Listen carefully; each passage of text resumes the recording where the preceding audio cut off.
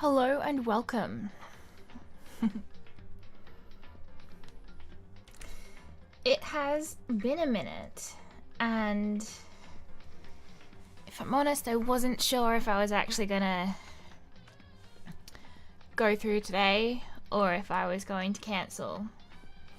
Hi Amber, welcome back. If you are new to my channel, welcome. If you have been here before, welcome back. If you don't know me, I am Kokalu Covers, your Catgirl Bard for this evening, and more commonly I am known by CL, the owner and lead developer of Cats and Lollypad Studios, where I make visual novels. And those visual novels have been keeping me exceptionally busy. I have no idea how long I'll actually stream for today. I am so tired. I was up programming until 6:30 in the morning. And then I tried to sleep a bit before stream, but like it's 10 a.m. now and I was not very successful in the sleep. I was waiting for my alarm to go off and I kept having programming nightmares, so I am so tired.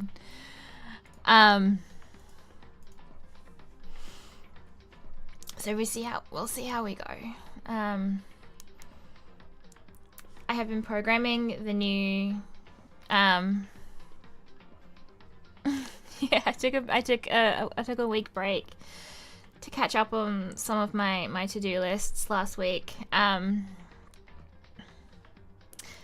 I didn't want to cancel again today.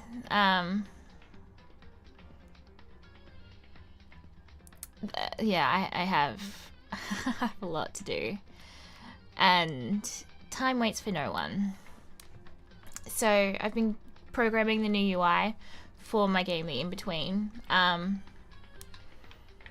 Doing a lot of stuff I have never done before with it. Like I've coded a lot of UIs before, but not in the way that I'm doing this one. So it's been a very long process, and I don't like just kind of giving things up like halfway. I can't just put something down and go to bed. Like I have to, because then I'll go to bed and I'll stay awake thinking about it until I eventually get back up and keep working on it. If I'm succeeding at a task, I have to do it to completion. Otherwise, it drives me absolutely insane. I can't. I don't know if that's if that's just a me thing or if it's part of the ADHD, but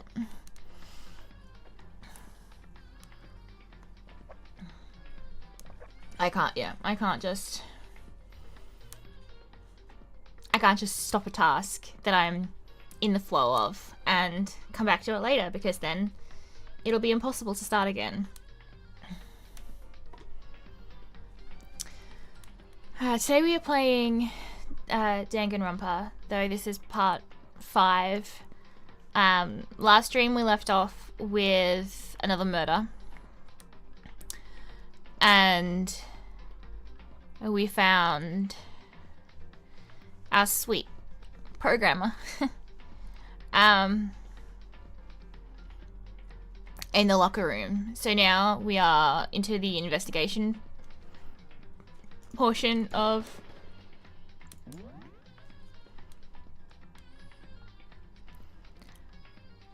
that. So I know I had a feeling it was going to be her, but it's sad that it was, because she was super sweet.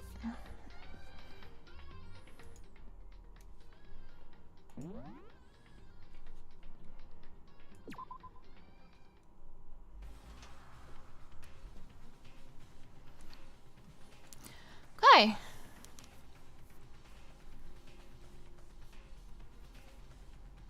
I don't know. I guess we'll have to see if we can find any clues, because we're still at her body at the moment.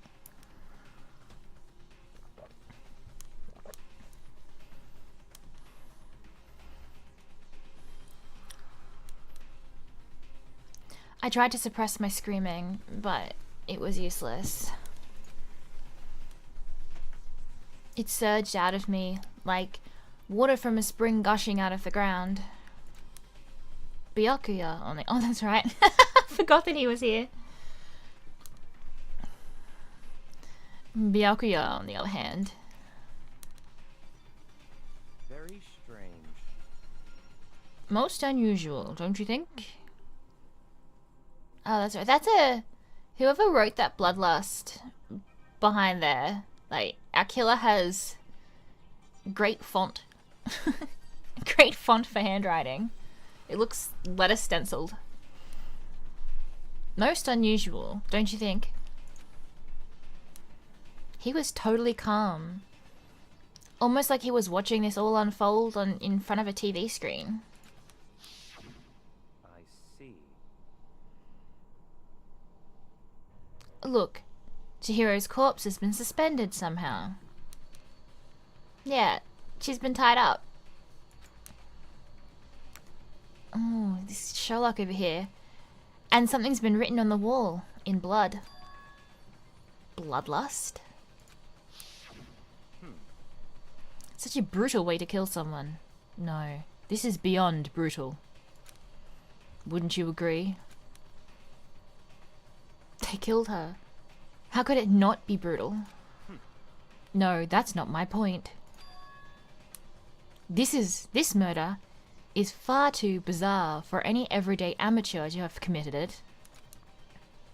Unlike Sayaka, this murder was not a crime of passion or necessity. Interesting. It's almost as if whoever did this did it for fun. You see what I mean, don't you? What? My head was swimming. I was still reeling, too confused to understand what he was trying to say. Ooh, is the serial killer in the room with us? Or in the building? Only murders in the building.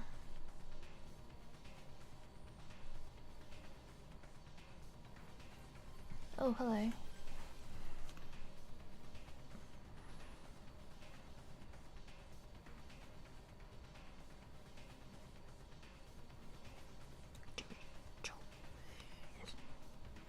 Sorry, there was a dramatical murder post in my Discord server, and I cannot ignore dramatical murder posts. Dramatical murder is one of those games that I despise most of the content, and it goes well beyond all my limits of enjoyment to the point where I actively dislike it. But it's still one of my all-time Alba is one of my all-time favorite protagonists ever, and him and Kajaku are just my all-time favorites, and I have so many things around my room for Alba and Kajaku, and it is not funny. Someone just posted Ren in my puppy Ren in my server, and he's just so cute. I can't ignore him. These little toe beans.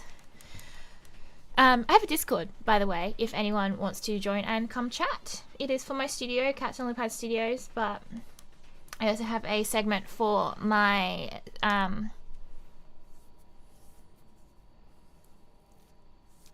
for my channel.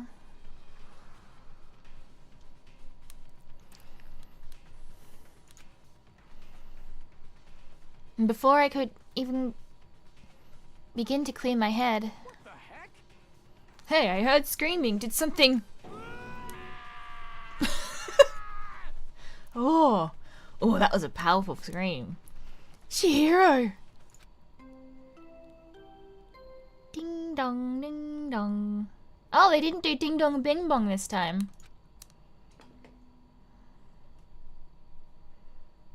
A body has been discovered. After a certain amount of time, which you may use however you like, the class trial will begin. What the hell was that? What? Oh, that's right. You were unconscious during Sayaka's, so you don't know about it. What you just heard was the body discovery announcement. Apparently, when 3 or more people discover a body, an announcement plays to let everyone know. I imagine it's so that the search for the culprit can proceed fairly for everyone involved. Proceed fairly? Oh, you think? The body discovery announcement? Then Chihiro really is... Nah, it's a Halloween decoration, bro. Dead, yes. Before you start screaming your head off, go round everyone up. It seems another game has begun. Another life or death game to uncover a killer.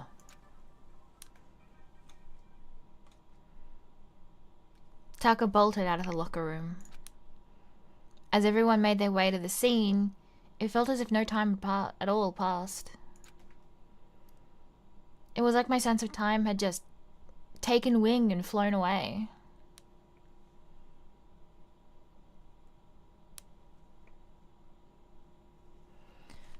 What about the... Snake had the weird screaming sound. Chihiro doesn't.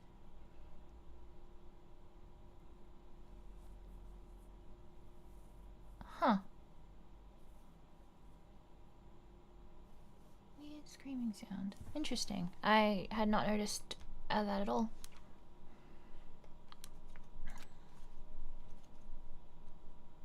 If there is something to that, that's a good spawn.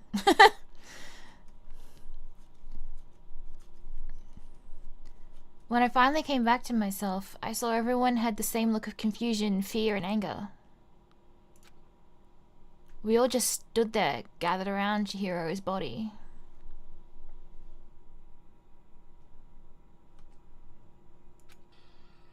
I'm curious now, though.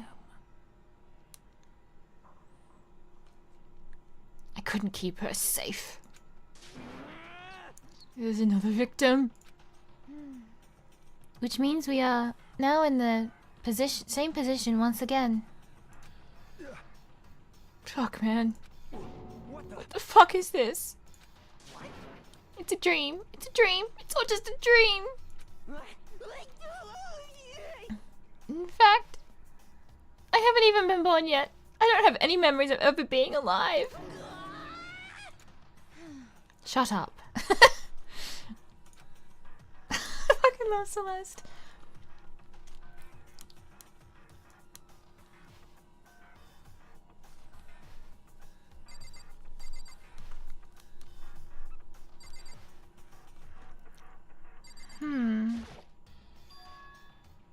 Oh. The word bloodlust is written on the wall in blood. I like how the blood is bright pink. So... I don't think it's any kind of dying message. It's just too strange. But you know, the thing about writing bloodlust in blood, doesn't it sound familiar? A murderous fiend who kills again and again using a bizarre and brutal method. And at the scene of each crime, the word bloodlust is written in the victim's own blood. Bom bom bom! They're like a ghost, attacking suddenly and then slipping away before the police can catch up to them.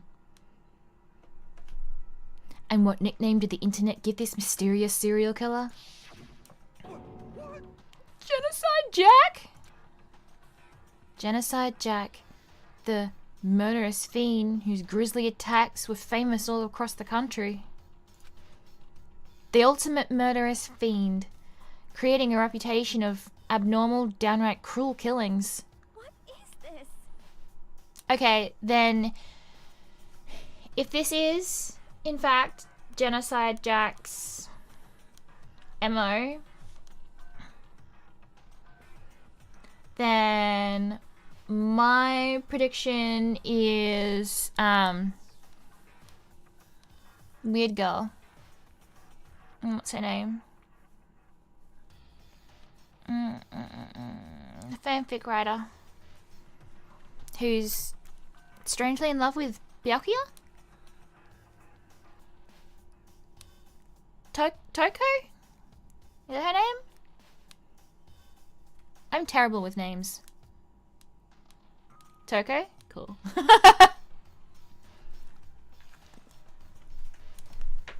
I have an absolute pigeon brain. I do not remember anything. Then this is some copycat killer trying to imitate Genocide Jack's style? But why would anyone do that? Perhaps it's the work of the real Genocide Jack. The real? Wait, you're saying Genocide Jack is here in the school? No way! There's no way. But going so far as to write bloodlust at the scene, I am surprised at their stupidity. Well, I can't imagine a worse situation than dealing with a stupid murderer.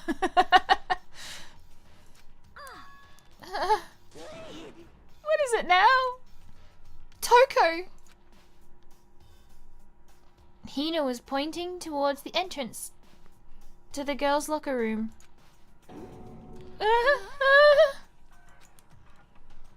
Toko was the last to arrive, and now she was just standing there.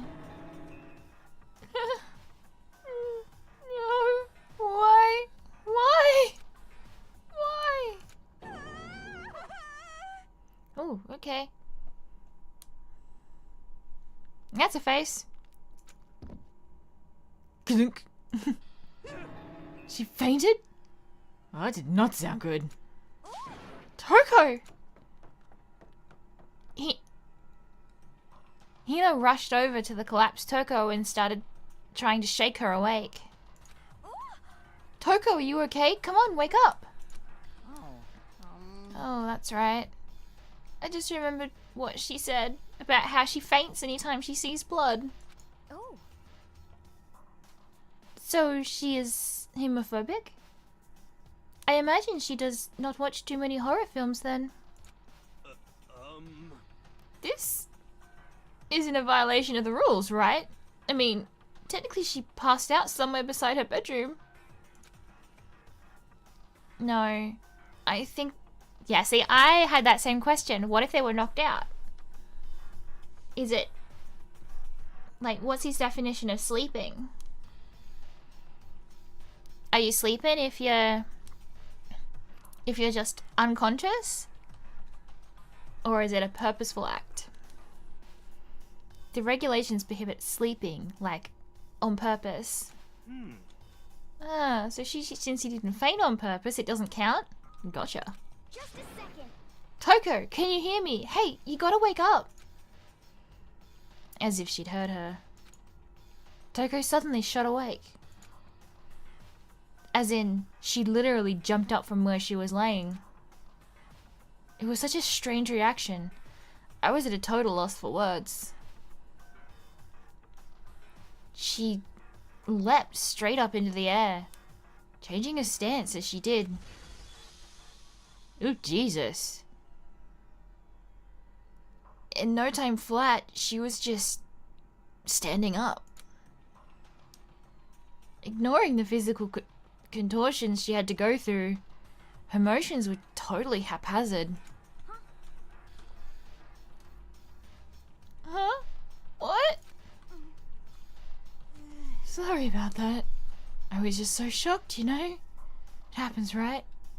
Was I the only one? Toko? Are you okay? Put that tongue away. You're gonna bite it off. Put it away. I'm fine. Whoa. Is it a dead body? Hey, are you dead?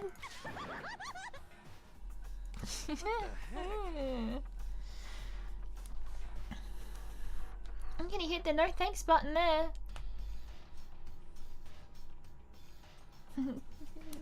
Letty, you're not right. Must have hit her head real hard when she fainted. The world has a front and a back, a top, in and a bottom, a sea of truth and a web of lies. Well... This is quite concerning. I mean, she sounds completely different. No, everything's fine. At least the stutter's all gone. That's a good thing, right? I see. It's clear to me that everything is not fine. Your eyes seem strangely vacant. Might be best if we take her back to her room for the time being. So, I don't mind taking her, but could someone help me? If you need help, I don't mind. Taka, could you help me? Rejected. Someone dependable. And not extra creepy. There's enough creepy there, thank you, sir.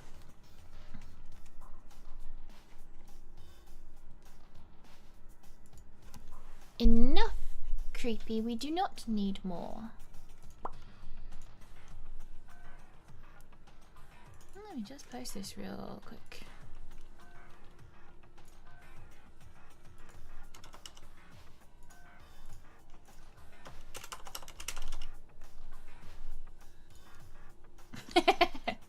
Take that here for me.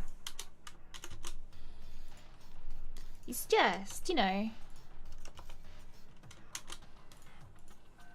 I think there's enough unsettling people in the room without also suffering Hifumi.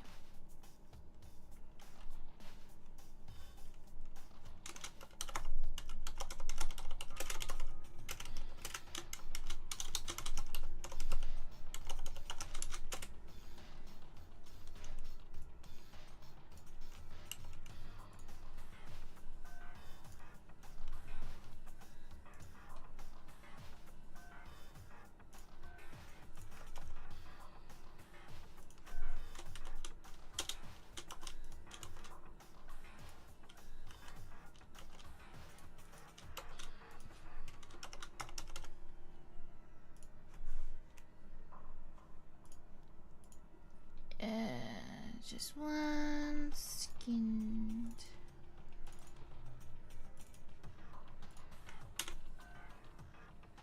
Okay, there we go. She totally ignored me. Good. Very well. You take care of the girl, and the rest of us can begin. I think so, yes, because I wonder if there's a way that they can get access to the information. Probably not. That would make it too easy.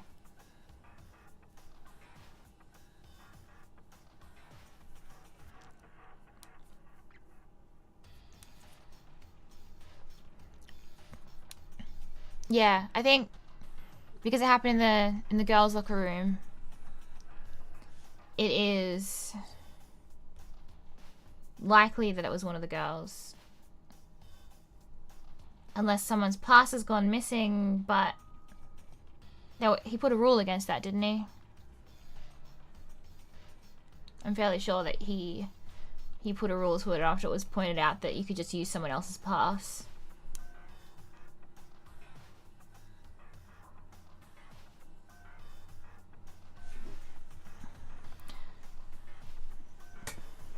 Yeah. And the rest of us can begin the investigation right away. Oh, what? So you want to cooperate now? Can I assume nobody has a problem leaving Sakura and Mondo on guard duty again? Mondo. Hold on a sec. Rushing to an investigation. The mastermind isn't behind that. After what happened last time, surely you realize that. Don't make me repeat myself. There is no question that Chihiro was murdered by someone among us. Among us. Isn't that right, Monokuma? Of course. Right as rain. But don't take it as a bad thing. It's just a fact of life. Because that's how graduation works. I think it's creepy that her eyes are still open. At least that's what it looks like there. Close those eyes. That's just unsettling. Of everything. It's the thing that bothers me the most. You gonna let me look around the room again, or is everyone just gonna keep chatting? Then it's happened again? Okay. You're a little bit slow, mate. Is that what you're saying? Of course that's what he's saying. That another one of us killed? A fellow classmate? What? Does that freak you out? You guys got no balls, you know that?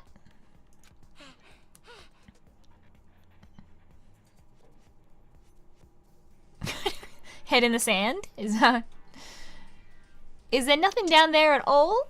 Well, I'll let you pray to mine if you want. What? Actually, I don't have any either, sorry.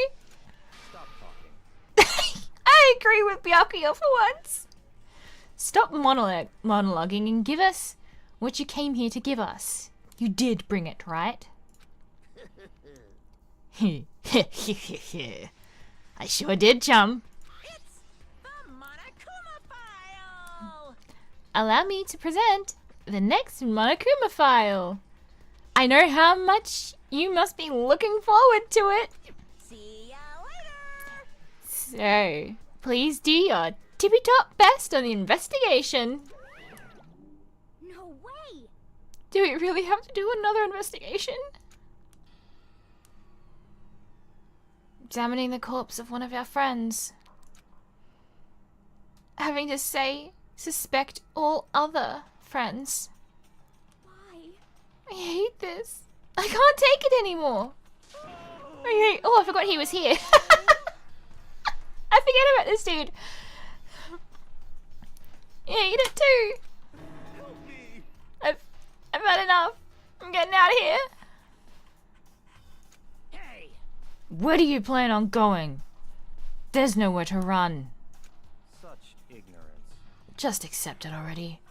After all, blood is just a liquid. A dead body is simply an object. You are quite enthusiastic about all of this, are you not? Naturally. How can I not be? If we don't unmask the culprit, we all die. That's true, but to jump into it so soon. How longer you leave it, the colder the more chance the culprit has of covering their tracks. What? Do you want to die? Such ignorance. Fine, go off and die somewhere. Right now. Go on. You're a waste of space. Damn you. Dead body is an object? Piece of shit. Chihiro wasn't an object. Show a little respect or I'll beat some into you. Yeah, get him, Mondo. Calm down. Oh, I forgot about her as well. Everyone stop bickering. Listen, there's some truth in what Byakuya said. Kyoko! Because... If we don't solve the mystery and find the killer, our lives are forfeit.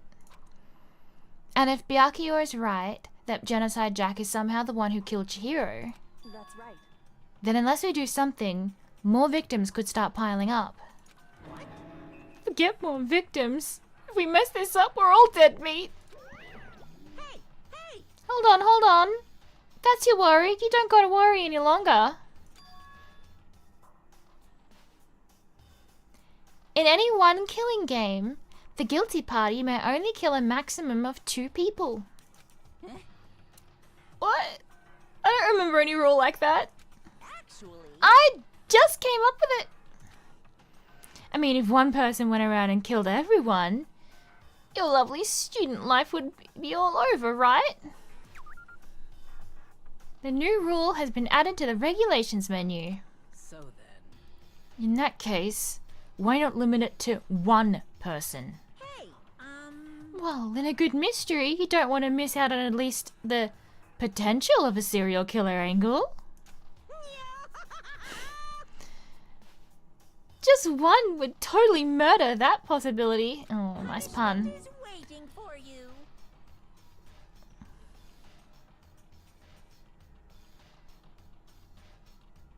Yes, that was in, I think we sold that in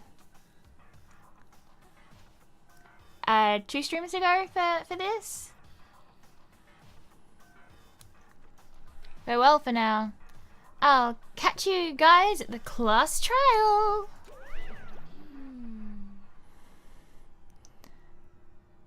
That punishment was brutal. I'm interested to see what the next one will be, especially if it is gonna be Genocide Jack. Like, that's gonna be messed up, man.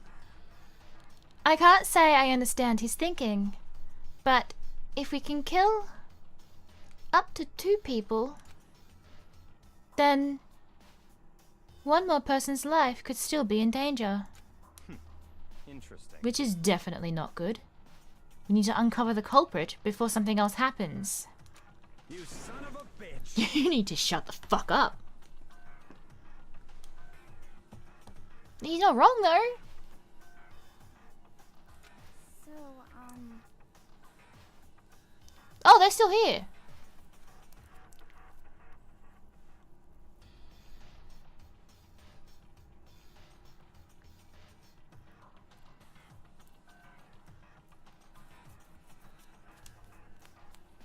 Yeah, the punishment seemed to. I mean, he got killed by. The punishment for that for the first trial was like death in the same manner as his ultimate, like death by baseball. Death by baseball. So I'm curious to see what the others will. Like what the other trials will be, and if they are themed towards their like. Especially for getting into the school or what they're known for.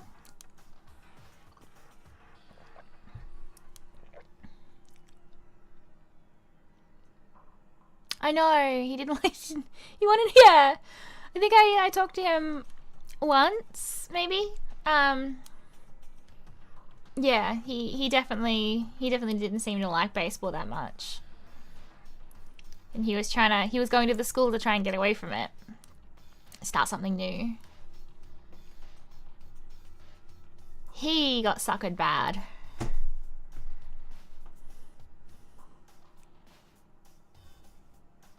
Yeah. Suckered bad. Poor guy. I guess poor all of them, but...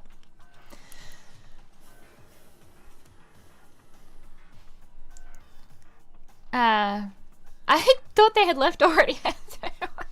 They're just sitting there. Well, for now, Taka and me are gonna drop off Toko at her room. Nice. I'm gonna get dropped off. She's so weird. We have no time to stand around here. We must begin our investigation. Toot sweet. If we do not solve the mystery of who killed Chihiro, is that okay? then we will quickly follow her into the afterlife. That's true. I hate this, but if I want to survive, me and everyone else, we have to do it. We don't have any other choice. I feel like I would not have the survival urge to like to go through something like this. Like I would just be like, all right, just kill me. Yes.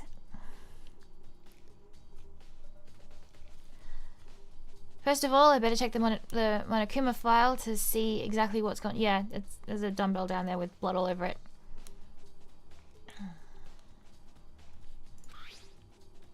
The victim was Chihiro Fukisaki.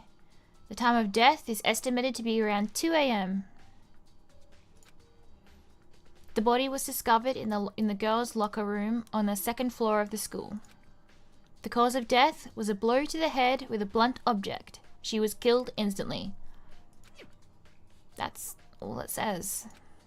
Well, it's not like there's any point complaining about it.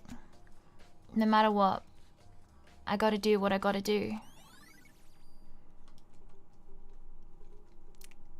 Okay, a truth bullet. Hey, Makoto, do you have a second? Huh? Did you need something from me? Naturally. Of course. Life without purpose is quite dull, you know. Oh, shut up. Yeah, I thought the same thing, that if she died instantly, then at least she wasn't, like, you know, strung up there and tortured or anything.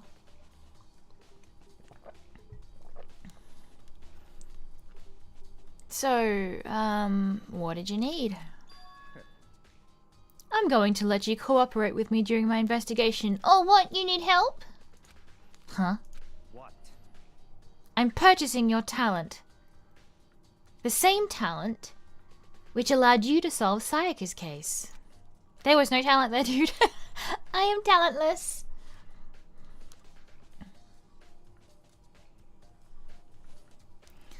Solve? No, I just... Stop talking. You seem to have some limited use, which is why I've chosen you. You have the honor of contributing to my investigation. I'm gonna push you into the pool.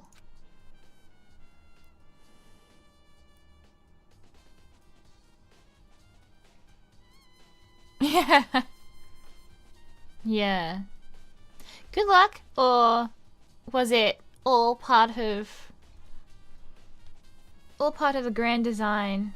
Either way, it definitely worked out for the investigation. This is in completely neutral territory. Although it does seem to narrow it down to just girls, so that could be something.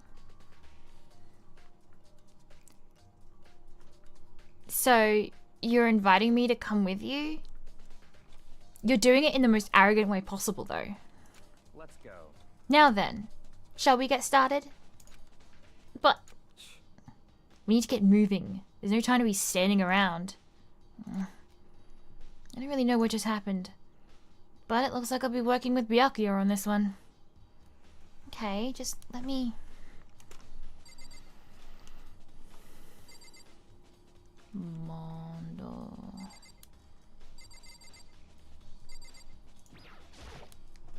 Now we look at that.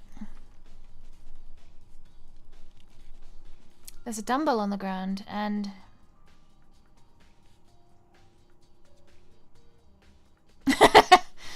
Somehow that does not surprise me that does not change. He is... arrogant, rich kid. I really want to just kick him in the I want to kick him in the shins, or like push him in a pool or something. I just...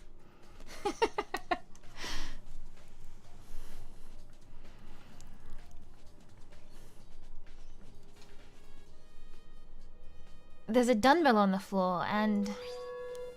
Oh, what was that? Oh, it's just a horrible noise that went through my house.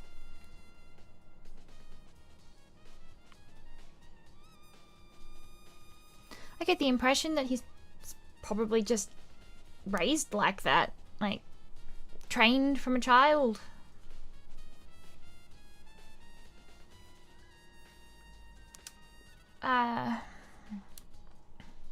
I've not actually done any of his free time events though.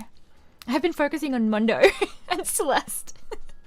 Although I did talk to Chihiro in the last one, and then she went and died, so that was a waste of a point.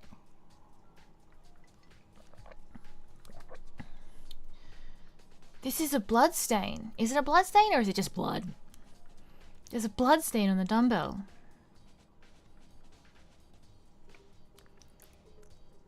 Yeah.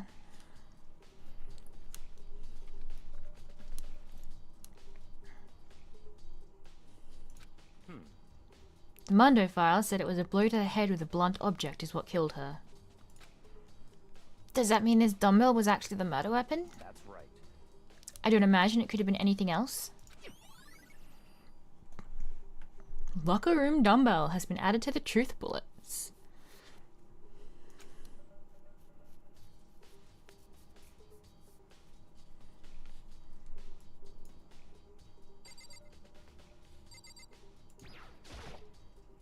the body. Mondo file?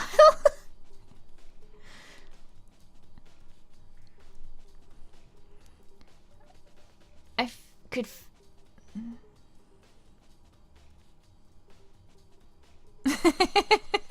Monokuma!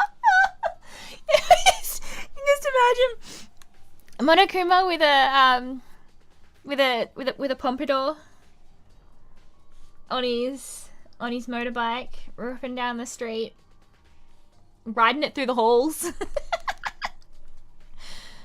I could feel the life draining out of my own body. It's a dead body. Chihiro's dead body. Very strange. The more I look, the more strange it all seems. This must be Genocide Jack's handiwork. Well, but What? we're still not sure he did it. Is that what you want to say? I wonder about that.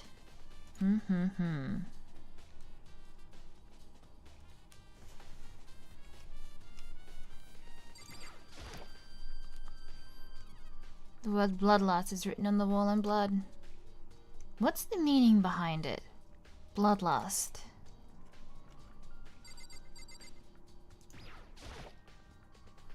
The poster's got some blood on it. It must have happened during the murder. That is an interesting picture to have up in the girls' locker room. I would kind of expect a booby poster to be up in the boys' locker room.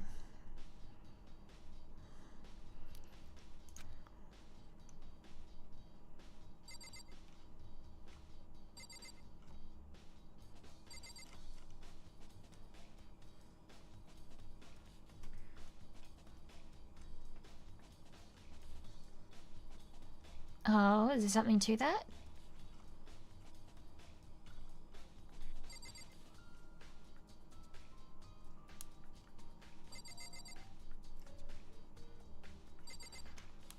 Is that all I can look at in here? Okay, let's talk to some people then. I use this locker room all the time. Now, it's become the site of Chihiro's death. But why was she killed in the locker room? Actually, if you think about it, she might have been killed somewhere else than carried here. She was very light, that is true. It wouldn't be hard for someone to carry her, but still. I still think she came here on her own, by choice. She did say she wanted to get stronger. What makes you say that?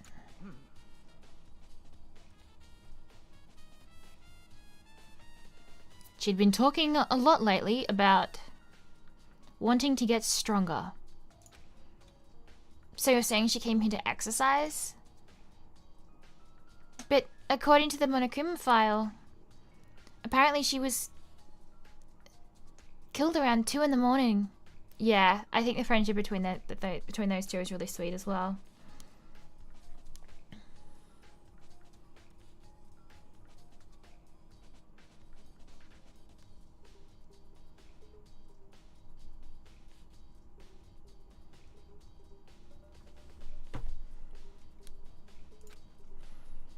Would she really have been exercising that late?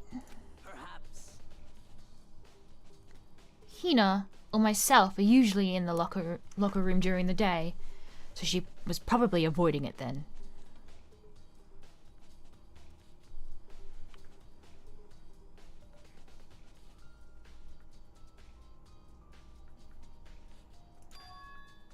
Avoiding it? Although we invited her to join us more than once, she never showed up. So I could only assume she was trying to avoid us. And instead, she came to exercise in the middle of the night? However, Perhaps.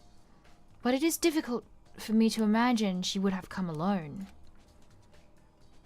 She did want to start exercising, but she specifically mentioned she couldn't do it by herself. She needed support from others. So you're saying she could have come here in the middle of the night to train in secret, but that she would have come with someone else? It is a possibility, I think. Nice. A truth bullet. Monday looks like he's hiding.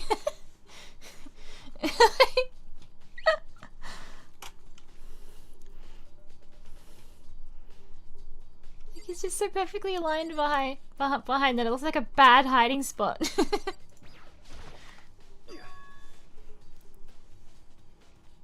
Dude had a real complex about being weak.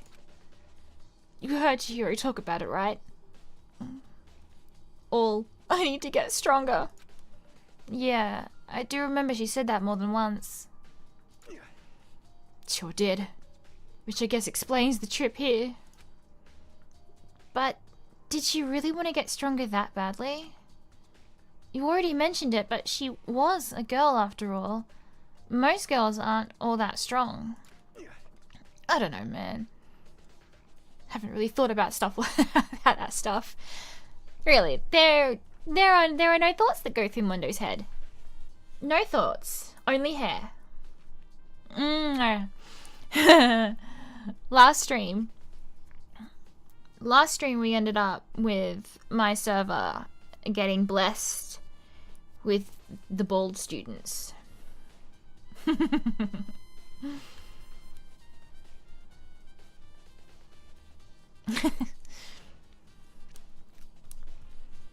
The cause of Chihiro is complex. I can't help but wondering what it might be.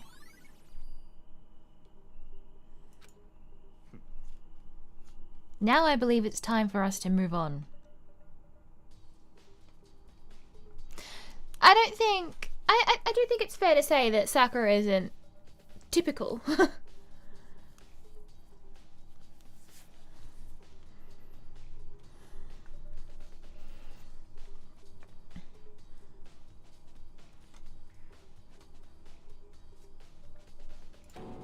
Huh? Already? What? New clothes don't magically appear by standing around here. Yeah, I know. I haven't talked to Kyoto.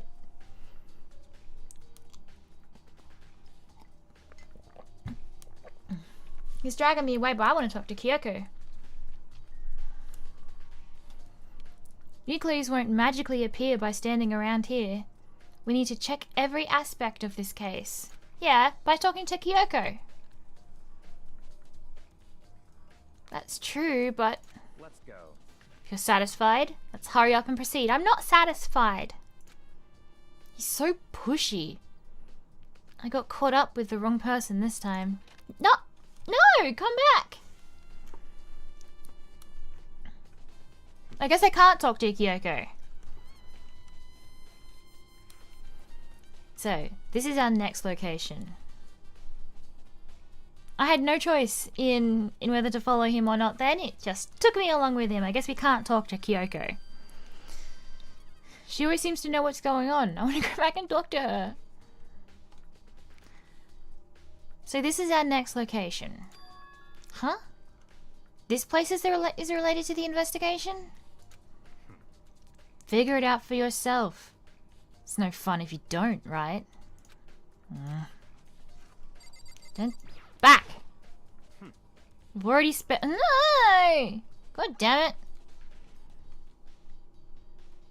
You wanted my help, let me do it. Fucker. We've already spent plenty of time checking the crime scene, but I haven't... I do not like you.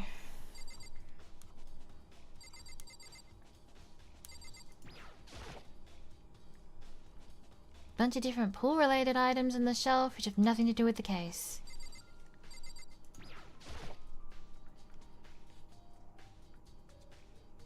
Maybe this gun was used to... No, impossible. If that were true, Chihiro would be riddled with holes. If I remember right, this card reader is meant to work with our handbooks, right? What? Do you have an issue with it? If so, you should take it up with Monokuma. He said that, then quickly and sharply clapped his hands together. Did you call for me? Has he been domesticated? That's right. Seems that Makoto has a question for you. You need something? Sure, what's up? Well, it's just about this card reader. Yep. Yes. The card readers have all been designed to interface with each of your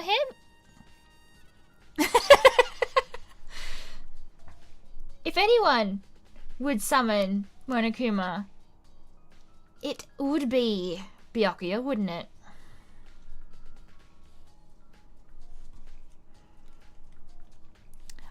I don't think he's ever very far away, though. He's always watching. The card readers have been designed to interface with each of your e-handbooks.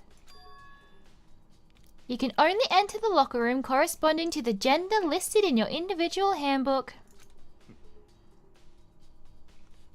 And it's impossible for two people in a row to go through while the door is unlocked, correct? Unbelievable. If there were any sort of erotic terrorist on the prowl, the ceiling-mounted Gatling gun would initiate Swiss cheese slaughter. And the school regulation prohibits anyone from lending their handbook, correct? Of course. Correct. So then, that means only girls can go in the girls' locker room, and only boys can go in the boys' locker room. In other words, Chihiro's body being found in the girls' locker room means...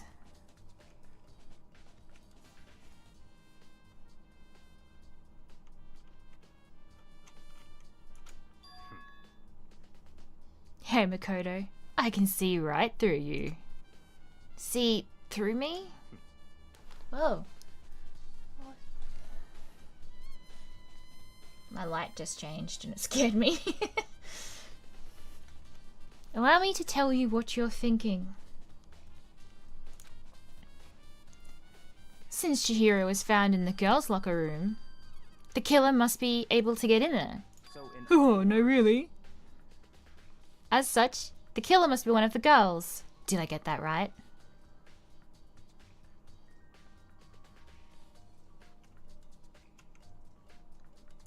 such ignorance. Good lord, you're simple. But am I wrong? You should pay closer attention to the regulations. The answer has been in front of you the entire time. Loaning your e-handbook to another student is strictly prohibited.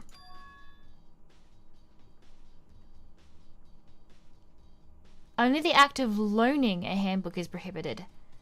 Borrowing someone else's is completely fine. You mean stealing it? I would expect nothing less from the prodigal son of the noble Togami family. So you managed to sniff out the loophole in the regulations. Knowing you, I would bet you created it on purpose, didn't you? To add a little more excitement to things. You're treating me like a puny little appetizer instead of the main course that I am. Now then, since the dead can't actually talk, they're not people anymore, they're things. Yep. Get it? Got it? Good. Wait, hold on. You're saying that's a loophole, but in order to borrow from someone, then that means someone would have to loan it. So, You. so sleepy. Just listening to you makes me want to pass out. Be more be more like Byakuya and get your poop together. Unbelievable. Or else I'll charge you with criminal negligence. No more questions. Figure the rest out your own damn self. That's fine. Well, I know you are so unfortunately lacking in mental faculties, so I'll fill you in myself. Let's head to the main hall. The main hall? That'll help you understand what's going on.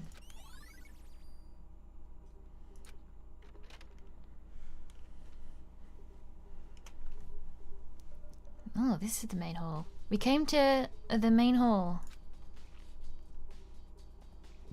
So what are we looking for here? Does that mean I have to figure it out for myself? I really don't like you.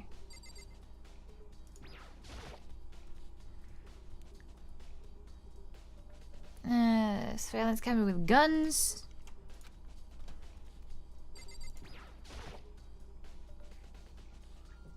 Kind of mechanical.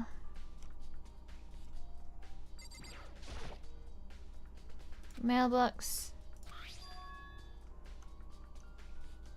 Ah, it's an e-handbook. No. Wait, there's 3 of them. But what are they doing what are they doing here? So you finally found them. Huh? Did you know these were here, Byakuya? I happened to find them by chance myself the other day. Seems there's a system in place where the handbooks of dead students get delivered to this mailbox. So then these 3 handbooks belong to Junko, Leon, and Sayaka? You can go ahead and confirm it yourself.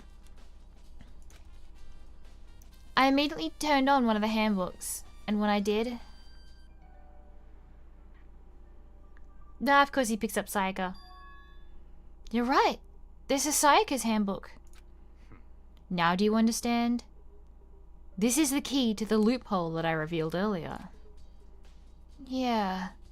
I feel like I'm starting to get it.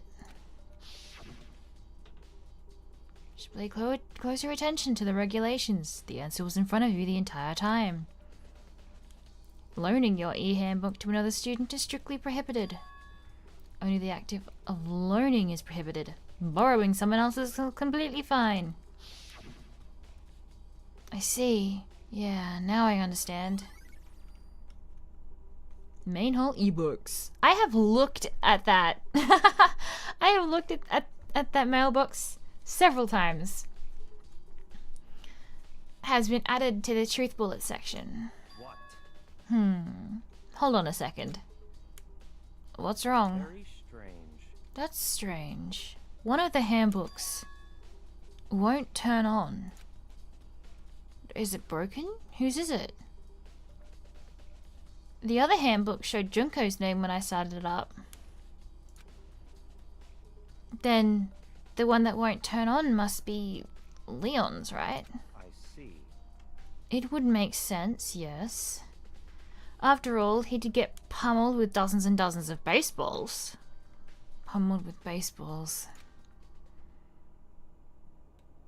The memory of it came flooding back. That cruel punishment which led to Leon's death. I still want to pull his goatee. The execution that the mastermind concocted. A cruel, heartless death. It would have been fucking slow too. Oh, God. I was not prepared for what that punishment was.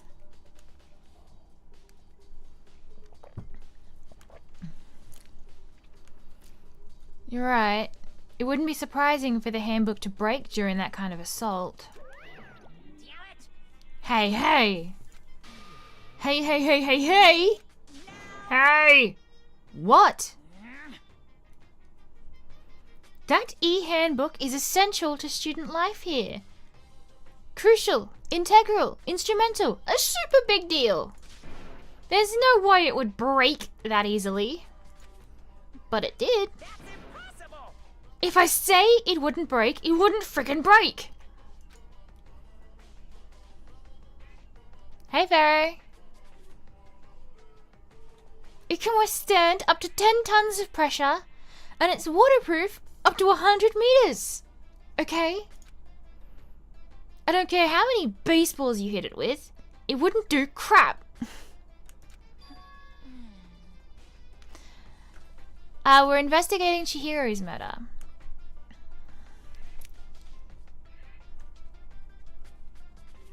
Oh. But, even my amazing handbook does have a single weak point.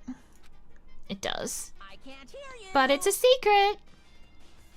I wouldn't want you to go breaking any more handbooks. What? Then Leon must have broken it somehow without realizing it was a weak point, right? Hard to say. Or maybe it's not his handbook. Maybe it's the killer's and the killer still has his? That would be too easy though, wouldn't it? If you just see everyone's handbook.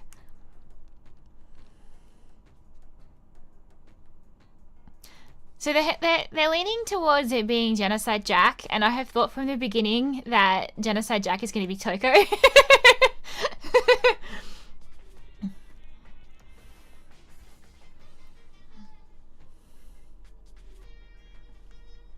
So that's my... And she got super weird over seeing the body. So I think Jack is Toko. Yeah. There's just something about her that has like serial killer flip switch to me. I would think I would be actually disappointed if she wasn't.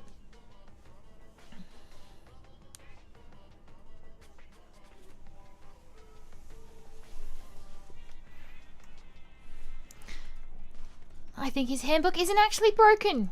What? But you may ask, how could that be?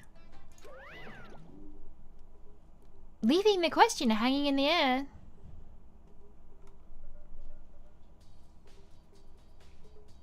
Possibly. If it is Jack, then I think it's possible.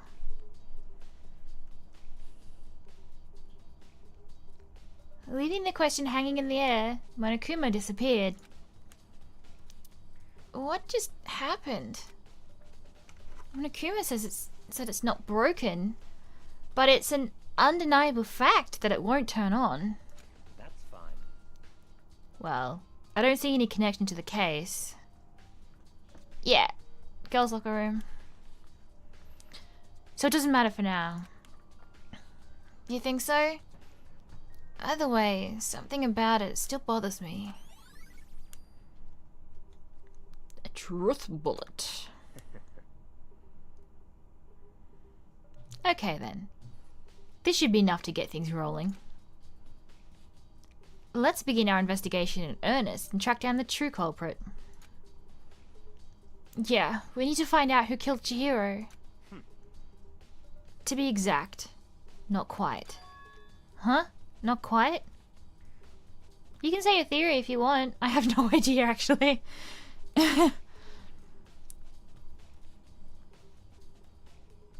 Except we did just find out that they can borrow one of the they can like use another, that someone could use an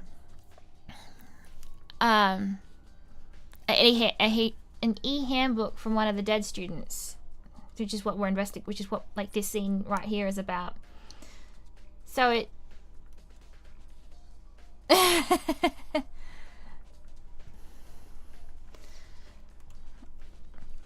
yeah, so the girls only kind of gets blown out the window by the fact that that information gets put in there. Not quite. Okay, now what? Ah.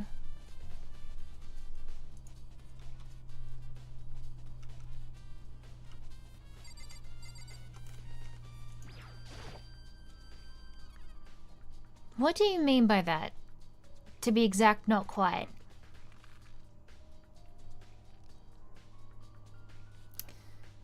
Heat could be yeah. I mean, he did throw his clothing into the incinerator.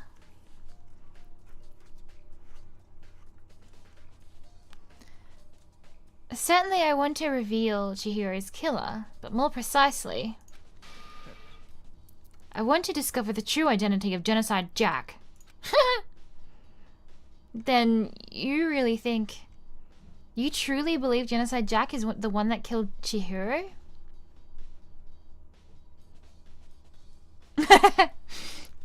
It's interesting.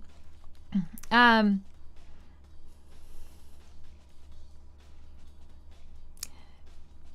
who have played and are like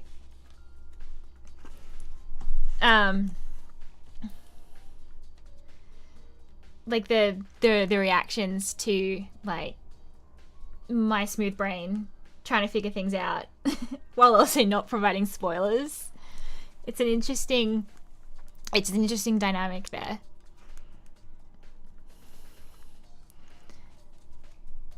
So you truly believe that Genocide Jack is the one that killed Chihiro? There was just something about Toko that she's just weird, and like she has this like kind of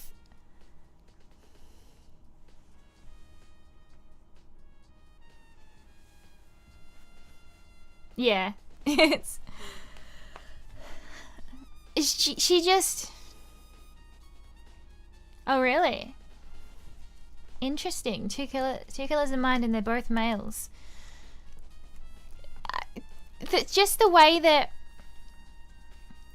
I can't remember who the other one that I thought of that it could have been were, but when I first heard about Genocide Jack, my mind instantly just jumped to Toko, just because she has that like kind of reserved but also kind of intensely hostile, like she seems to kind of flip this switch and be just really unnerving. The other possibility that I think that Genocide Jack could be is Celeste. Yeah, because she's got that like calm but calculating that she could totally have like a secret psycho inside her.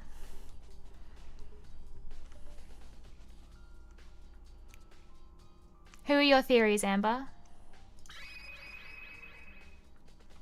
No doubt that Genocide Jack is the culprit. That murderous fiend is Genocide Jack, right? What? There's nobody else it could be. Murderous fiend who kills again and again using a bizarre and brutal method. They're like a ghost, attacking suddenly then slipping away before the police can catch up to them.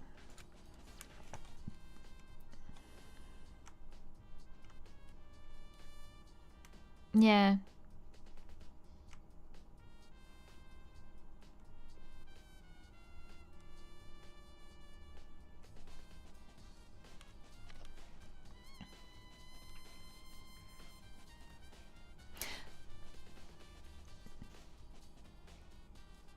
Yeah, they did. That wasn't a different night though, wasn't it?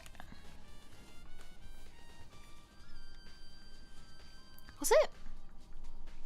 Were they awake at the same time?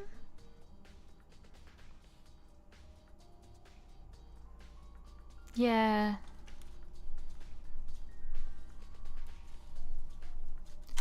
And what nickname did the internet give to this mysterious serial killer? Genocide Jack. They say he's killed thousands of people, but that's gotta be an urban legend. Still, could one of us really be a demented, psychotic killer like that? Taco being a killer is... I can see him being an accidental killer, like Leon. That someone attacks him and his general kind of extra personality can kind of takes over and he, like, I don't know, pushes them away or something like that.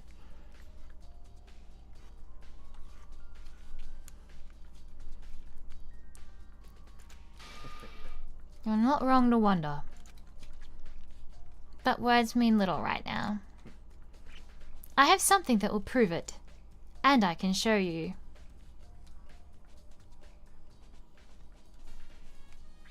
See, that was another way that I kind of... I just have a, like... I have this suspicion of quiet, like, you know, like the kind of meek, quiet characters. And also, like, Toko seems like the obvious choice as well. I mean, maybe... Oops.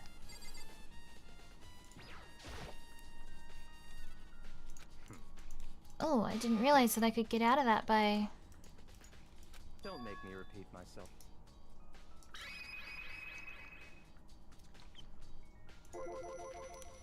What? I did not mean to do that. Yeah. I think it makes meek characters a little bit more interesting when they have some kind of a dark side.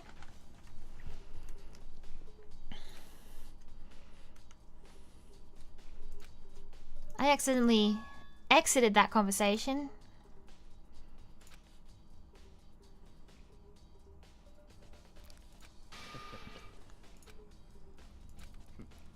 Something we can prove it. There we go. Oh, I didn't exit. It ended.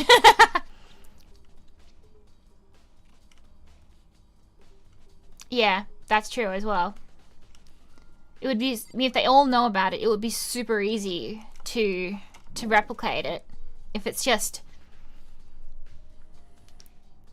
Oh, what? There's still one... What have we not checked? Okay. I can't click on anything else though, can I? What am I missing?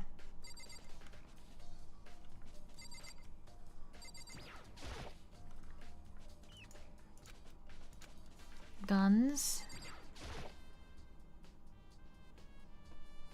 It would be quite the fluke for Genocide Jack to be among the people selected.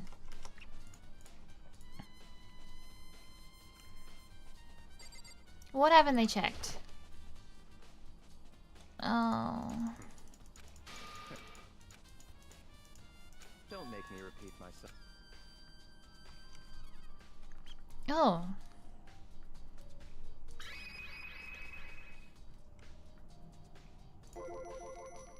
Is there really proof? Oh, there we go. Okay.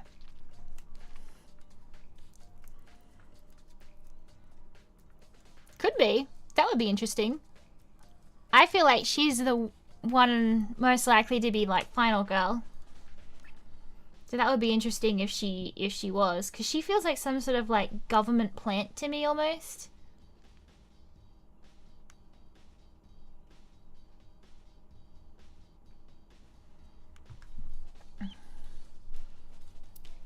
There's somewhere I need to take you. This will provide all the evidence. Yeah. He does. Byakuya kind of gives me the background where like he knows this kind of thing happens. Because I think it's probably some sort of like, you know, with all these cameras, that my theory is going towards like they've been chucked into some sort of murder reality show.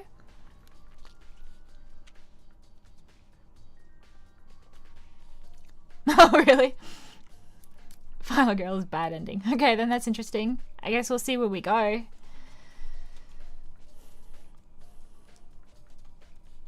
I am playing on easy though, so this will provide all the evidence you need. It's all Hopefully I don't get a bad ending. Evidence that Genocide Jack is the one that killed Chihiro. Evidence. Does something like that really... Ah! Hey you two! Big trouble! Need your help! I don't have time to We're play. busy. Leave us alone. Okay, but... I feel like someone else has been got. But it's an emergency. Emergency! Come on, please, you gotta help me.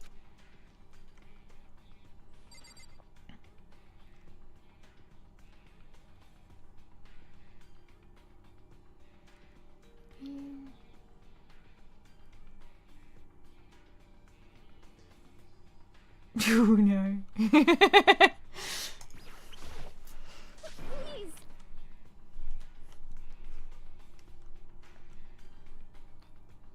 Okay, this could be a good lure though. Like, hey, come help me, and then wham, kills ya. Is this a serious emergency? Please, please, you gotta help me. Just calm down, okay, Hina? I mean, But it's an emergency. An emergency. What happened? well, Something's wrong with Toko. She's acting super strange. Well, I mean, she was acting pretty strange earlier, right? What should we do, Byakuya? Very strange. Since it's Toko, I must admit, I'm intrigued. I suppose we can take a second to see what's going on with her. Are you sure? Don't make me repeat myself.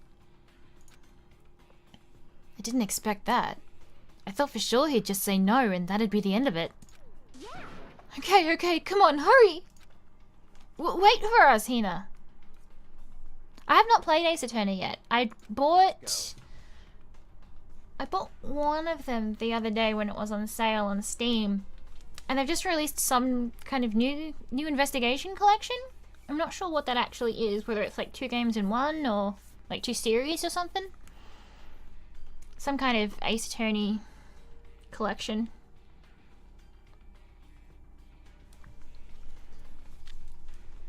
Looks like she's headed to the dorms. To Toko's room, most likely.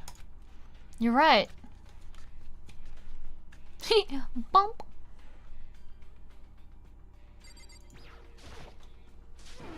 You guys are too slow. I think you're just too fast. So, what's this emergency? So, After what happened in the girls' locker room, we left Toko in her room so she could lay down. After a while, we came back to check on her. You know, see how she was doing. But when we did, it was weird. She refused to come out, and she kept saying all this weird stuff. Weird stuff? That's fine. We should try talking to her ourselves. Yeah, good idea. Surely she'll come out for Byakuya. May as well give it a shot. The door swung open.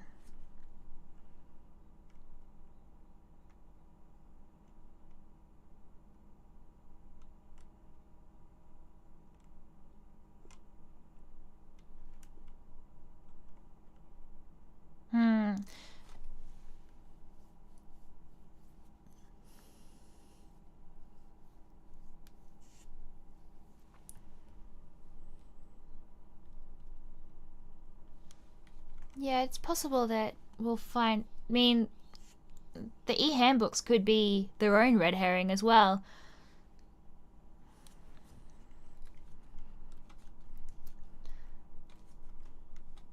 The door swung open, slowly and silently.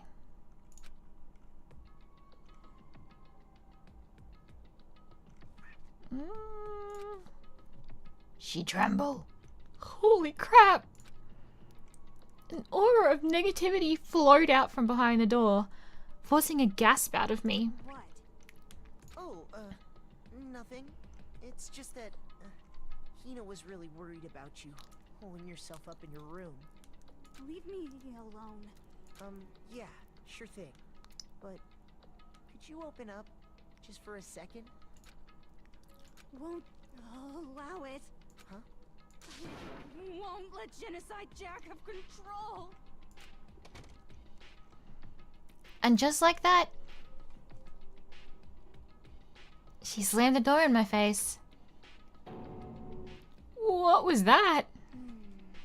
She's been acting like that the whole time.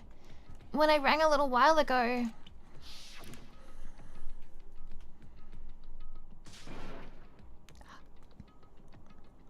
I'll drive out the killer.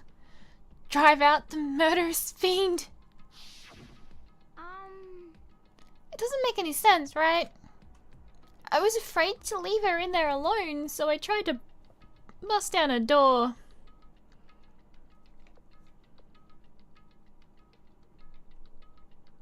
That could be true as well. I feel like she's connected somehow.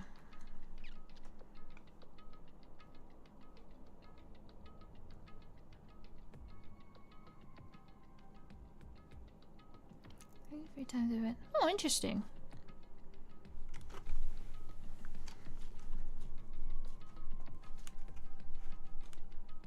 I don't think I've spoken to her at all yet. Like in the free time. I don't remember if I spoke to her and that's how I found out that she's got a thing for Byakuya, or if that just happened story-wise. I was afraid to leave her in there alone, so I tried to bust down her door. But it felt like something was holding it shut on the other side. I couldn't even budge it. Toko was scared enough to even bar her door? Does she think the same thing as Byakuya?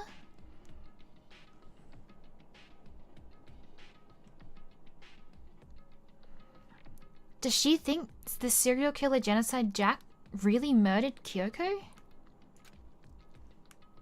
Is that why Toko's so scared? But Whatever it is, I'm really worried about her. Isn't there anyone who might be able to persuade her? Yeah. Pew! Hey, Byakuya. You think you could ask her? To come out of her room, I mean. That's fine. Sure, whatever. Huh? You're gonna talk to your Byakuya? Wow, I guess you can be nice when you want to. You haven't heard what he's gonna say yet. I wouldn't go with nice just yet.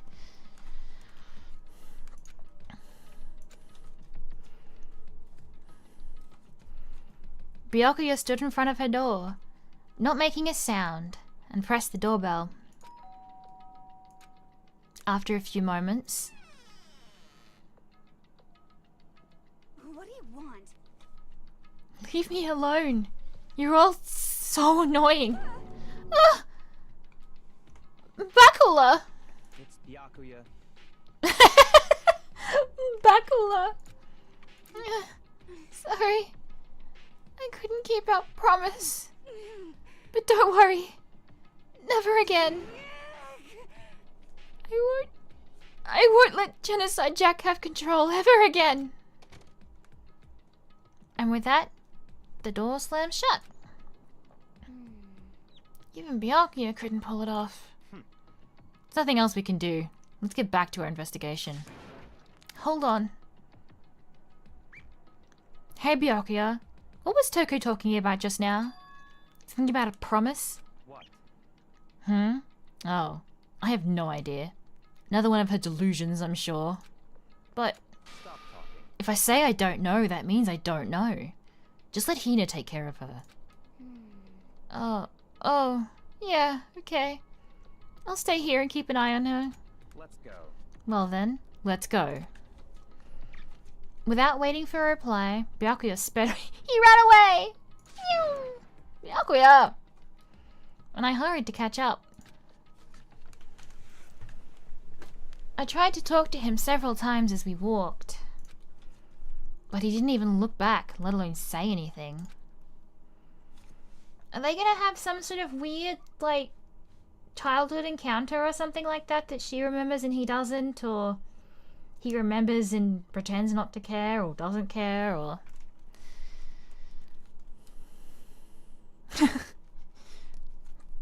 Just picture him like speed walking away.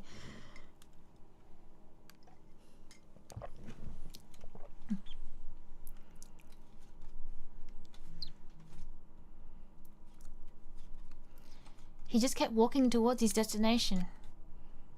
Finally, his feet brought him to a stop in front of a certain room. The library? Come on, let's go in.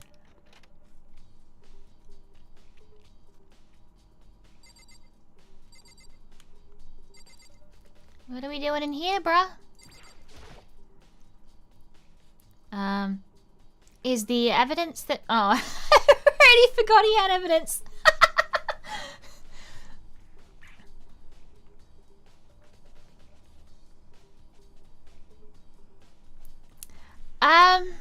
Let's see. I have done...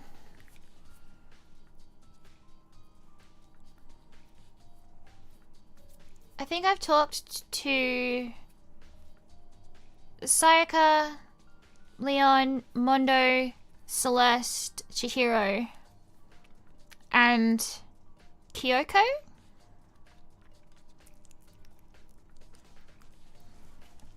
I'm not sure who else, if there was anyone. That might be it.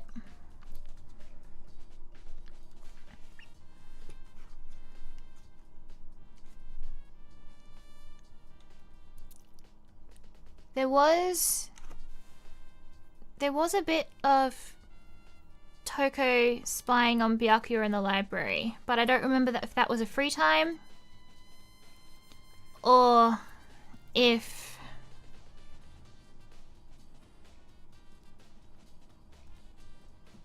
that was just story. And I'm not sure if Leon was that I spoke to him or if he just, or if that's just part of his, like, something that you find out through the story. I think I've done Mondo twice.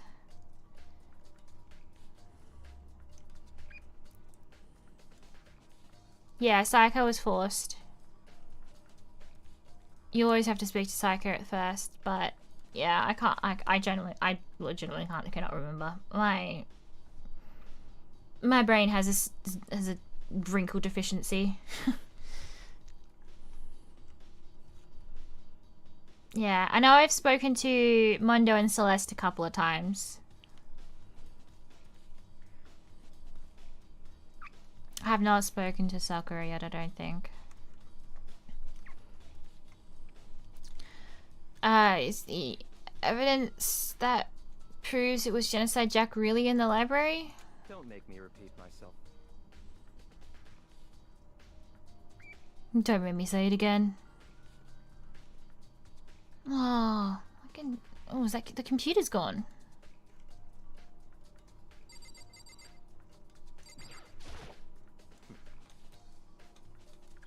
Quit joking there. We need to find some real clues. Oh, right. Why don't you just tell me, butthole?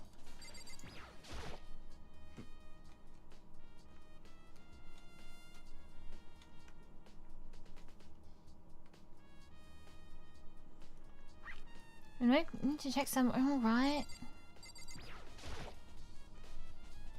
If I remember, on the other side of this door, it's the archive, right? We did ask her if she could crack into the laptop. It's the archive, right? Hurry up and go inside. Oh, here? Let's go. It'll all make sense once you're inside.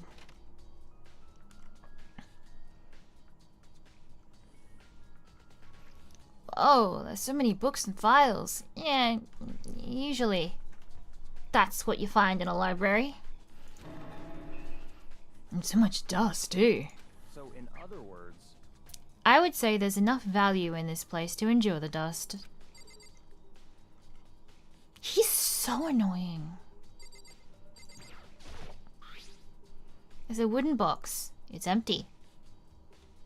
And judging by the smudges in the dust, it looks like there was something inside.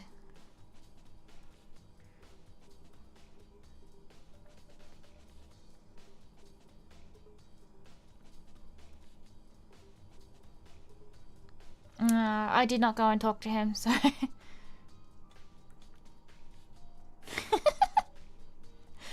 I can't hear the name Byakuya and not think of Byakuya Kuchiki from Bleach. I do think it's interesting that those little free time events gives that kind of little bit of replayability to the game, that you can focus on other characters each time you play through. Yeah. Yeah, I've tried to get in here before. First, it was like, no, there'll be nothing in there that you need. It's like, you don't know that, though. It's like, you're trying to investigate how to get out of this place, but every time you try and look at something, he's like, nah, I don't need that. Can't imagine what I'd need in there. Well, you don't know unless you look.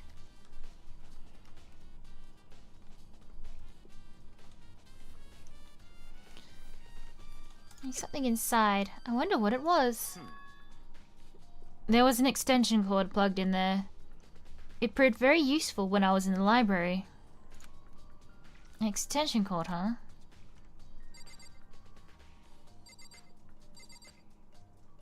It's Byakuya.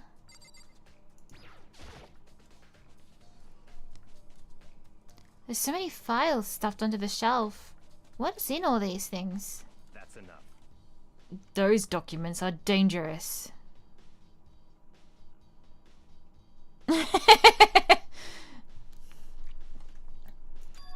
Dangerous? They detail all the people who control the world from behind the scenes. Dangerous truth for a commoner. You mean like members of the Diet or something? No. I mean the ones with real power. The secret council controlling everything from the shadows. If you're ready to be disappeared for it, take a look. There's some very interesting people in there. You're just kidding, right? Am I? I'll just let it go for now.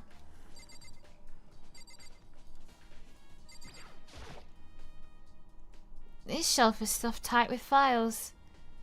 Without really thinking about it, I picked one at random. Ah, you have a sharp eye indeed to select that file. Huh? That's the report on the presidential assassination. The original is kept at the National Library. It won't be disclosed for another 30 years. Are you sure you want to look at it now? There's no telling whose crosshairs you might wind up in for peeking at it. Without making a sound, I returned the file to the shelf.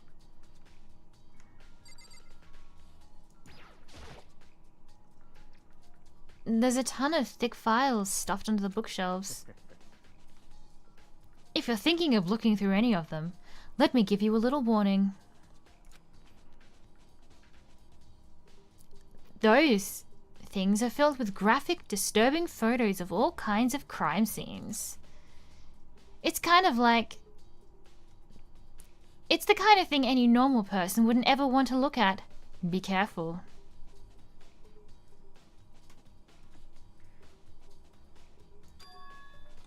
Huh? What do you mean? All those files are investigation reports related to different cold cases. Those are internal documents, for police eyes only. They're not the kind of things you'd expect to leak. Oh?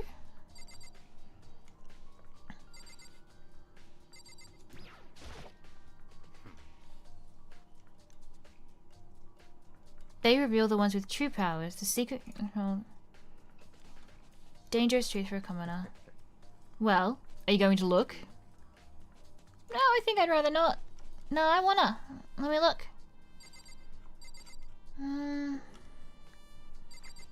Is that... ton of thick files. All those files there are investigation reports related to different cold cases. Oh, was that the one behind him that got clicked on?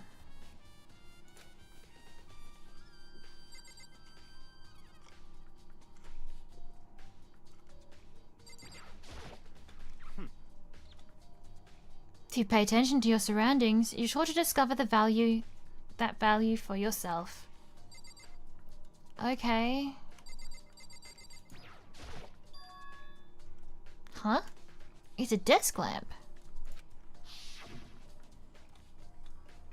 Oh yeah. It's the same one I saw Byakuya using in the library before. What? Do you have a problem with that lamp? It was here before, then I moved it over there. It's too dark over there, so I thought I'd put it to good use. Full of government secrets that could get a person killed. Byakuya stayed in here to keep people out of the room. Oh, well. That's a bit nice of him. imagine they could be the kind of... I don't know anything about his actual family, but it sounds like they could be the kind of secrets that could greatly benefit his family, or that his family could be involved in.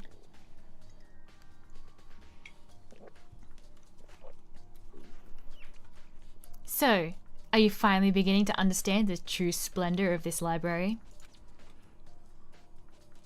The entire reason I was interested in the library is because of this room right here.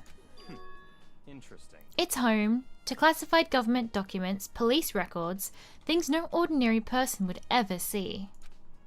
Isn't it magnificent? This can't be for real, right? Such ignorance. That's your guys' problem. Anything that doesn't fit into your preconceived reality, you label it a lie. Well, it's not. Well, it's not that. It's just... It's not like I totally refuse to believe it, but... I mean, there's just so much. How could anyone have put all this together? Suppose it just goes to show how much Hope Peaks truly wield. Or perhaps... the mastermind must have wanted to provide us with enough entertainment to get us from getting bored. It's no use. I can't keep up with it all. It's just too unreal. What's wrong? You still can't believe it? It's not that it's don't believe it. It's why? Why keep it all there? It's such an odd place for it. I still feel like there's something apocalyptic about the world.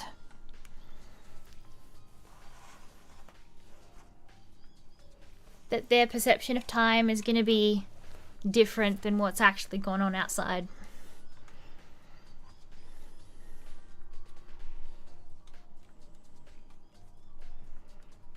What about you? How can you believe it so easily? Things like that are usually impossible. What do you mean, usually? Usual? Normal? Ordinary? Simple? These things don't exist anywhere in the real world. If you don't understand what they actually represent, you don't understand the nature of anything. Don't pull your punches, do you? He's so obnoxious! Besides, what you consider usual is based on your common sense, right? But what makes you think your own common sense applies to me at all? The documents gathered here are genuine. I have reviewed them multiple times. There is no doubt. Hold on a second. You're saying you've read all these documents and more than once? But all this has to be like top secret, confidential stuff, right? So why?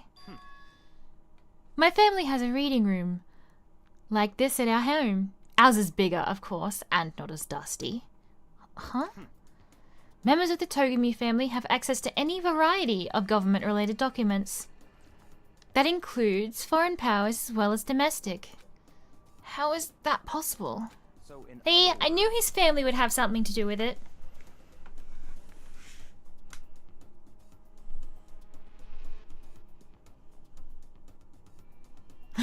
True.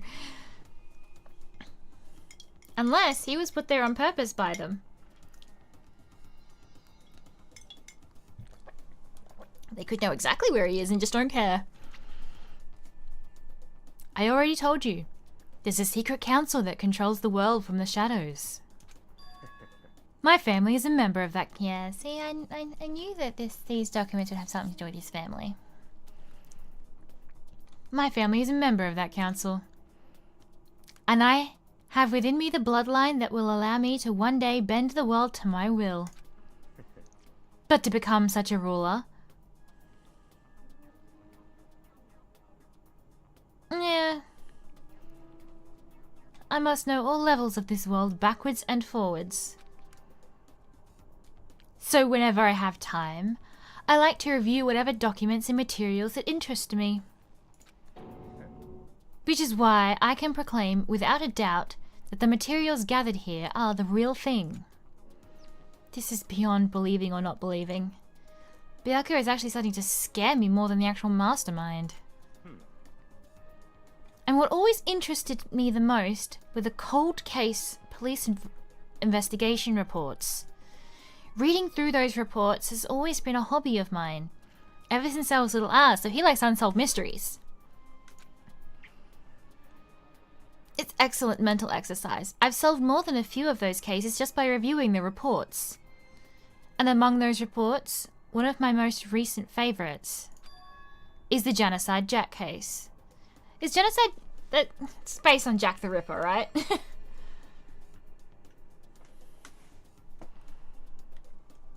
Now that is a fascinating case.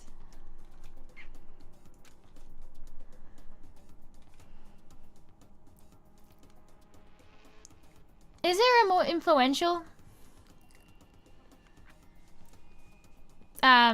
serial killer in history, do you think? I mean, Jack the Ripper inspires so much fiction.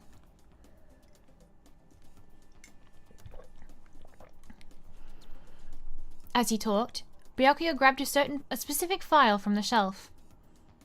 That's right. This is the complete case file. Every single report surrounding the Genocide Jack case has been compiled in here. Because there are so many, allow me to quickly summarize the main points. To begin, there are two notable characteristics in every Genocide Jack murder. The first characteristic is that at every crime scene, the word bloodlust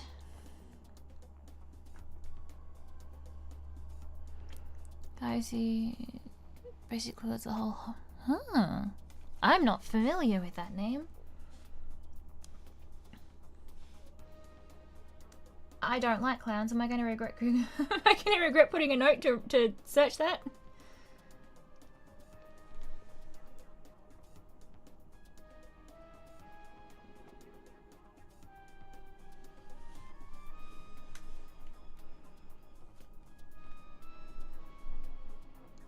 Very interesting. Intelligent serial killer that knew how to copy his tracks. Yeah. I mean, there has been, like, still some evidence that they've been able to do DNA testing on, hasn't there? Not that they have anything to compare it against.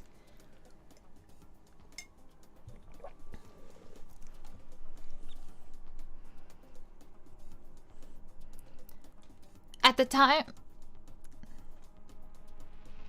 is that at every crime scene, the word bloodlust is written in the victim's own blood. And the second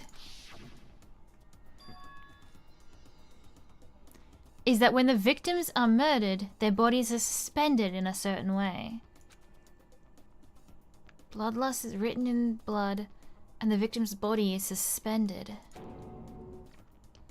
It's the exact same as what happened to Chihiro. I guess it depends if any of those details haven't been released publicly. If there's anything that isn't supposed to be known, that's how to weed out there. See ya, Amber. Thanks for joining.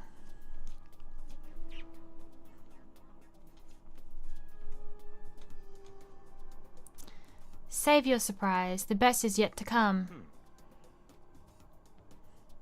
For the second characteristic, where the victims are... I'm putting an extra T in that. Where the victims are suspended. The only ones who knew about that particular fact were members of the police and other higher-ups. By all account... Yeah, there you go. How to weed out the copycats is details that no one else knew. By all accounts, nobody in the media ever found out. Huh? In other words, no one on the news, no one online, nobody knew about that aspect of each crime. Only key officials and the killer himself knew about the act of mounting the victim.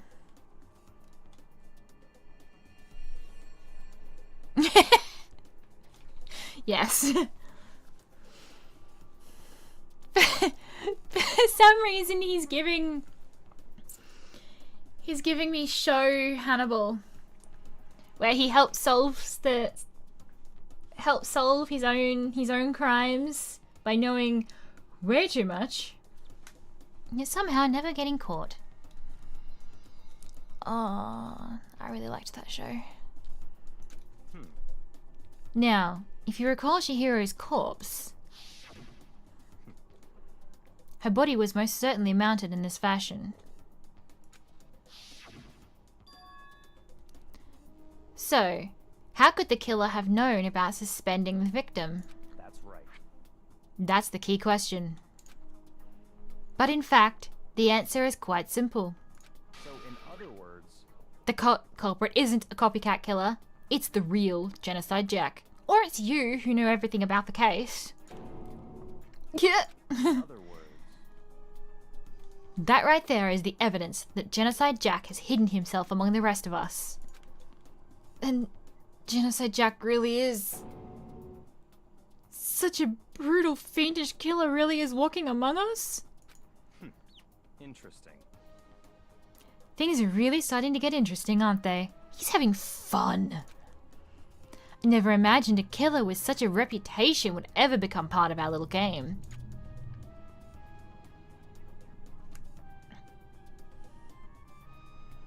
It would seem so implausible that someone like...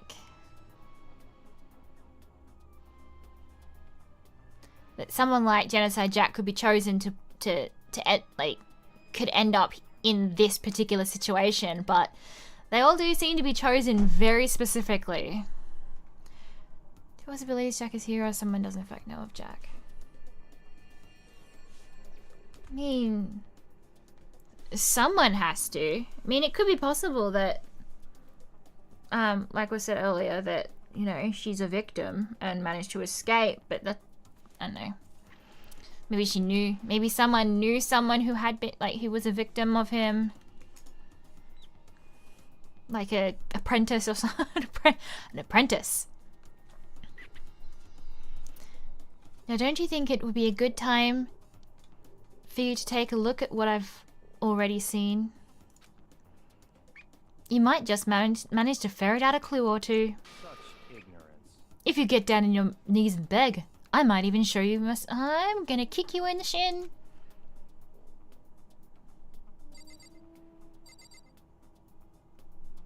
I do not like you. That's right.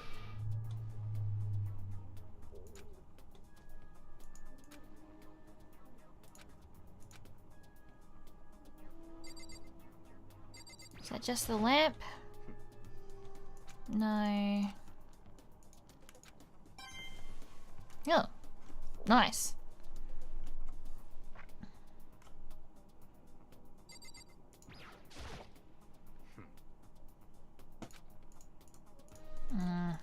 I guess we're gonna have to talk to him again.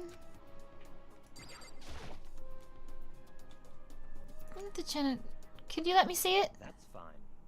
Well, you didn't beg, but I guess it's okay this time. Feel free to look at it in here, but you can't take it with you. Top secret! Murder cases of Genocide Jack. Top secret. Byakuya handed me the file. I flipped through it with tense, nervous fingers. Suddenly, my hand stopped. I had reached the page where photos from the crime scenes of each crime had all been collected. The names of Genocide Jack victims ran on for pages. Oh, 13. Or 14, sorry. Shogo, Gaku, Isai, Yoshida. They also like male names, though. There was no end to it. But one thing became perfectly clear as I read. All of the killer's countless victims were killed and suspended in the exact same way. And the scene of every murder, the word bloodlust was left in the victim's own blood. Now take a look at the next page, and you'll find another interesting tidbit. The next page?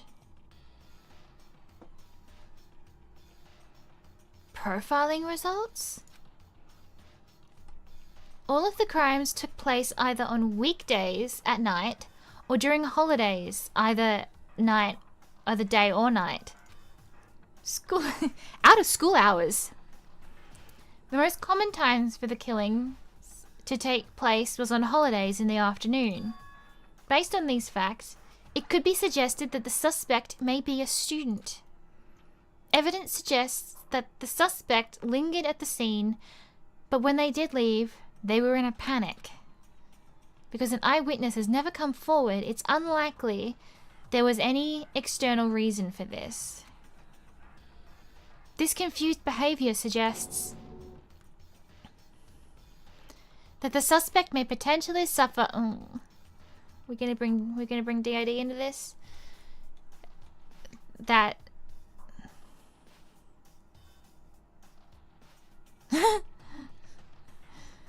suffer from. So, in other words, The key point here is that the culprit may well have a split personality. A split personality? Like the kind of thing you see on TV? So I'm part of another totally unbelievable story. But this one was way more unbelievable than anything else up until now. Maybe it really isn't. I don't know. I feel like my mind has gone numb.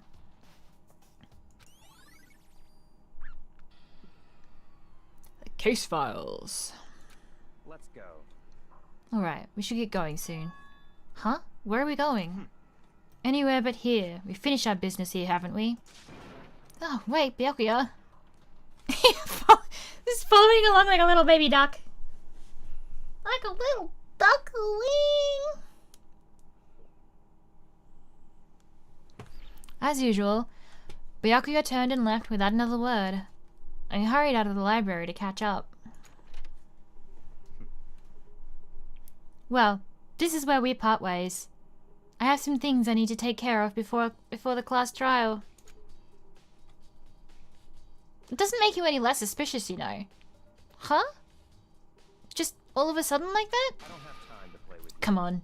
Enough of your annoying misapprehensions. Did you really think we'd be together the whole time? Take responsibility for yourself and do something useful. Move the investigation forward on your own. Goodbye. Oh, I want to tie his shoelaces together. Just like that, he was gone.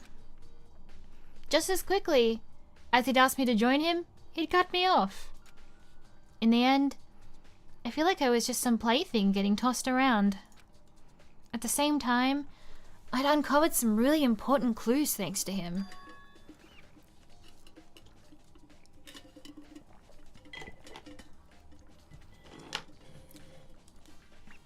Genocide Jack. He's the one that killed Chihiro. And that murderous fiend. He's one of us. But who is it? I have to find that out, no matter what it takes. Maybe the one babbling about not letting him free again. And to do that...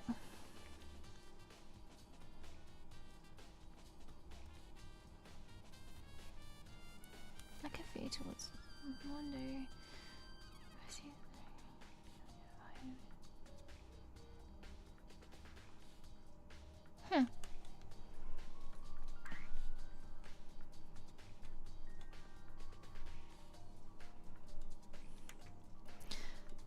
To do that, there's somewhere I have to go to investigate one more time. Oh. Can I finally... Is Kyoko still gonna be there? Let me talk to her. The others might have come up with some info I might find useful while I'm at it. I need to find out everything I can.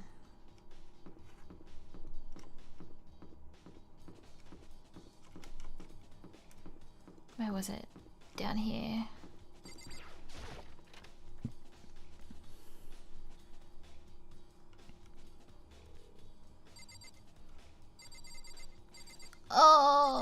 I don't want to talk to Hifumi.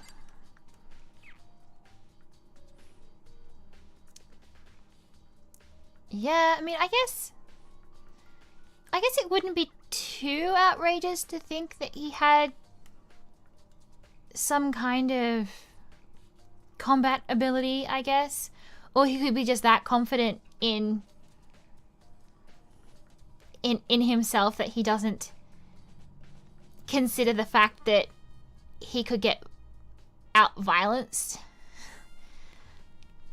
Hey Miles. Yes, it is. I have never played this game before, and I'm going through as blind as I possibly can. Here for me. Da, da, da, da, da.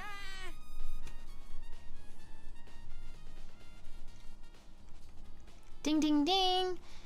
Hifumi has discovered evidence revealing the identity of the culprit.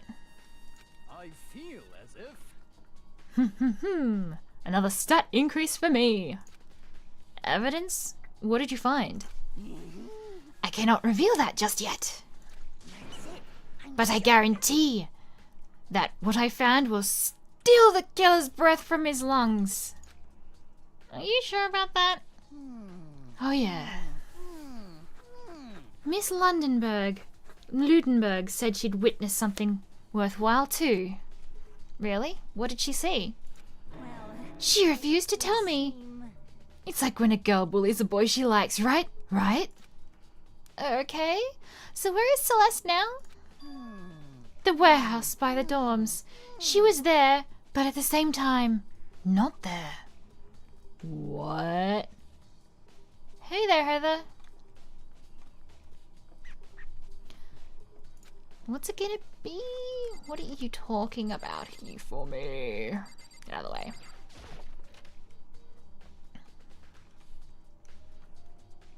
Oh, I think it's a little bit distressing that they get the body down. Yes, let me talk to you. Hey Kyoko, have you made any progress on your investigation? Indeed. Generally speaking. However, But I have to get going. I have something unrelated to take care of. Something besides the investigation? What is it? well, Nothing you need to worry about. Just concentrate on the murder.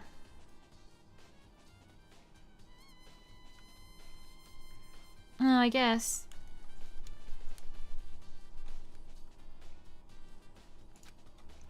But so then, before I go, let me give you one piece of advice. You should examine Chihiro's body one more time, thoroughly.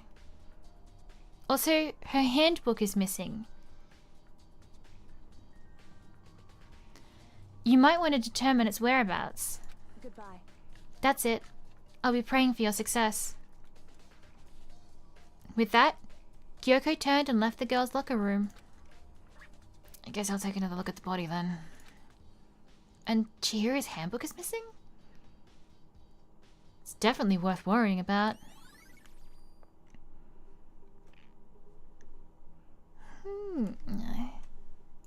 Another truth bullet. I just love that lineup of Mondo hiding behind the boxing. Alright, what have I missed here then?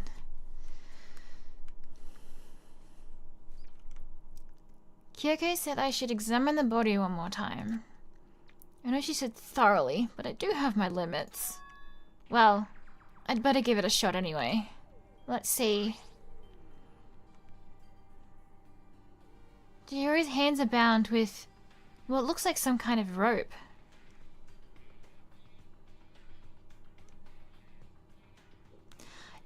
This game, I've heard that the second game is the superior of the series, but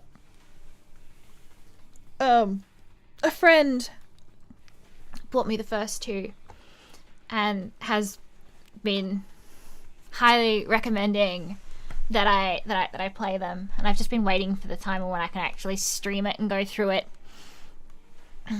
on stream. I rarely get to actually play games now that I can't make into work somehow. So there's a lot that I've got in my backlog that I've been meaning to play for so long, but I've been wanting to make it into content. This game has been big time recommended to me. This and I'm playing at the moment. I'm playing this one, and I'm playing Disco Elysium on Thursdays, and both of those are ones that the same friend has been recommending for quite a while. So I'm pleased to finally be playing them. It's a lot slower to be playing them on stream.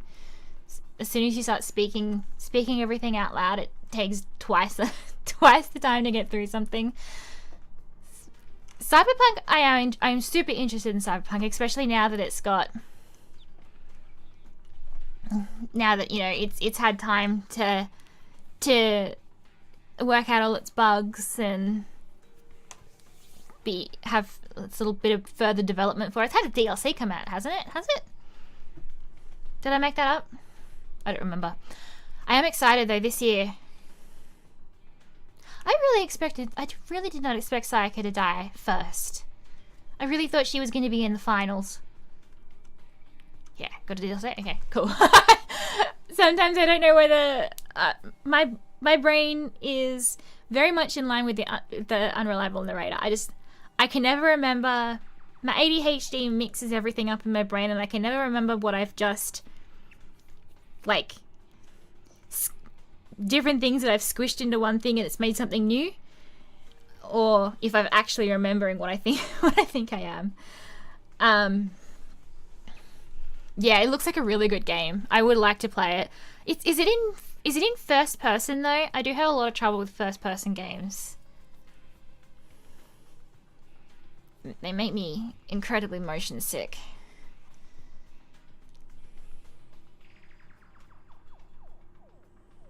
Oh no. Yeah. See, this is getting me a bit too with the controls on it. Makes my brain go a bit wiggly.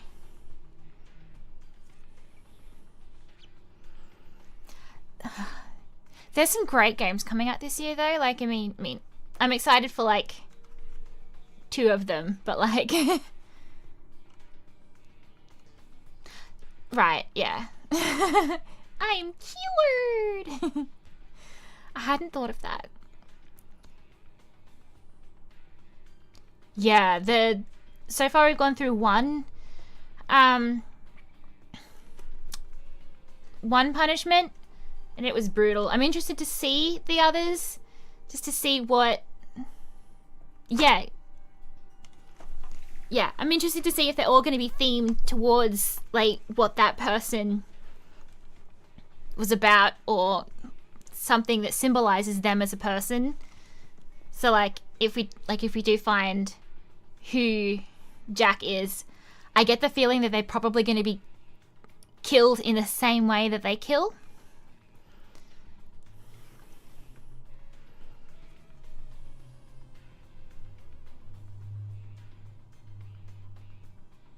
Yeah, if it was.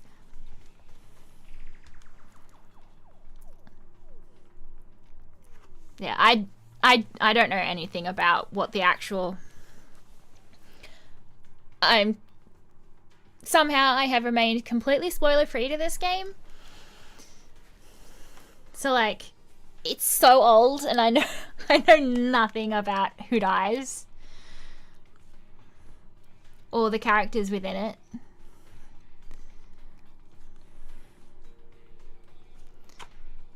Chihiri's hands are bound with what looks like some kind of rope. Murder! The rope was used to prop her hands in a kind of crucifix position. Huh? Oh, it's a cord. This rope has a plug? Wait, so then it isn't a rope at all. It's an extension cord.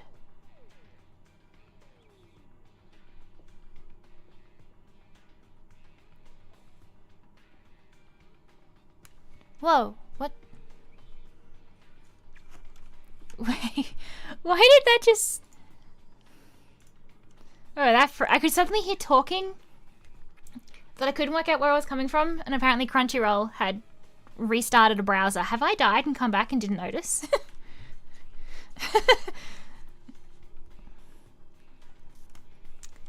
Yeah, that's one of the reasons why I wanted to play things that, like, I kind of haven't...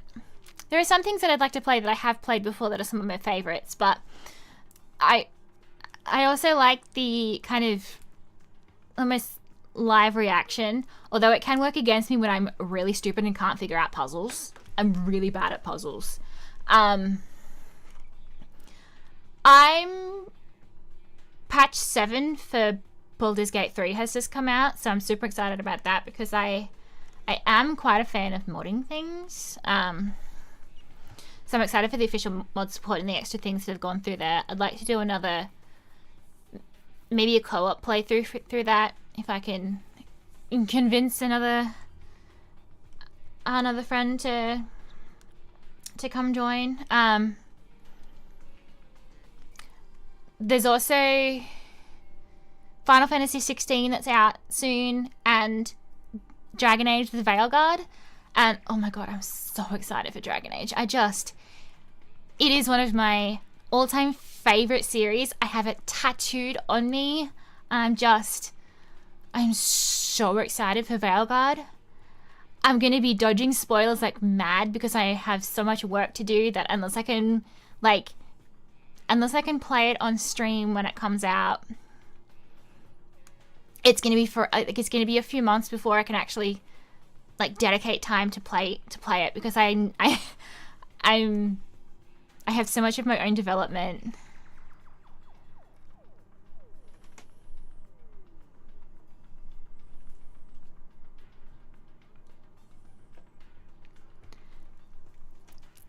I think Dragon Age Origins lends itself a lot to the tactical,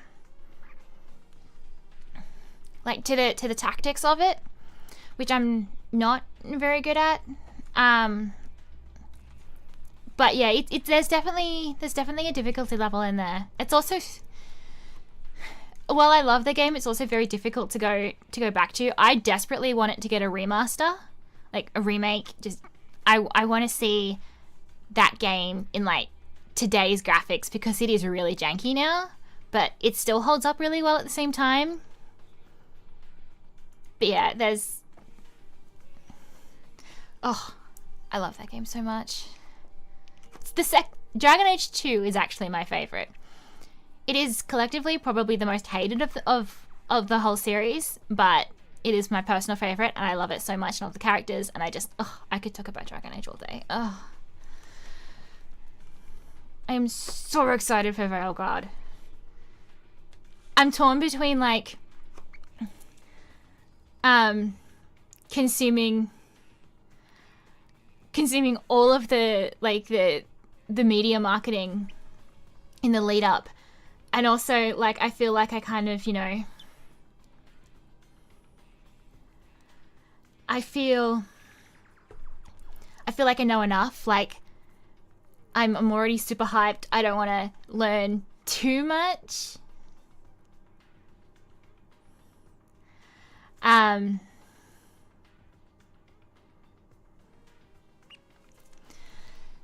So I'm in that kind of like, I want to know all the things, but I don't want to know too much that I go into it knowing too much. And there's like the embargo for the spoilers is up soon, like in 2 weeks or something like that. So like there's going to be a lot more spoilers coming out soon. I'm just like, I just need to dodge like mad.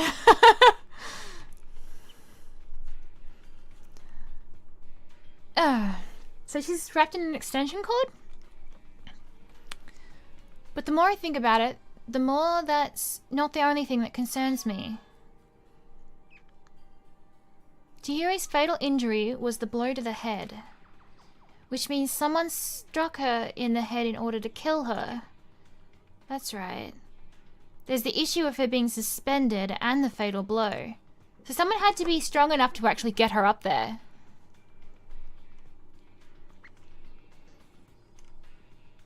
Which I don't know that Toko would be.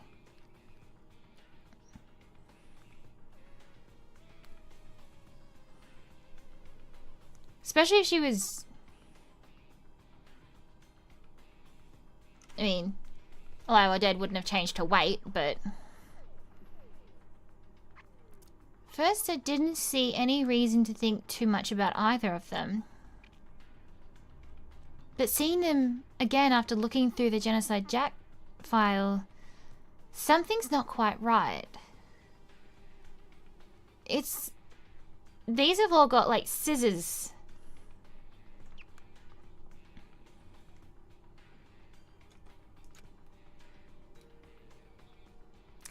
Portal's a game that I have, and I have never actually played it.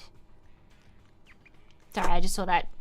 I realized that I saw that comment. Breezed past it. Meant to reply. Brain slow.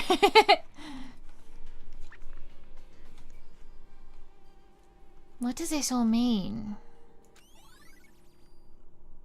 Status of the body. Well, the one thing most likely to tie all these mysteries together is the true nature of the rope that was used to suspend Chihiro.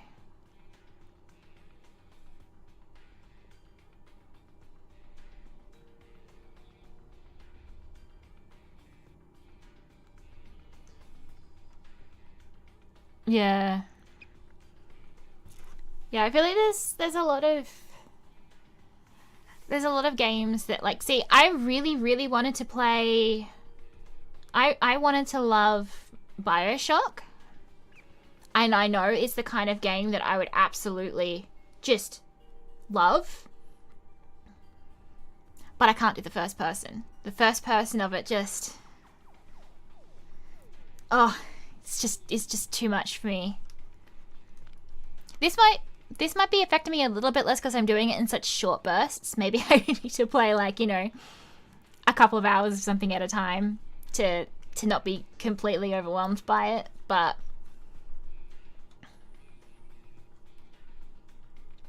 yeah, maybe.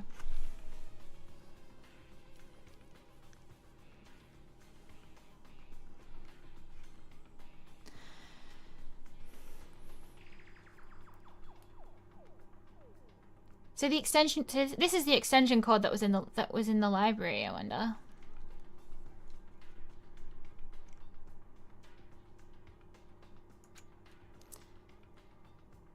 And to figure that out, there's a certain place I need to revisit to look over again.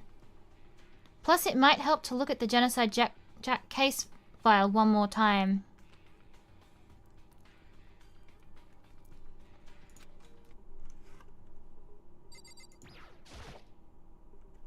There's a blood stain on the carpet because it only have been caused by... You think? So we need to go back to the library. For show. There's still more I need to... Oh, is there?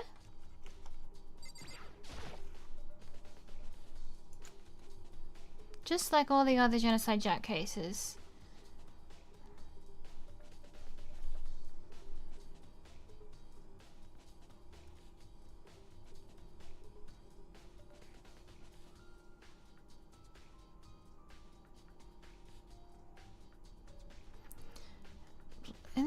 Is the font the same?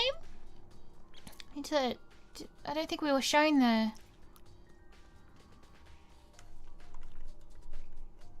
Did the case file show us anything about the fonts? I don't think so.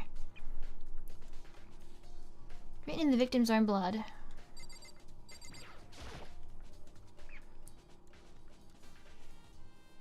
It's a bloodstain poster. The blood is the most noteworthy part, but... The big-breasted swimsuit model is pretty noticeable too. A girl's locker room doesn't seem like the kind of place you'd find this kind of thing. The time trials is so stressful.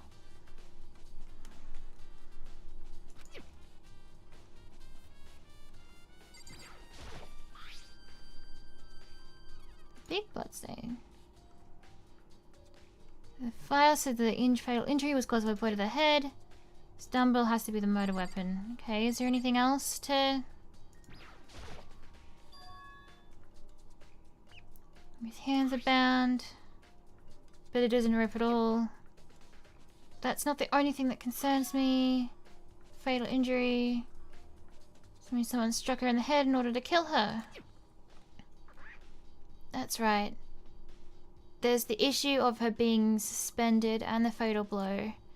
At first I didn't see any reason to think too much about either of them. Something's not quite right. What does it all mean? I can't stop thinking about the rope that was used. Okay, but if there's more things to...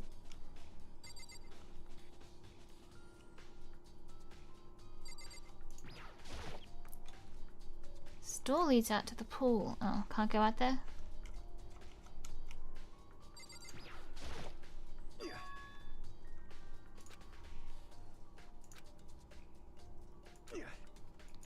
Did... Okay, he's just gonna say the same thing. I've already heard this.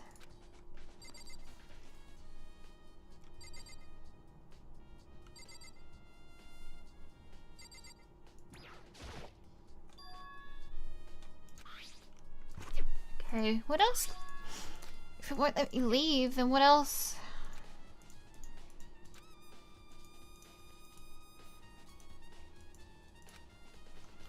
I would usually use walkthroughs for this kind of game, but I'm trying to be as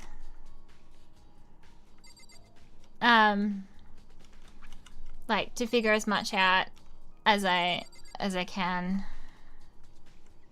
The only thing I've looked up for this is some of the gifts. Oh, okay. Thank you. Were we supposed to look at the boys' locker room as well?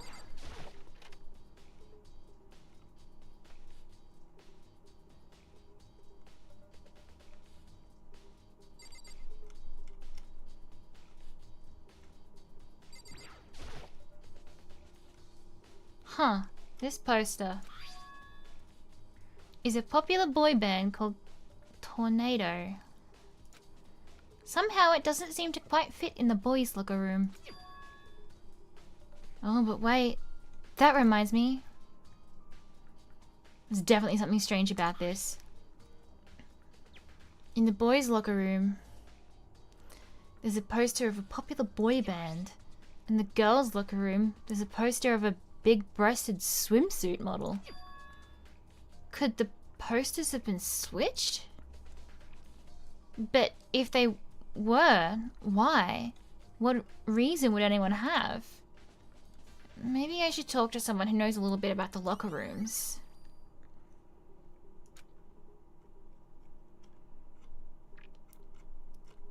Who could know about the locker rooms? At least to the pool?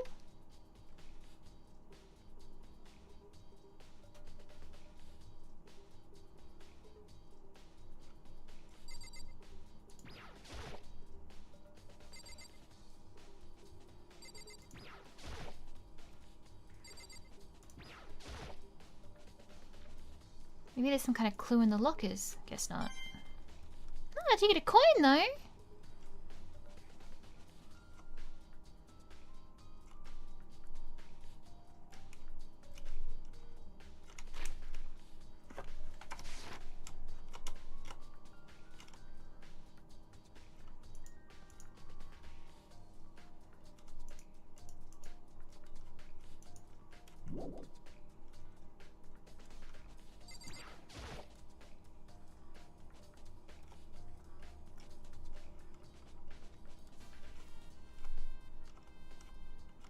Nothing in here.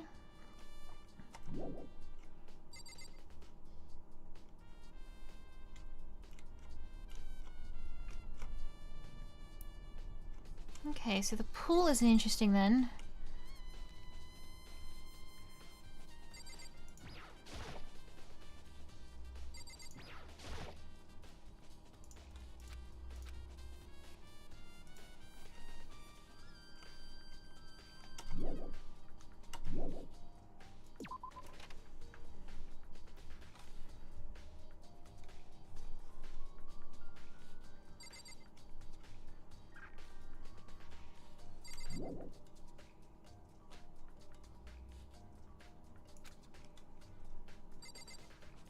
More still to find. Okay. There we go. A strange stain on the carpet. What is it?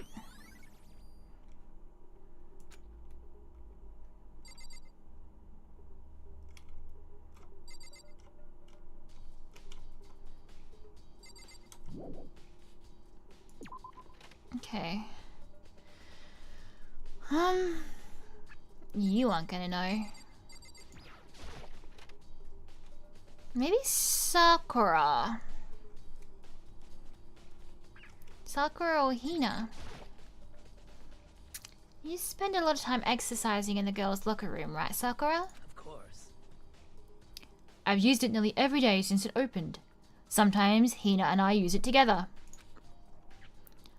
Okay then, let me ask you something. Do you think the posters in the girls' and the boys' locker rooms have been switched? I'm sorry. Sorry, I can't really say. I've never really paid any attention to the posters. I see. However, But there is something that's been bothering me about the locker room. You see, I like to drink a little protein coffee every time I finish exercising. We have protein coffee? In the warehouse. It's not the highest quality, but I don't have a lot of other options. I mix protein powder with coffee and down a glass of milk. Down a glass of it after exercising. I do like Sakura. Anyway, the other day, I spilled some on the carpet in the girls' locker room and it left a stain. A stain? But I do not see any stain on the carpet now. of course. Exactly. I noticed it earlier. The stain has disappeared. I can only assume someone came along and cleaned it up. But still, isn't it unusually clean? As if there was never a stain there to begin with? Disappearing stain. So whoever did it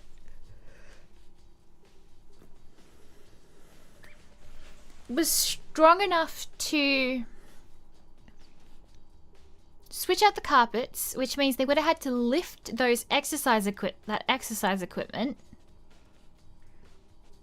and they're designed to be fairly I imagine they would be extremely heavy, seeing as they look like they're designed for pull-ups.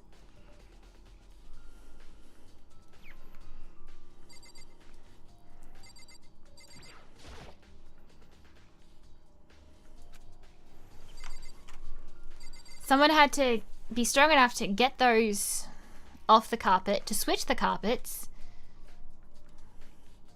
Strong enough to haul a dead body up into there. And the state of the body is different.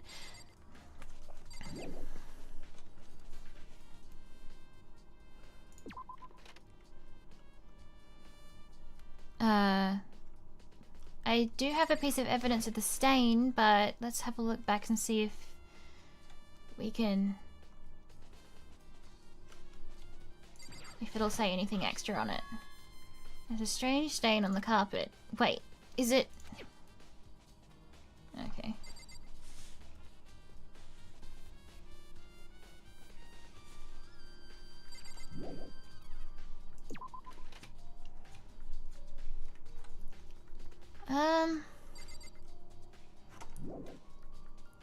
I want to go talk to Hina.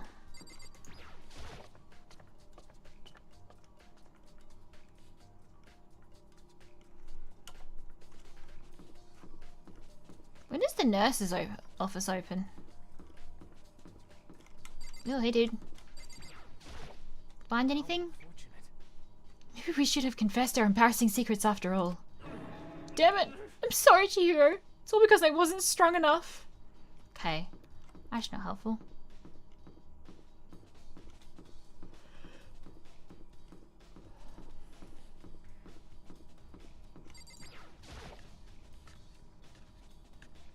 I really don't want Sakura to end up as a killer. I think she's... Oh, oh, hey. Where are you?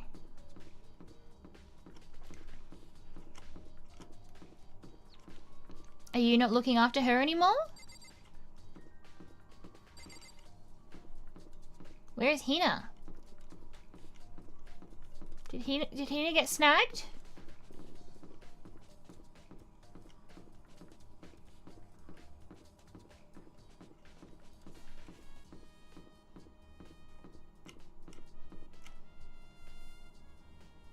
I find it a little disconcerting that there's no actual roof, it's just black.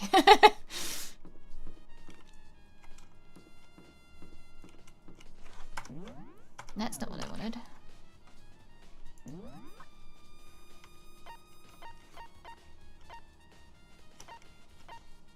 Oh, she's in the dining hall. Okay.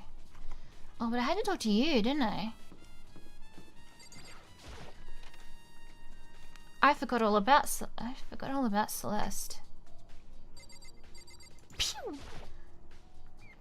Celeste, what are you doing here? This warehouse is amazing. It has absolutely everything one might need to live a fulfilling life. From food to clothes to towels, there's an endless supply to choose from. I see that, but have you found anything related to the case? Most unfortunate. I knew you were going to ask me that. I thought talking about the warehouse itself might misdirect you, but I see it was pointless. Then did you find something? Well, I will tell you, and only you. Actually, Last night, I saw her here. Chihiro was in the warehouse. What, really? indeed. This was right before nighttime. What are you doing out this late? Oh, I was just... Are you planning to go exercise, perhaps? What? How did you know? You got a gym bag, bro. Because I can see a blue track jacket sticking out of that duffel bag you're carrying. Oh, you're right. Thanks. Well, I'd better get going. I'm kind of in a hurry.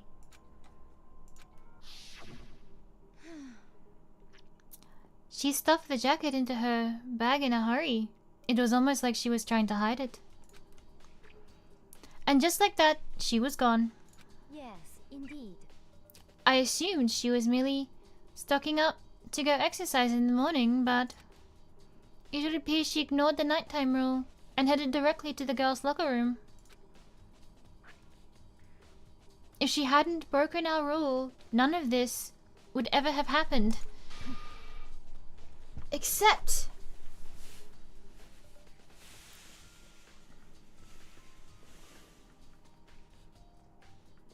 Oh. Is...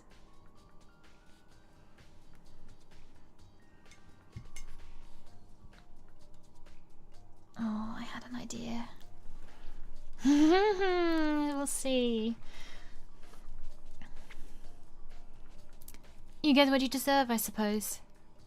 So apparently, she went to the girls' locker room late at night in order to exercise without anyone knowing.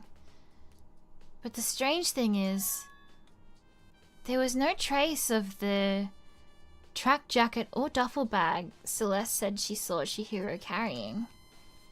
Which would mean the killer would have gotten rid of it somehow.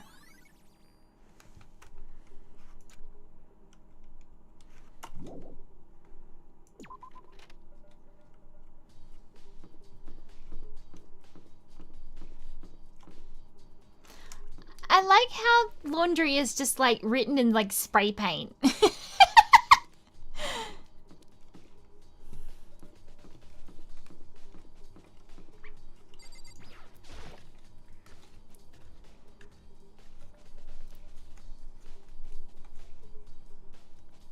Does she have anything to say about locker rooms? Oh, Hina, how's Toko doing? Same as before. She won't come out, and she just keeps on mumbling something about Genocide Jack. So we just left her there. You left her? My head was all swimmy, and I was getting pretty hungry. Yeah. Oh, but don't worry, I'm gonna head back as soon as I'm done eating. Toku's not exactly pleasant, but I'm still worried about her. Speaking of which, what are you eating? A donut, of course. Of course? There's two things I'm sure God created. Outer space and donuts. Really? I bet Chihiro would have liked more donuts. Maybe that was one of her big regrets. Aw, I should have tried to spend more time with her. Come to think of it, who did she spend time with? Well, Yeah, she was a little bit strange. Didn't really hang out with the other girls much. I have a theory, but I'm not sure.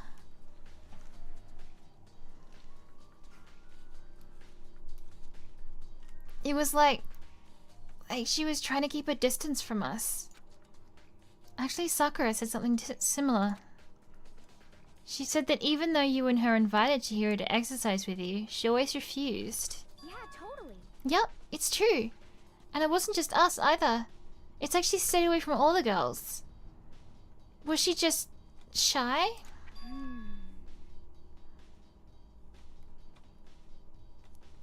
I don't know. She talked to the boys all the time. Isn't it kind of weird to be shy around your own sex but totally fine with the opposite sex? Not really. Oh, wait, maybe she was used to guys spoiling her. The law says you can't judge a book by its cover. I don't think people have been spoiling her. Book by its cover, right? You think so? I never really saw her as that kind of girl. You didn't think to ask her about the posters? Ooh. She would know about the posters, bro. Can I get into Chihiro's room? I feel like there would be some telling information in her room. Where is her room?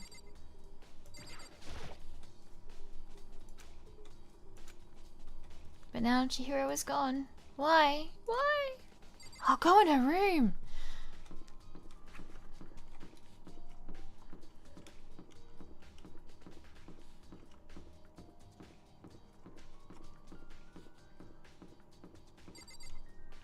I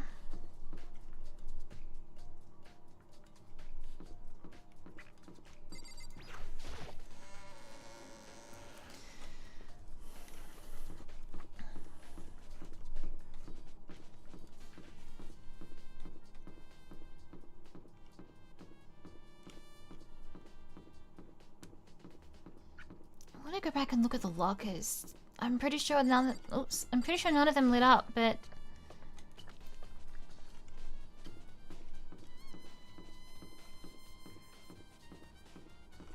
right. I walked past it. I have this. Something also happened to her.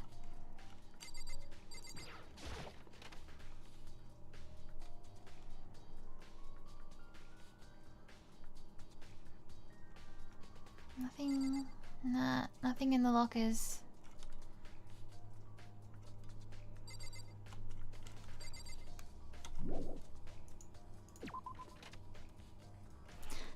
I'm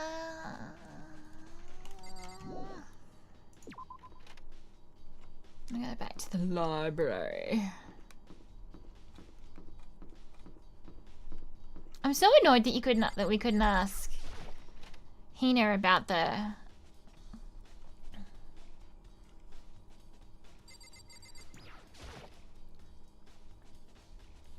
There's a thick layer of dust on top of the desk.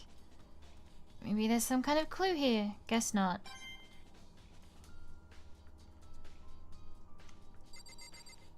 Oh. Hey, that lamp is still out there though.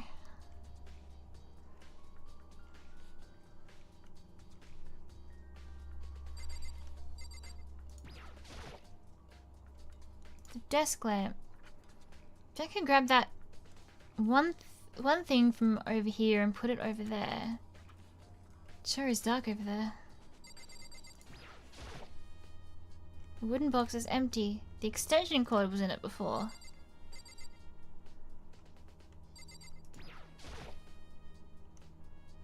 Why did I take another look at the genocide jack? I knew it was around here somewhere. It's gone. Did someone take it out of the archive? But the only one who would know to do that... I can't think of anyone but Byakuya.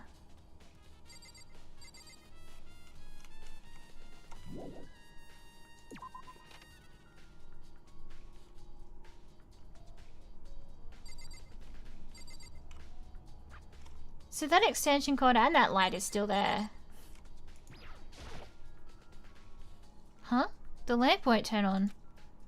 Oh, I see. It's not plugged in. The lamp's cord is... Oh no. The lamp's cord isn't long enough to reach the outlet from here. But the last time I saw it, it was definitely on. And it was definitely right there. Oh, that's right. Byakuya was using an extension cord. But there's no extension cord here now. I wonder if... Oh!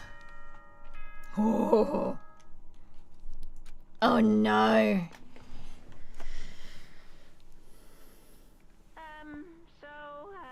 I'm getting tired of waiting. Shall we just plunge right in? Uh-oh. It's the moment you've all been waiting for! The class trial! You remember where to meet, right? Please go through the red door on the first floor of the school. See you soon! Well. It's about to begin. The red door is right through here.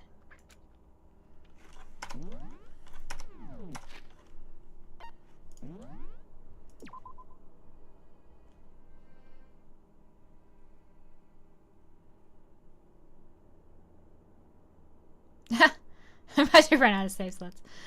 I should just be going over the one slot, but...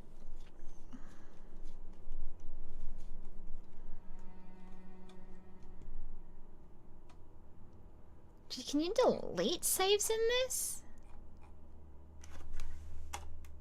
No? You cannot.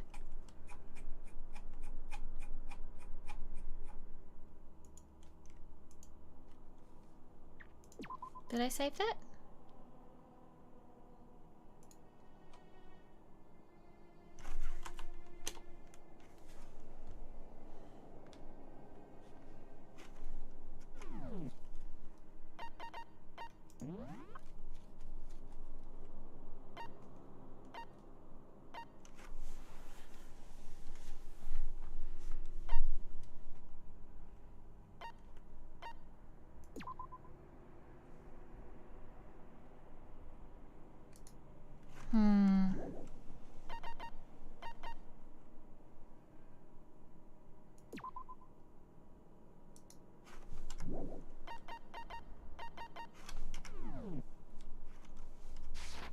Okay. Pain and suffering commence.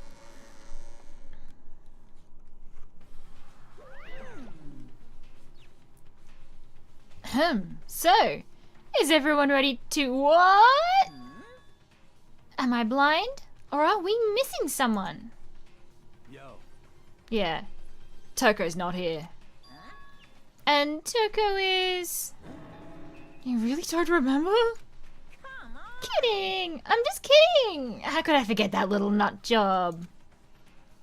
She's a crucial part of the case, of the class trial this time. What are you gonna do?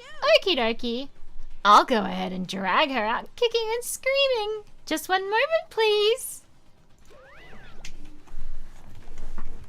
And just like he said, a few moments later, he reappeared.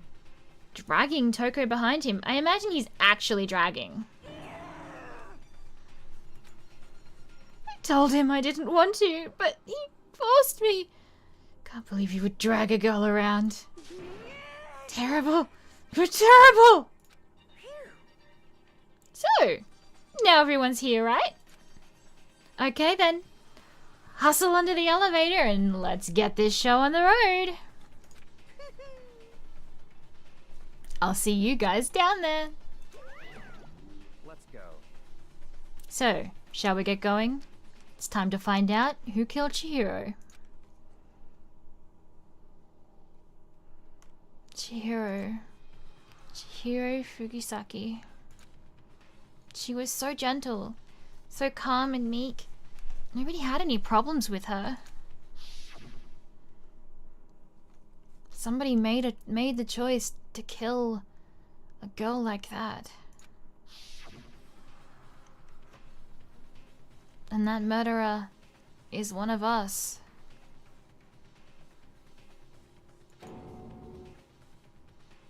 Someone's standing right there. Mondo. Hey, come on. Fucking Toko, man. What's got her so worked up?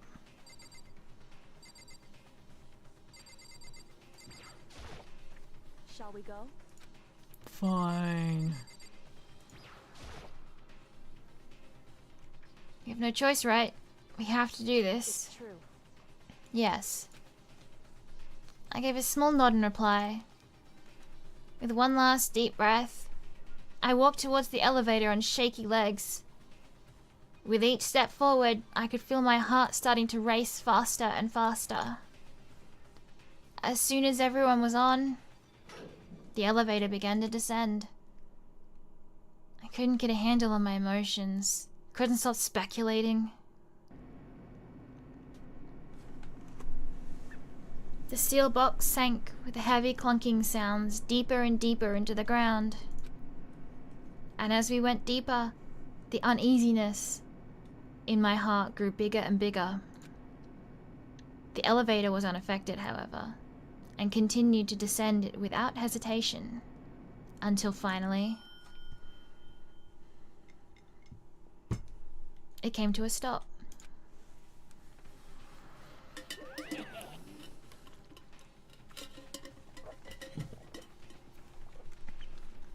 What do you think?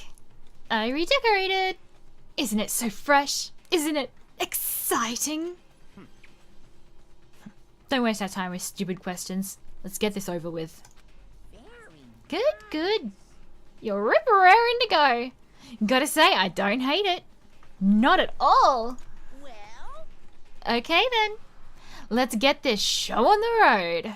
thrills, chills, kills! Everyone, please find your assigned seats. And so, the curtain opened once again.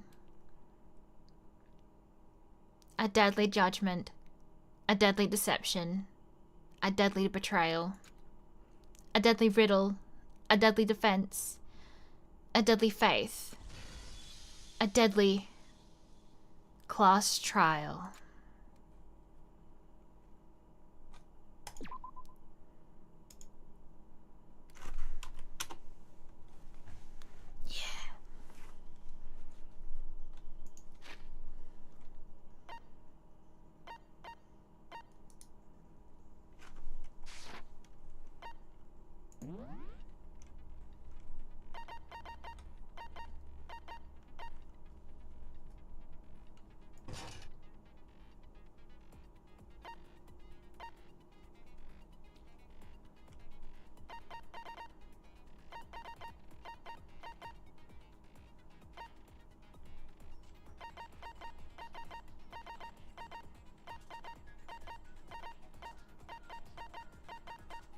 Okay, I don't have any skills.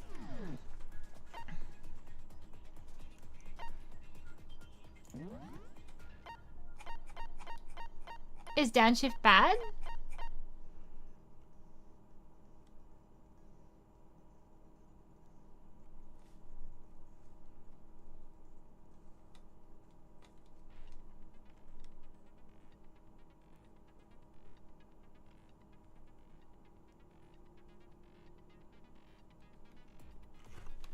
Actually, if it reduces your aiming speed, does that make it harder to aim?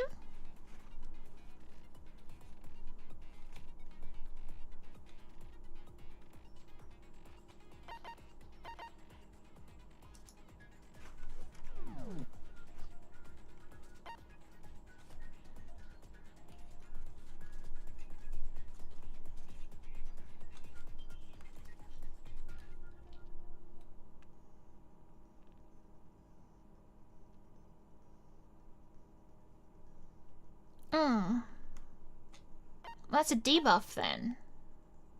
Oh well. I guess we'll see.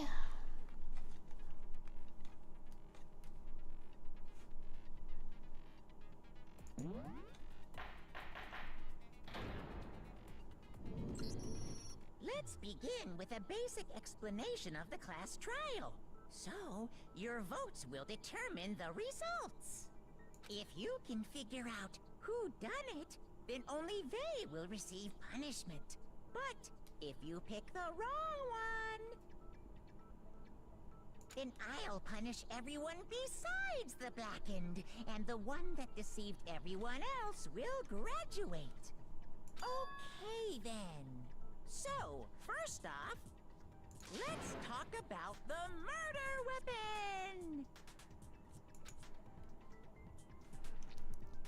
First, we have to make clear what was used to deliver the fatal blow.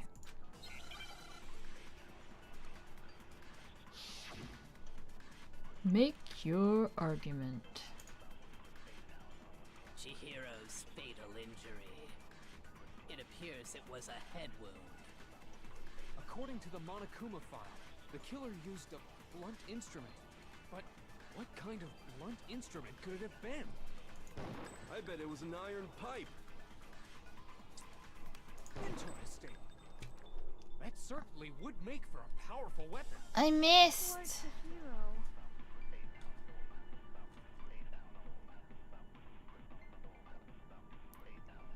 I missed. The weapon had to be at the crime scene. There was something with a bloodstain on it. Chihiro's fatal injury. Oh. It appears it was a head wound. According to the Monokuma file, the killer used a blunt instrument. But what kind of blunt instrument could it have been? I bet it was an iron pipe. Oh my god! That certainly would make for a powerful weapon. Poor Chihiro.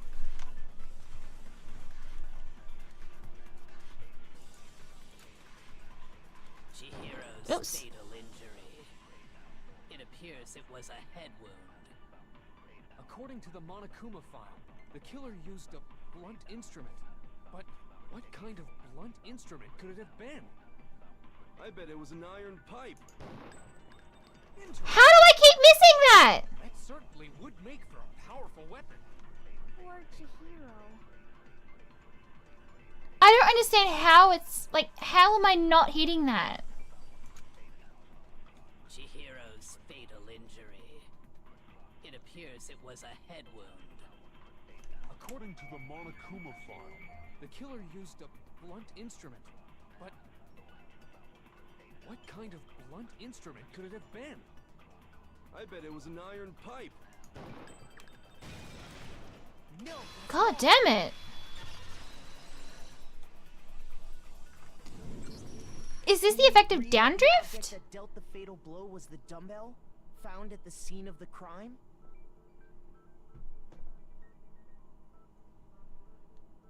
It's like being hit with lag.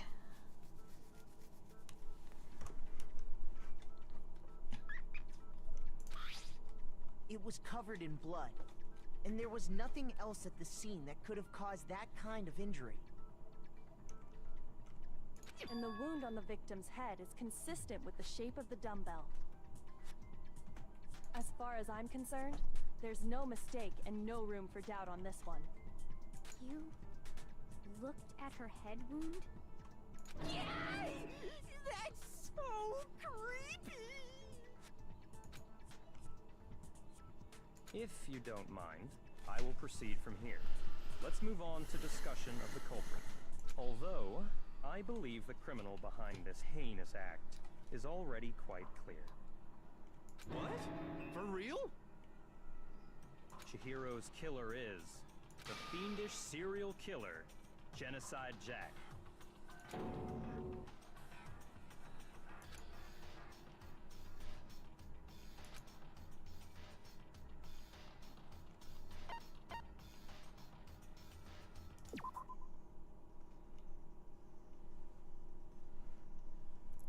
Lines of white noise will appear to disrupt your reactions.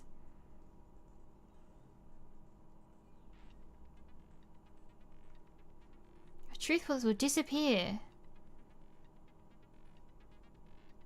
There's a way to hit from getting in your way.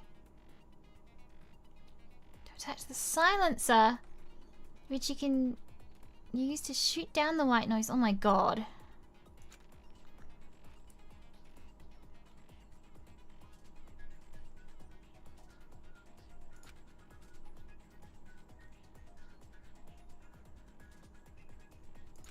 Oh my god.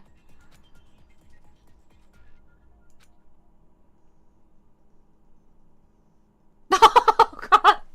Oh my god. Oh, but your action is set to gentle. White noise won't appear at all. Oh my goodness.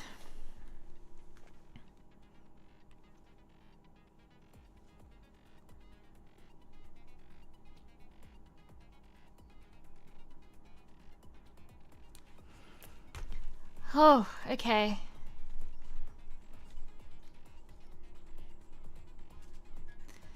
In which case, you can forget about the silencer and just focus on the situation in front of you. Okay.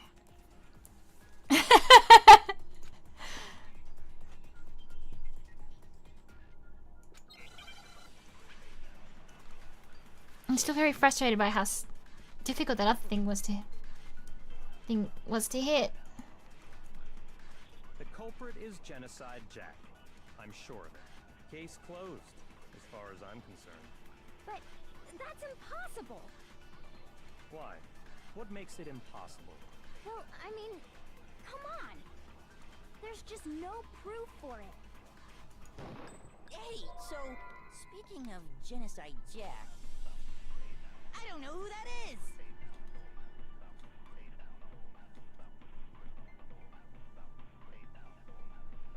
The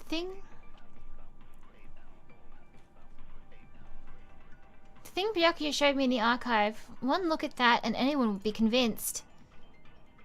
It shows that this was the work of Genocide Jack. The culprit is Genocide Jack. I'm sure of it. Case closed, as far as I'm concerned. But that's impossible. Why? What makes it impossible? Well, I mean, come on. There's just no proof for it. Hey, so, speaking of Genocide Jack... So those are the white noises that I just got deflected by?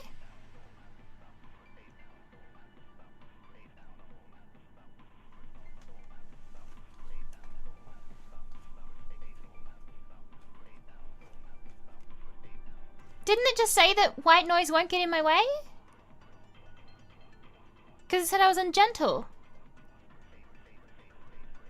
I'm confused. The culprit is Genocide Jack. I'm sure of it. Case closed, as far as I'm concerned. But that's impossible. Why? What makes it impossible? Well, I mean, come on. There's just no proof for it. Again! So, I don't speaking of understand. Genocide Jack, I don't know who that is.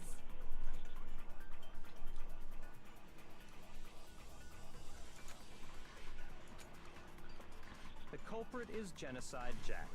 I also don't know why Case closed. before I couldn't hit it at all and now. But that's impossible. Why? What makes it impossible? Well, I mean, come on. There's just no proof for it. There we go, finally.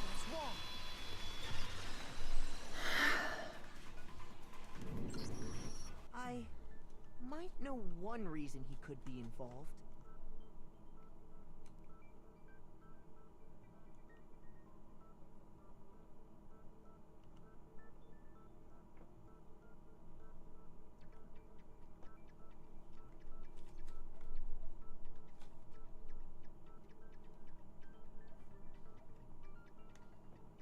Yeah, I'm confused.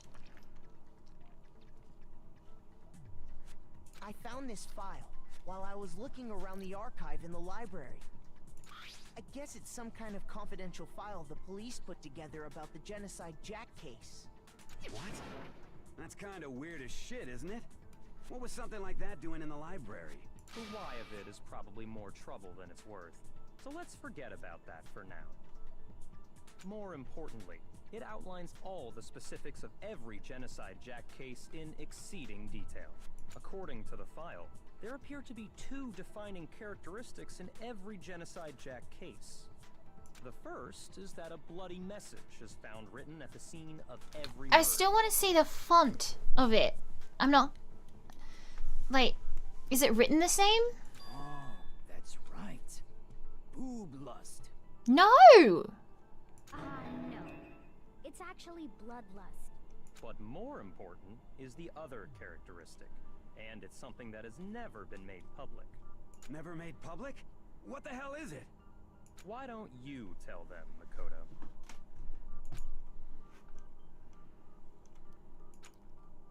If I'm not mistaken, it has to do with the positioning of the body.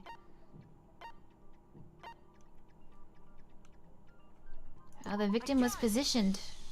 Apparently, in every Genocide Jack case, the killer suspends the body in a certain way. Other than the killer, the only people who know about this are the higher-ups in the police department. However, Chihiro was most definitely suspended in the same way. So, how did the culprit know about this when only high-level police officials were aware of it? There's only one logical answer I can think of. It's because the culprit in this case is the real Genocide Jack. The one thing that stands out to me, though, is that the photos that we saw, all the victims all had scissors in them. And they all seemed to be male. No fucking way! You're saying Genocide Jack is one of us? Yes, in fact, it's Toko. What? Genocide Jack's true identity is Toko Fukawa. You lie! What? Hey, okay, wait, hold on a sec. Toko has like bloodophobia or whatever, remember? What kind of serial killer is afraid of blood? Is Toko Genocide Jack? The answer is yes and no. Another riddle. Jekyll and Hyde. Man, why is this gotta be so complicated? Why you gotta be so complicated? It's a riddle for sure, but I feel like I understand it. What it means for Genocide Jack to be Toko, but also not be Toko. The answer is that she's not just one person, but multiple people, right?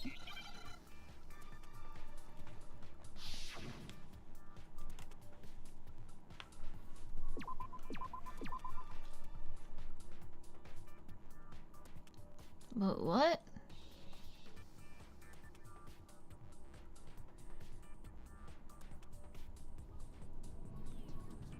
What's that supposed to say?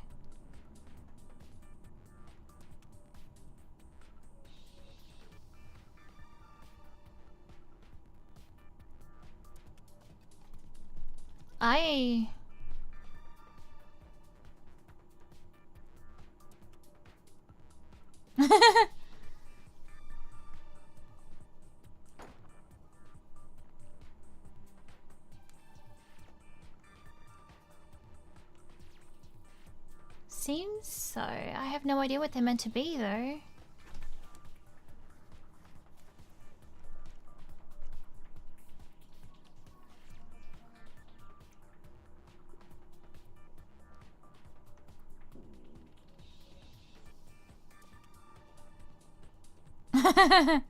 I don't play anything in hard mode, and I can't do spelling things in particular. I have no idea what I'm...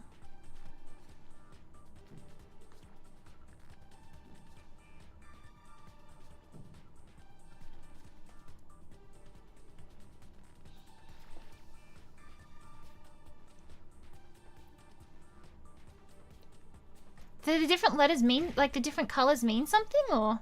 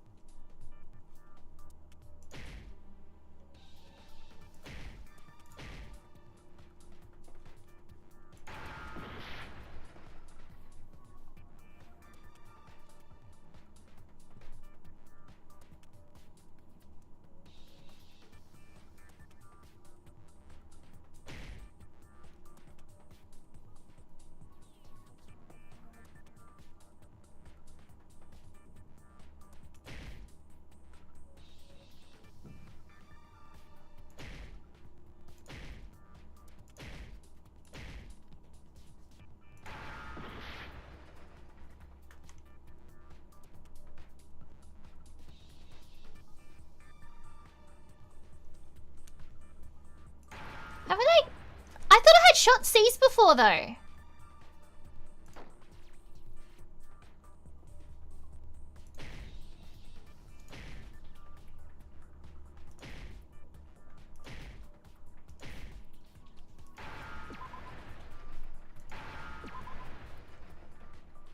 Now I understand.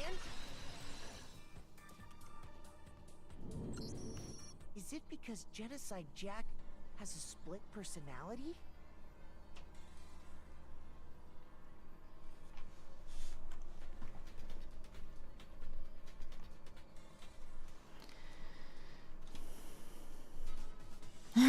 Thank you.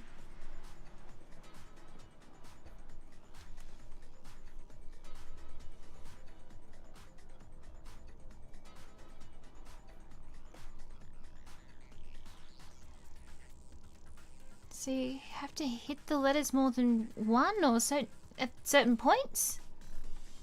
I don't remember how it went.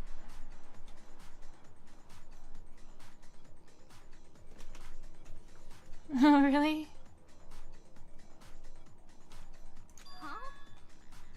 I think I read that somewhere in the file too. They thought that the suspect might have, what did they call it? Dissociative identity disorder. Oh, okay. But still, to go and say that about Miss Fukawa is... Perfectly acceptable. Toko's strange behavior after seeing the body is proof enough that she has a split personality.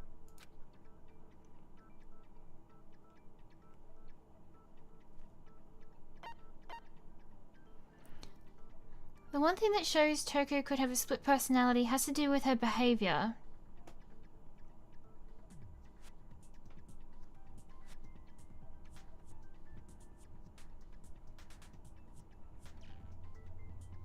Behavior changed? You're talking about how she started acting totally different than usual, right? That's right. Think back. She fainted when she saw Chihiro's corpse, and then, when she woke up...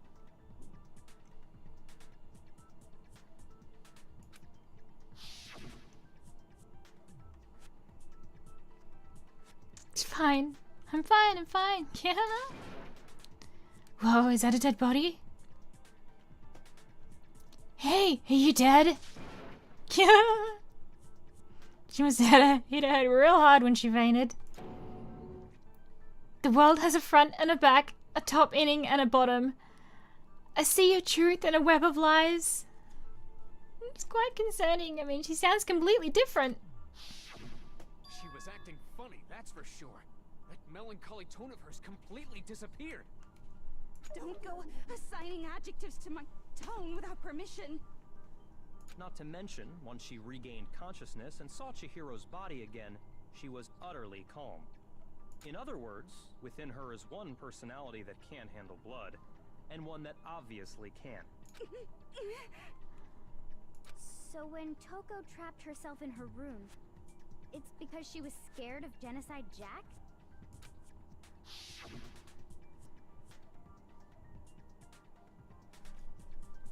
I won't let Genocide Jack have control.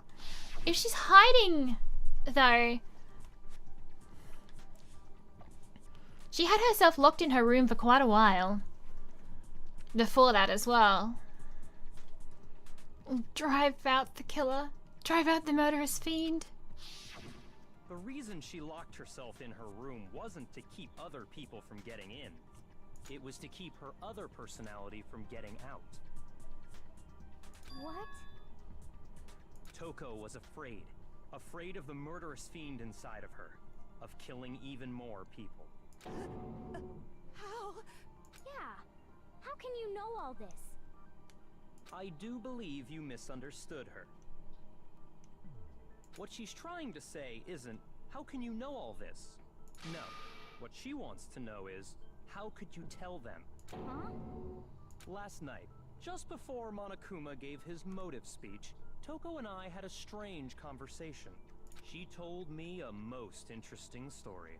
She said a murderous fiend lived within her, and she was afraid it could appear and attack at any time.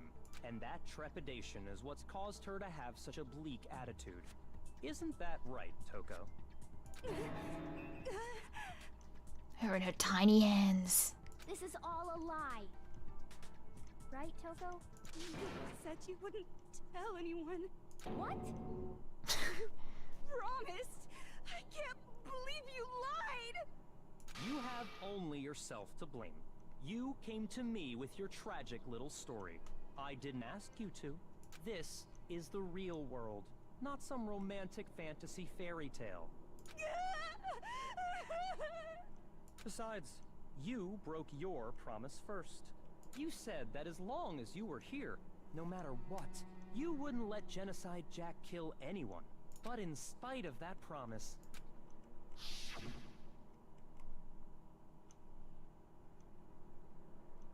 Sorry. Couldn't keep our promise. Don't worry. Never again. I won't let Genocide Jack have control ever again. You said if I kept my promise, you would go out with me. That's the only reason I promised. How many times do I have to tell you? I never said that. But you weren't able to do it. You just couldn't resist that rush you got from killing, could you? I tried. I swear I tried to control it. But your efforts were useless. What a disappointment. I hate you. Well, the opening act is nearly finished. All that's left is to hear from the person in question directly. The person? You don't mean... Toko's body suddenly lunged backwards. A huge thud echoed across the courtroom, but in the next second...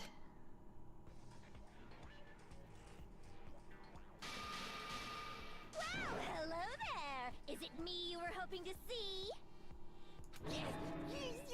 What the heck? So you figured it out, huh? Well, whatever. What are you gonna do? I'm the ultimate murderous fiend, Genocide Jack! Or better yet, let's go with Genocide Jill! What the fuck is this? Mondo. What happened to you? Not Toko. That's a loser name. And what happened is a textbook split personality. So what if one of them happens to be a serial killer? You should turn a blind eye to one's fault.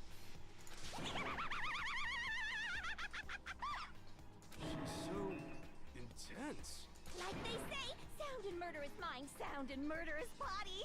This one is so different from the one we've come to know.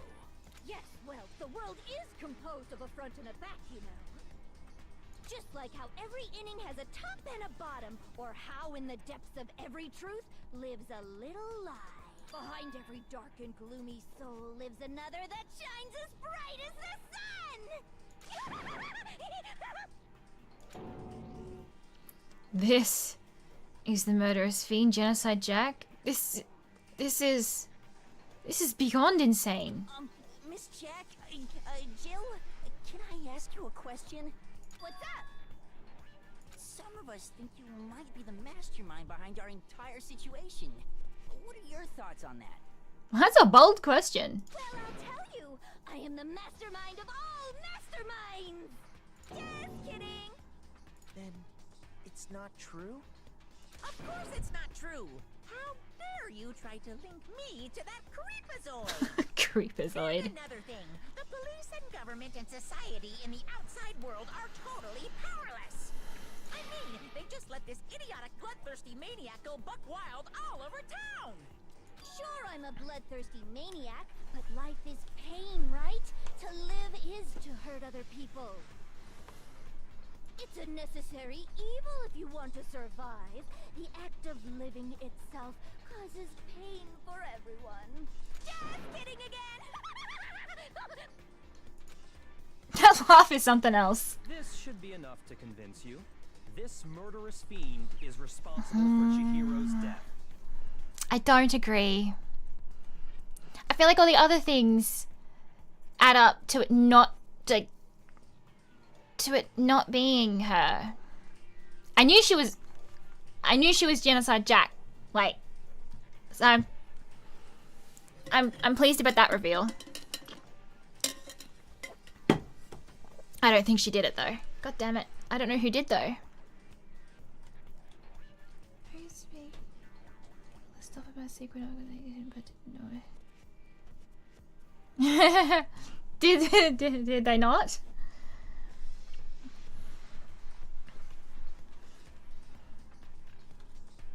It's weird. The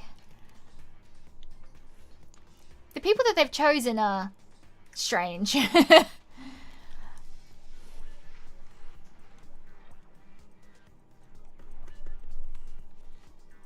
There's clearly a motive, so there should be no doubt. I don't know, is it the rooms being switched, the posters and all that, that doesn't seem like Genocide Jack motive. A motive? Remember what Monokuma told us? If someone didn't murder and graduate within 24 hours, an embarrassing memory or secret would be revealed.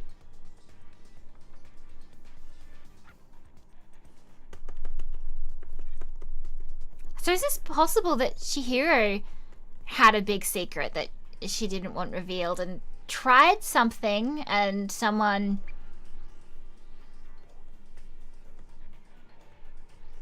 retaliated again, but that would be the same thing as...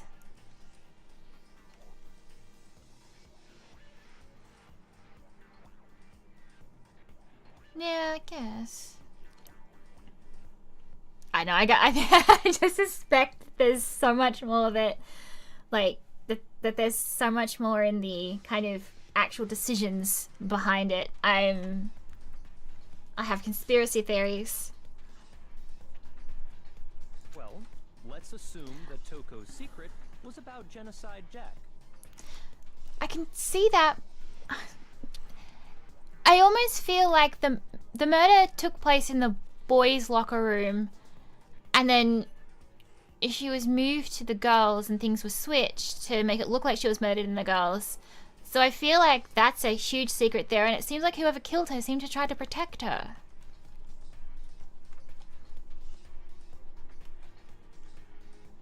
If a secret like that came to light, Toko's life would have undoubtedly been forever ruined. So she had a very clear motive to never have that side of herself exposed. Interesting. Very, very, very interesting. But sorry, as much as I hate to admit it, I'm not the culprit. Huh?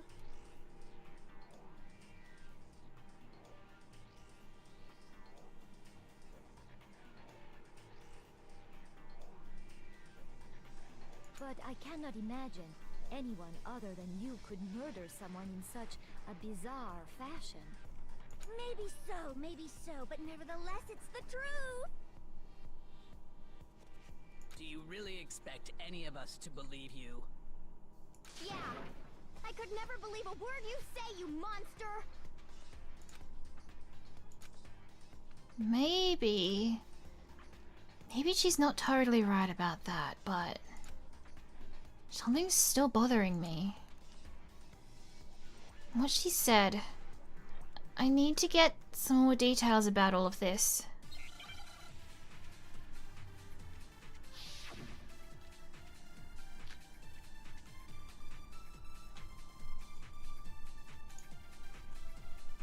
Sorry, but I didn't kill anyone! You say that, but do you really expect any of us to believe it? Perhaps if you had an alibi, that would change things. Oh, an alibi, huh? Now we're talking! When you compare your past murders to this incident, the modus operandi matches completely. What more proof? Does it though? Give it up. You killed her.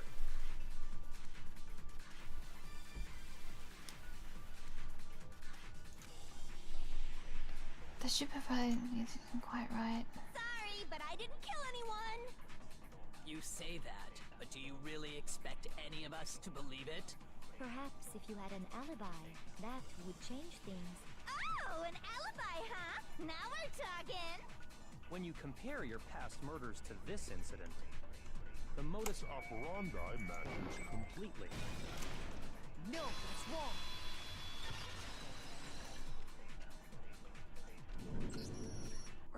methods of murder really exactly the same? I'm not so sure about that. They got the North Star plates and Rose Homie's Gambit. Closing arguments. I didn't do very well at the rhythm game. I think there's a slight difference between the Genocide Jack cases and this one. Huh? How's it any different? Uh-oh, you don't know? Well then, human garbage, let me tell you!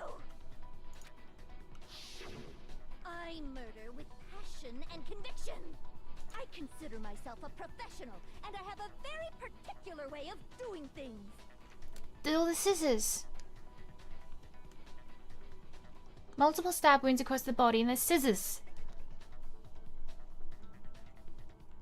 Imagine you go to a fancy Italian restaurant. They're very picky about the noodles, the sauce, everything. But what happened to Chihiro?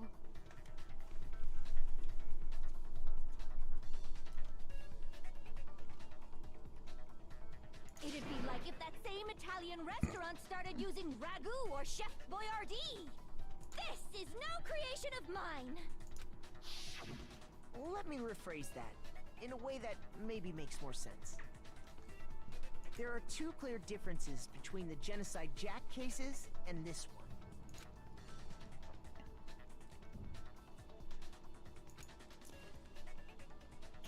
In the other photos from the...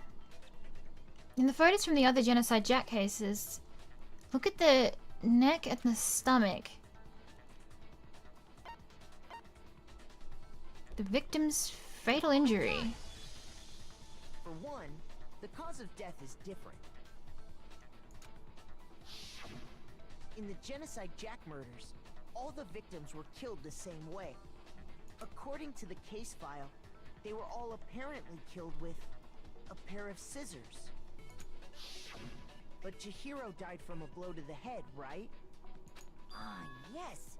That is remarkably different from the other murders. Wouldn't it be strange for someone who kills the same way without fail to suddenly change their method? And there's more. One more conflicting detail. That's right! In my recipe of murder, if the bloody message is the tortellini, then the arrangement of the body would be the pesto sauce! Could you please stop comparing killing people to cooking?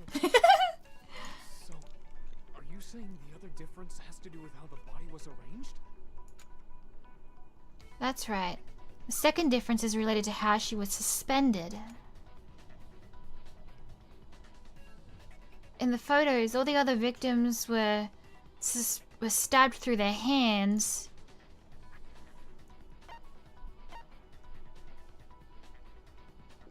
What was used to suspend her? Do you remember what the killer used to suspend her? They used some kind of rope to hang her up by her wrists. What is your point? Well, in all the previous Genocide Jack cases, something else was used to suspend them.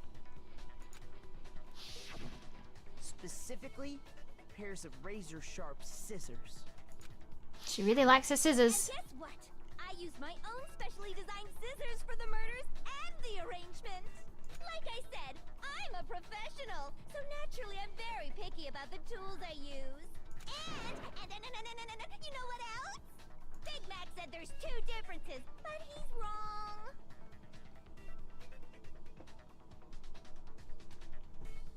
Breaking routines is usually what gets them caught. Big Mac? Are you referring to me? Listen up, Big Mac. There's actually one more difference. Huh? My word, you really didn't notice? Take a look at who the victims were in each Genocide Jack case. There's a pattern there, just waiting to be discovered. A pattern?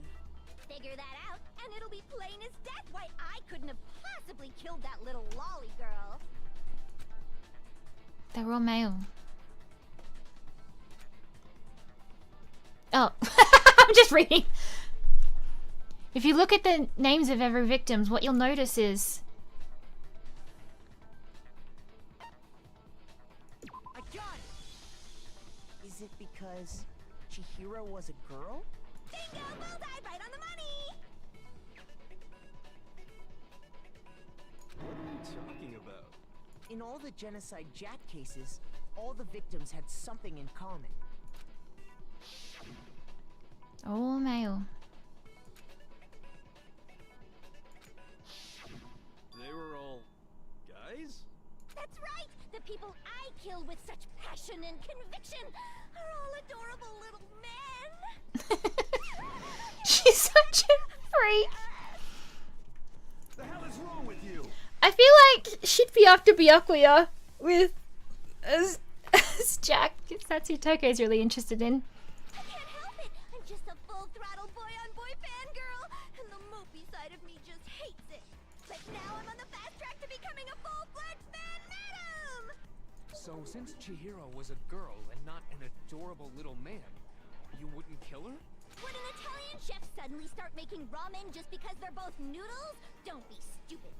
I have Back to the cooking again. conviction to cross that line. That's the absolute reality of the one and only. We get it. You've clearly explained your hobby and your philosophy. But that's not all there is to it.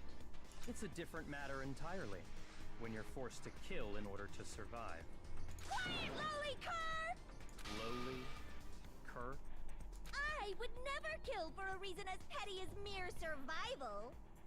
And if by some fluke I did kill to survive, why would I bother with the message and arrangement?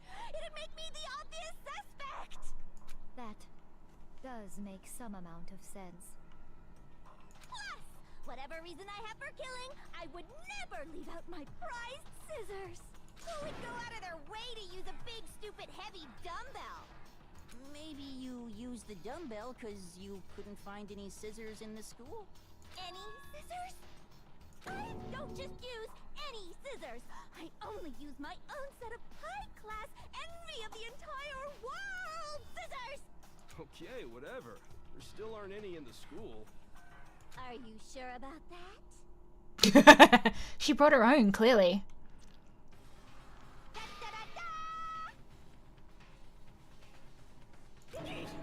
She's fully equipped!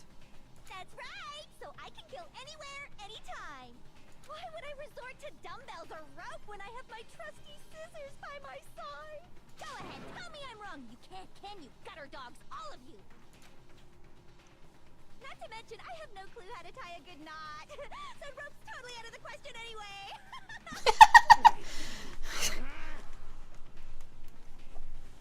Yeah, that's a good point. How to tie the knot.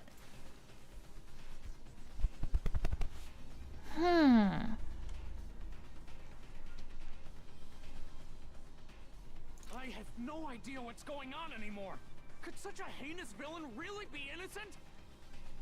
But the body really was suspended, right? And nobody but the police knew about that. Yeah. That's why we figured it had to be the real deal and not some copycat killer or whatever. Actually, hold on. There is one person.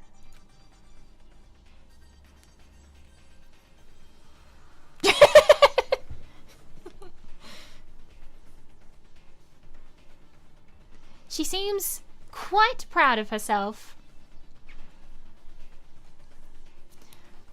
One person who could have copied the Genocide Jack cases.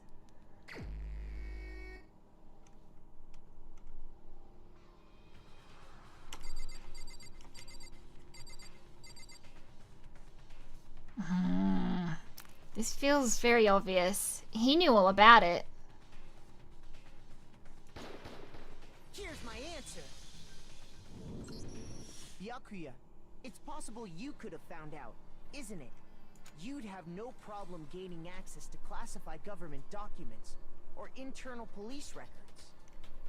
Plus, you'd already looked through the Genocide Jack file before this all happened, hadn't you?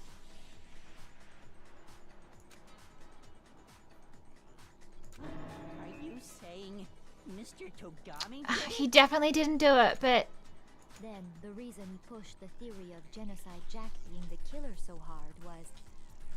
I generally have no idea who actually did do wanted to pin this. the crime on her. to disguise it and make it look like I put my stamp There's on so much that's being ignored.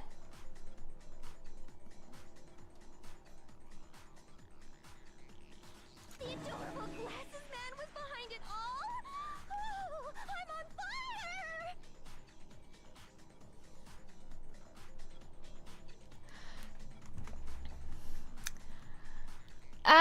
Mystery is not something I'm very good at because I'm not very good at figuring it out. So I just feel kind of stupid, but I am enjoying the game.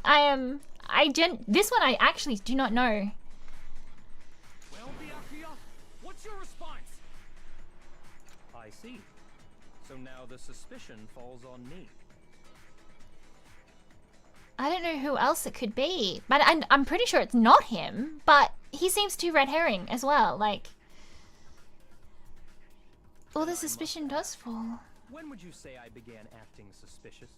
Surely you must have an answer.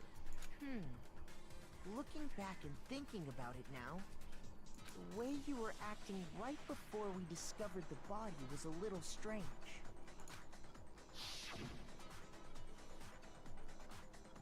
And the locker rooms. They're very suspicious indeed, wouldn't you agree? Huh? Suspicious? Seems no one searched the locker rooms. Let's start with the girls. You wanted to go to the girls' locker room right away, right? But since you're a guy... I should have naturally thought of the boys' locker room first. Is that what you want to say? The victim was Chihiro, a girl. I said we should check the girls' locker room. Nothing strange about that, I'd say. On the contrary, there's something very strange. Okay then, what's so strange about it? Go ahead, share with the rest of the class. It's a clear contradiction in what Byakuya just said. I need to make it clear to everyone.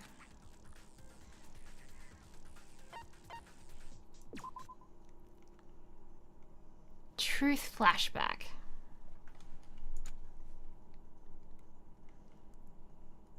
Aim at a weak spot and hold down the left mouse button.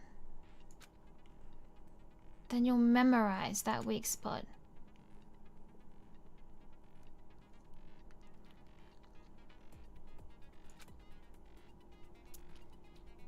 If you shoot or change the truth bullet, it will disappear from your truth cylinder.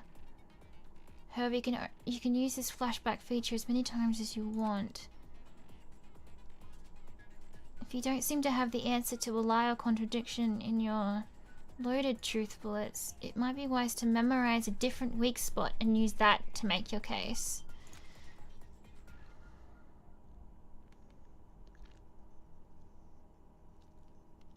When's the best time to flashback? Well, you'll just have to use your keen wits, won't you? Keen wits. I do not have those. In this case though, so that if you don't use a flashback, you won't be refuting anything.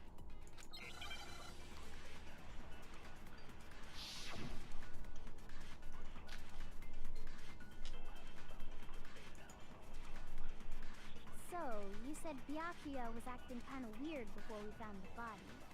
But he was acting weird... how? If you're presented with the opportunity to check out the girls' locker room, you absolutely take it. Gross. That's a natural reaction for any guy. The victim was Chihiro, who was a girl. So of course I would suggest we check the girls' locker room first. There was no time for pointless distractions.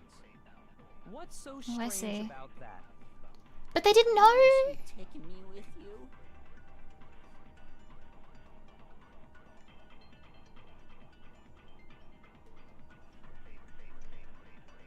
I realize there's a clear contradiction there.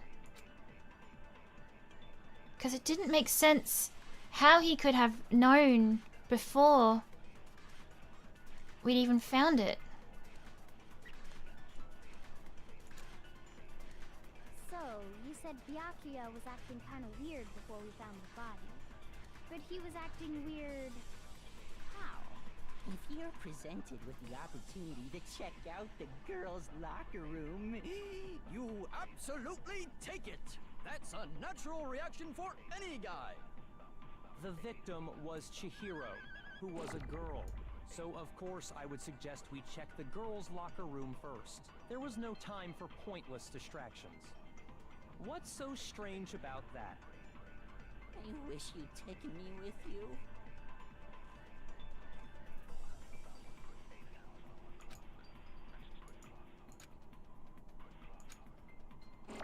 So, you said Byakuya was acting kind of weird before we found the body. But he was acting weird... how? If you're presented with the opportunity to check out the girls' locker room, You absolutely take it! That's a natural reaction for any Shut up, here for me.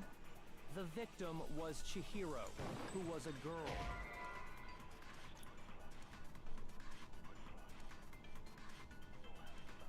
What? You think there's some mistake lurking in what I just said? Oh. So, you said Byakuya was acting kind of weird before we found the body. But he was acting weird... how? if you're presented with the I'm opportunity confused. to check out the girls' locker room, You absolutely Oh. take it!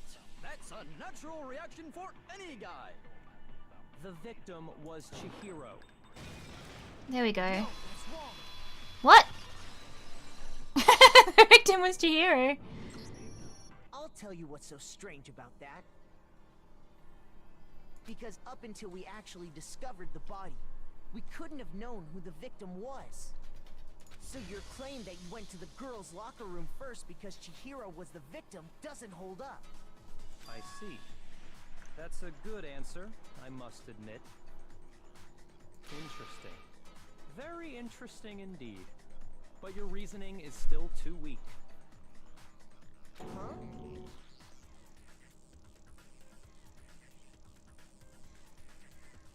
What's wrong? Is that it? Surely you've got more than that. Go ahead. Show us.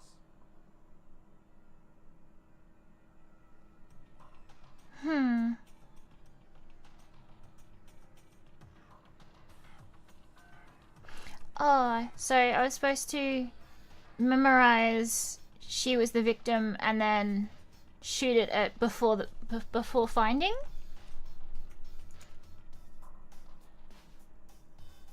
What's with his attitude? He's trying not to die. I've got him cornered, but he's acting like it has nothing to do with him. What's the matter? You're not finished already, are you? There must be more to it. There is. I think. There is more to it. Think about it.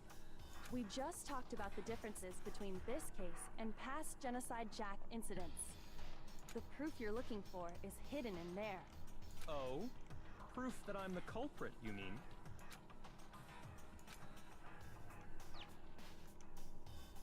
The differences between this case and the other Genocide Jack murders. Evidence that proves Byakuya is responsible is hidden in there? What could it be?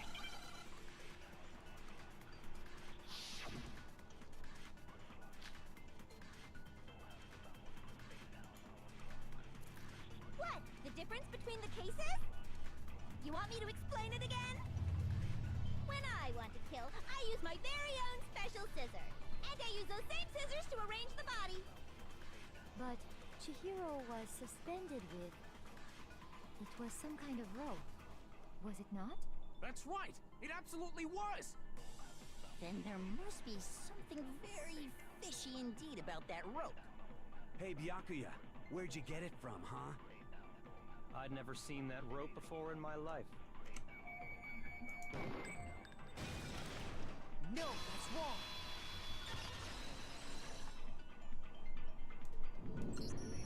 Actually, I'm pretty sure you have seen it before. Because, you see, that rope, or should I say, that extension cord?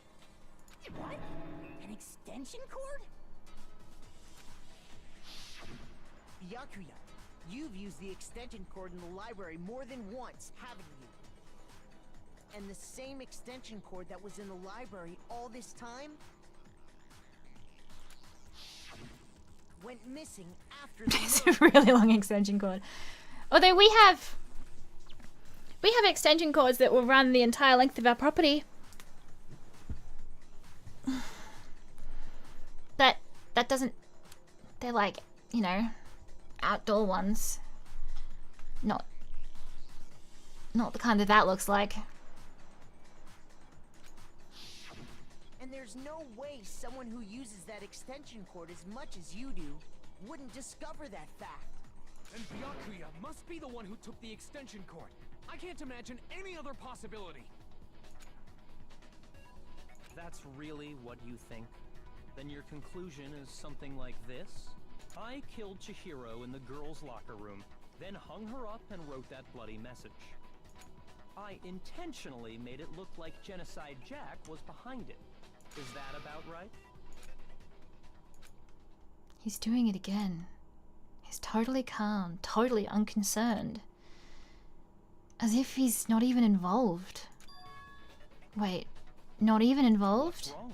I asked you if you think that's what happened. Hell yes, that's what happened. So that's it, right? Byakuya's the killer. I don't disagree with not disagreeing. He kept calling this a game, right? So he'd be totally willing to do something like this to win. I don't... Sorry, but could we hold on just a second? I think we need to talk about this a little more. Huh? Do we really need to? We've already decided who did it. Wow, wow. But still, there's something that's still bothering me. The fact that everything was switched between the... Right. And what, pray tell, is still bothering you? I killed her in the girls' locker room, then disguised my crime. Specifically, I dressed it up to make it look like it was the work of a homicidal psychopath. What about all that bothers you? Wait. What was that just now? Something's not right. Chihiro's body was definitely found in the girls' locker room, but does that mean... Can I really just accept what Byakuya said as the truth? No, I don't think so. There's definitely something off about what he said. It's the scene of the crime. I got it! You say you killed Chihiro in the girls' locker room, right?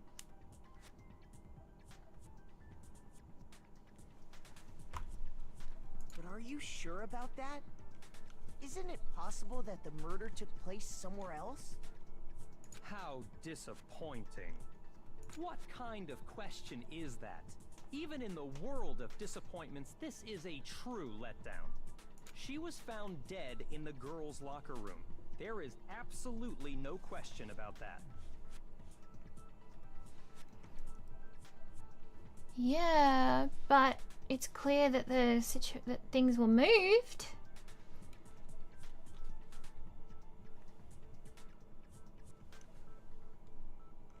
How could the scene of the crime have been anywhere else? Well, I think it's entirely possible that she was killed somewhere else, then carried there later, along with the rest of the murder scene. The rest of the murder scene? Ooh, he's confused now. I like that. That was awfully specific. Please tell me you have a reason for saying all of that. I believe I do. Hey Byakuya, did I just take you off guard? When the story suddenly moved to the crime scene, Byakuya, who'd been so confident up until now. Maybe Byakuya never even realized the actual scene of the crime could have been somewhere else. Hey, don't just move on without permission. What do you mean she was killed somewhere else? Come on, Makoto. If there's any chance the murder took place somewhere else, let's see the proof. The evidence that shows the murder took place somewhere else.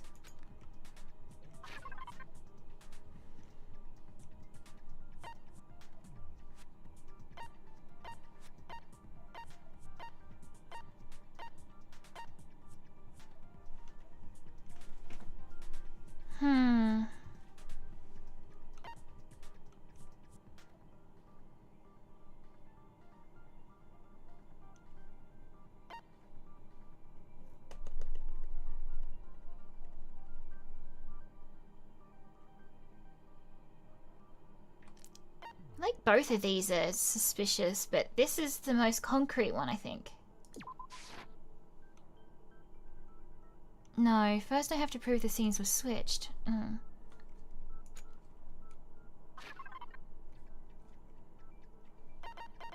Well, that was switched. I got it! The proof that she was killed somewhere else is the poster that's hanging in each locker room. Your proof is some posters? The poster in the girls' locker room was a picture of a big-boobed supermodel. But don't you think that's kind of strange? Why would the girls' locker room have a poster like that? I bet those massive jugs of hers were totally fake!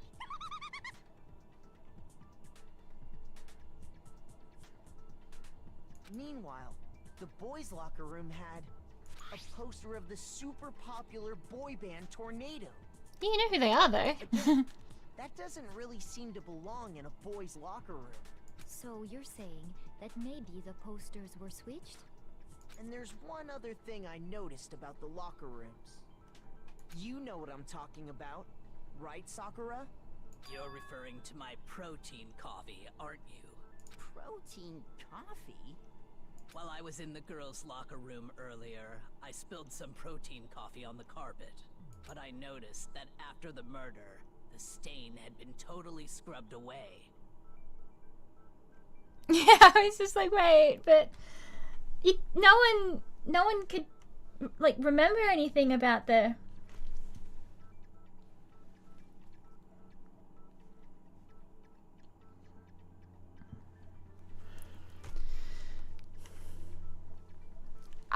I thought it would be the carpet because when I asked about the posters, no one knew.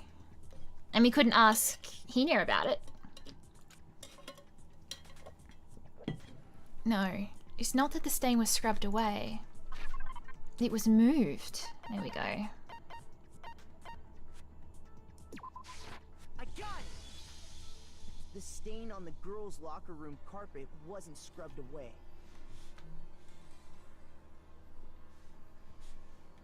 In fact, I found it on the boys' locker room carpet. That's definitely the stain from my protein coffee. Then, does that mean that the carpets were switched too? But why would anyone do that? To move the murder scene from one locker room to the other. It's certainly plausible, don't you think? What? In other words, in order to completely swap the scene of the crime, the bloodstained poster and carpet were moved along with the dead body. By doing this, the killer was able to change the entire room where the murder took place.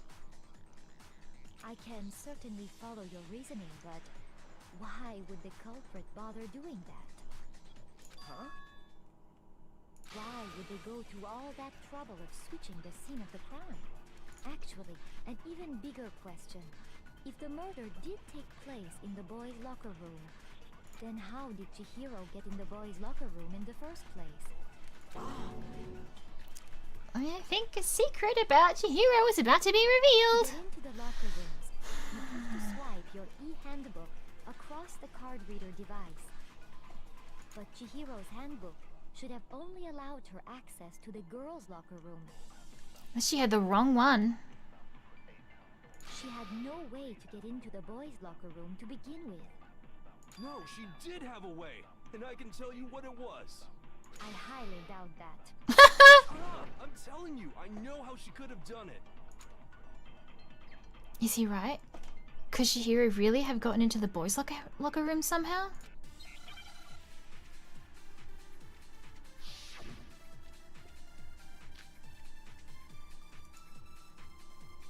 Is it really possible?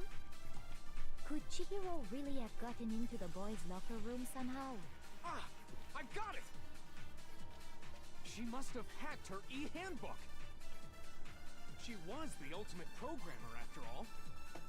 I'm sure that would have been no problem for her. No, I don't think that's it. She used the thing that was in the main hall. Huh? What thing? I'm talking about Leon's handbook, of course. Oh. I think that was the wrong place to snap. No, I don't think Chihiro used Leon's handbook. Why not? Because Leon's handbook was broken. Oh. Well, then, yeah, I guess that'd be pretty impossible, huh? I am struck silent by how quickly you gave up. Plus, isn't there a regulation against using someone else's handbook? Actually, the rule states that loaning your handbook is prohibited. It says nothing about borrowing one. In other words, you could borrow a dead person's handbook all you want, and you'd be safe. Yup, yup, yup. Hit the nail square on the noggin. Of course, if it were broken, that wouldn't make any sense anyway. So then, she must have hacked hers, like I said. She used her ultimate programmer skills and... Psst! You can't fix an e-handbook.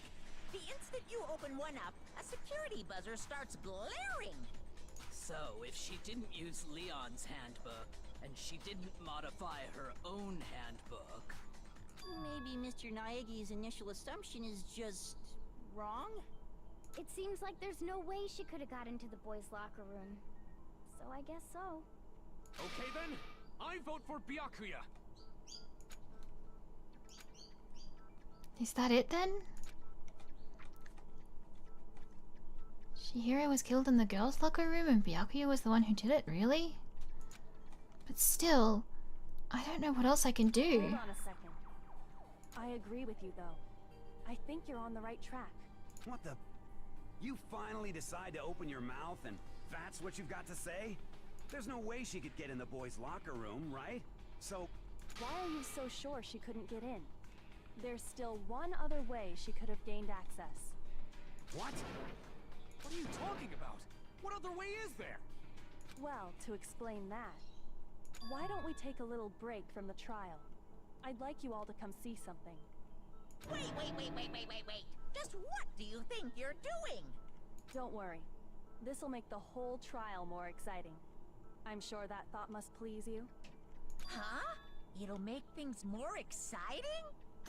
Well, alright then. She got him. Let's declare an official class trial recess. For real? Now then, what is it you want to show us? It better not be boring or I'll be very unhappy. Oh, I have no doubt it'll meet your lofty expectations. So, shall we go?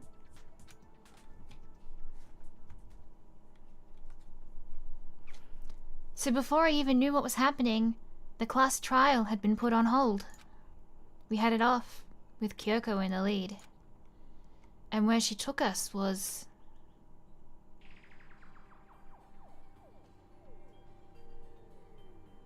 The girls' locker room? We've already searched this place top to bottom. What are you trying to pull, Missy? I'd like you to examine the victim's body one more time. You want to check it again? Be sure to examine the entire body very carefully. Oh. Time. Examine her carefully? Like using our hands? You keep that away from... No way!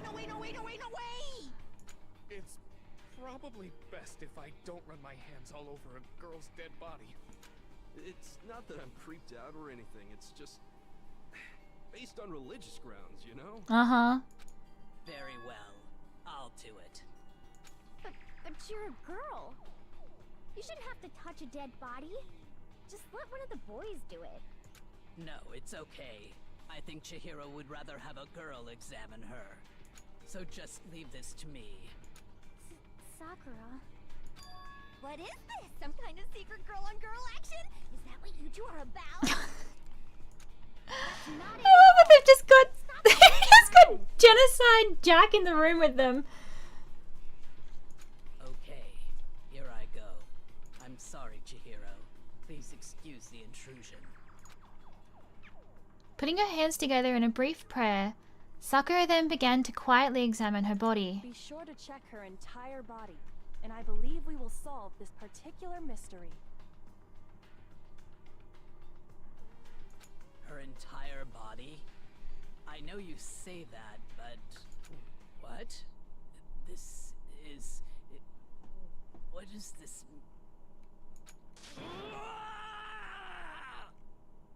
What is it? Not possible. It's not possible. Sakura's eyes were staring wildly at Chihiro's lifeless body, a lifeless form. Her massive frame trembled. This girl is what?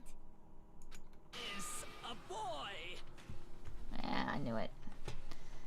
I knew it. I'm just worried about how it's going to be treated.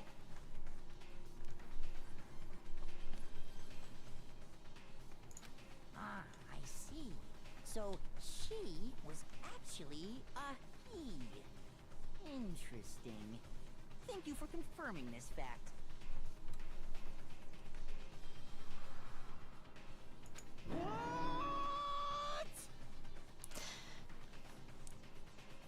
Treated as in it is...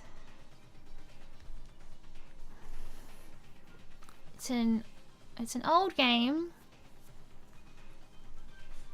And...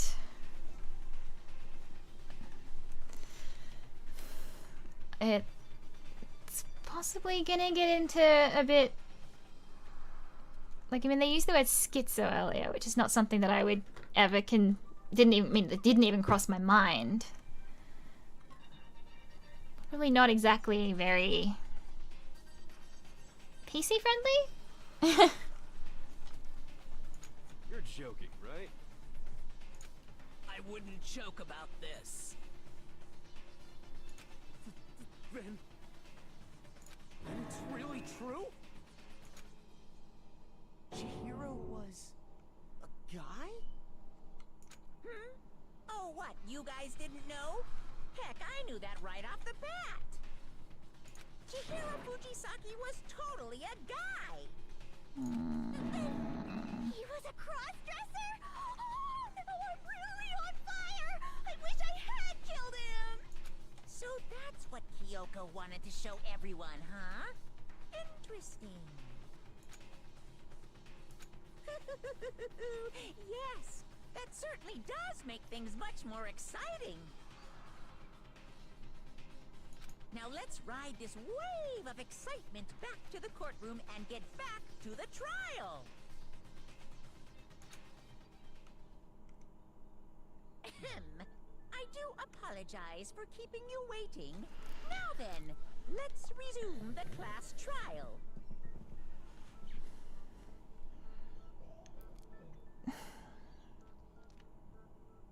There's still the issue that if Chihiro was killed in the boys' locker room and then moved to the girls', whoever did it was able to get between both. Or there was two people who did it.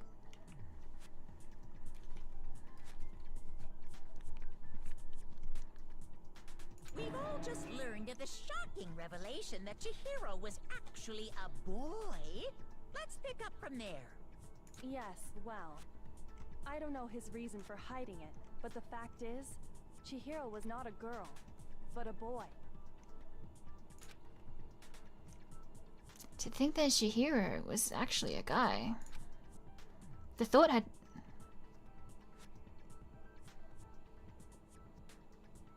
Yeah.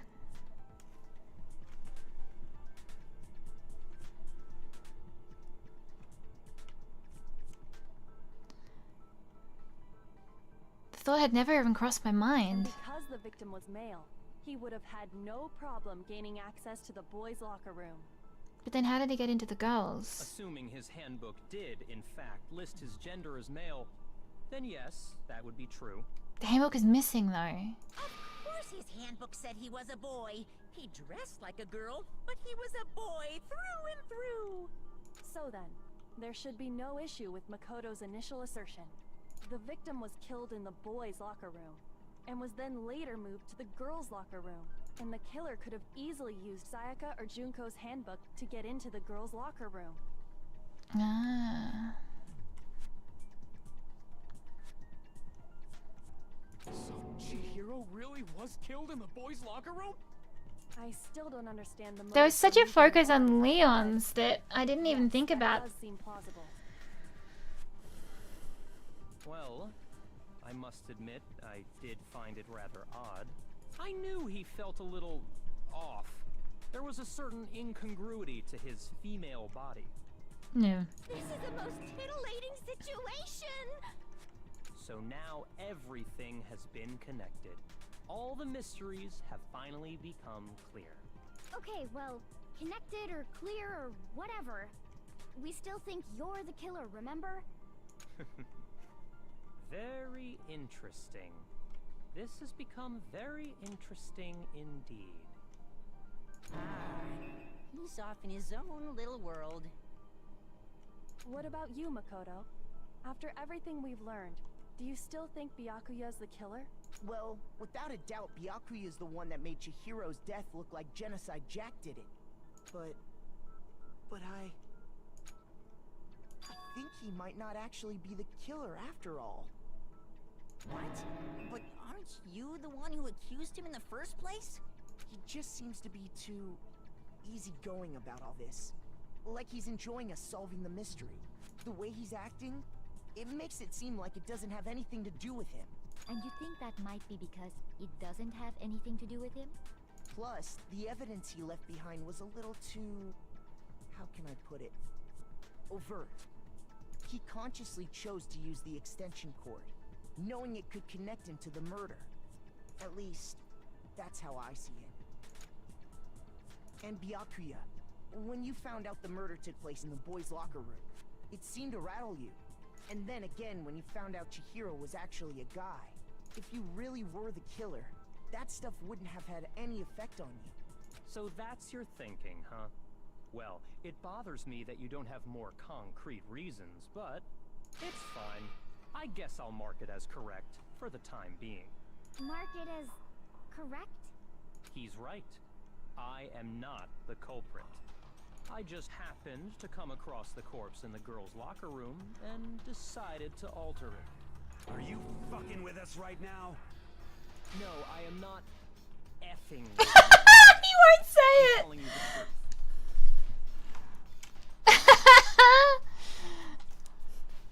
Well, I find it very hard to believe. Go ahead.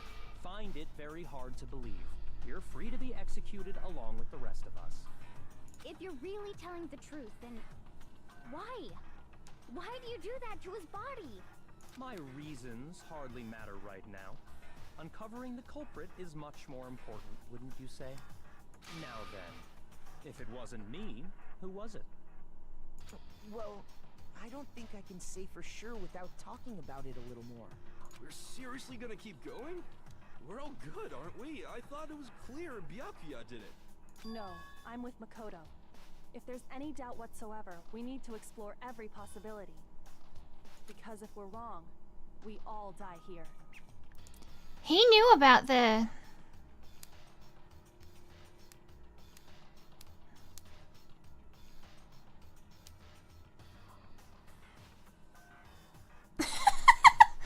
Dance, dance, dance, and a dance, dance, dance. Oh, I'm gonna have that in my head now.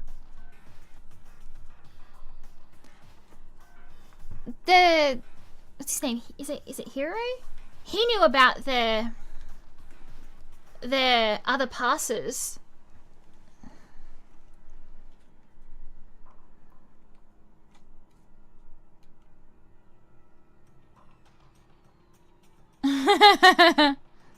That's true. Very well then. I'm with you too. Damn straight. Count me in. Do you not have a mind of your own? Of course I do. What am I, an ant or something? Anyway, let's discuss this all as a group one more time. We still have time to make our decision.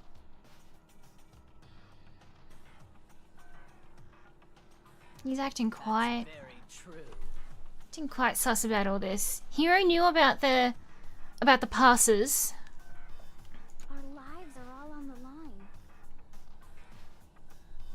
Excellent. Then shall we resume our game of hide and seek? Byakuya didn't do it.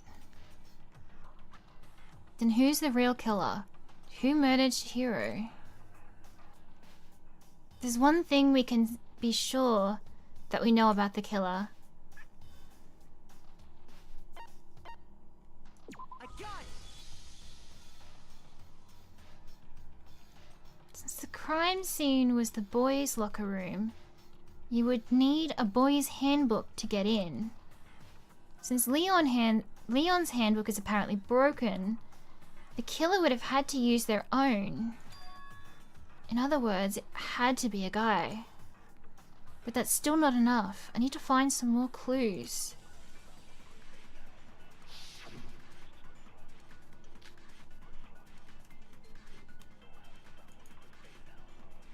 Isn't there a single clue that might lead us to who did it? Well, clues are one thing, but... He's acting kind of shady. Look at the killer? I'm sure if someone saw the killer, they would have said something by now. Perhaps someone saw the victim at some point. Even that might be enough for now. Yeah. All we need right now is any kind of new info. It's over. It's Oh. all over. You want to know who saw the victim? The killer. And only the killer. No, that's wrong.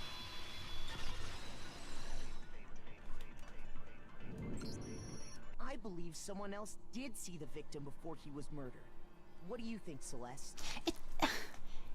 It bothers me that they're suddenly using he pronouns. Just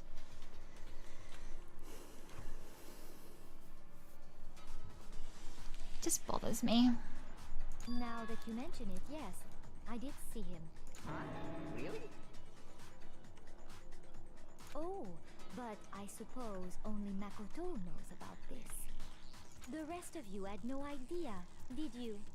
That is why you're all making such ugly noises. Whatever! Just hurry up and tell us! It was last night, right before nighttime. I saw Chihiro in the dormitory warehouse.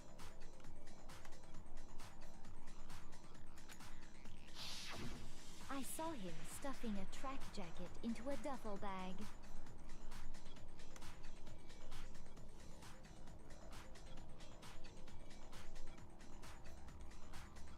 And then, I assume, he headed off to exercise. A track jacket and a duffel bag? But we didn't find anything like that at the murder scene. It seems likely that the culprit destroyed them to get rid of any evidence. And that is when he said something that struck me as rather odd.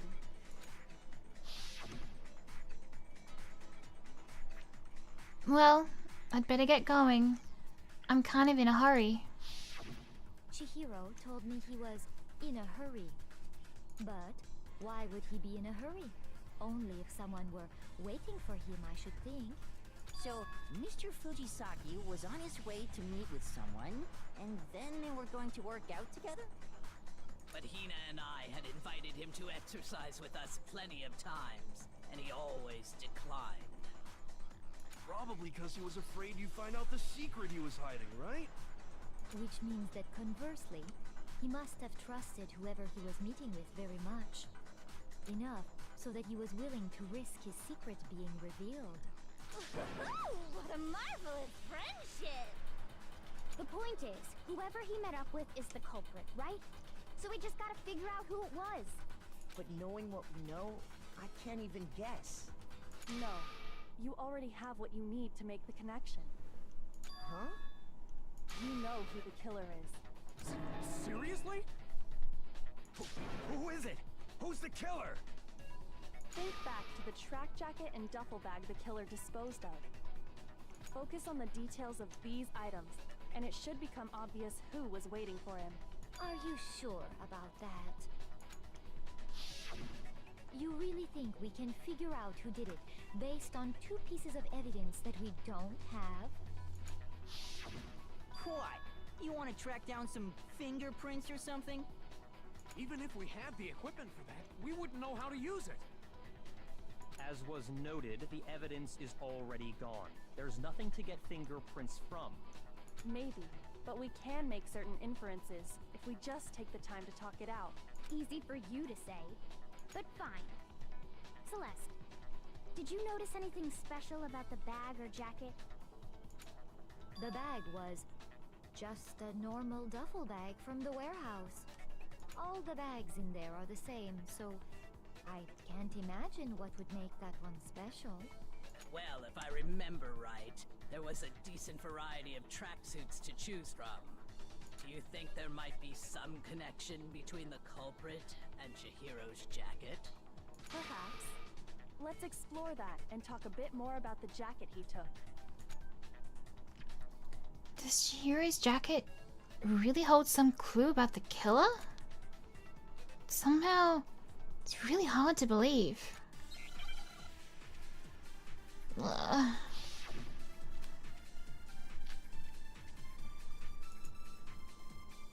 First of all, we know where Chihiro was headed.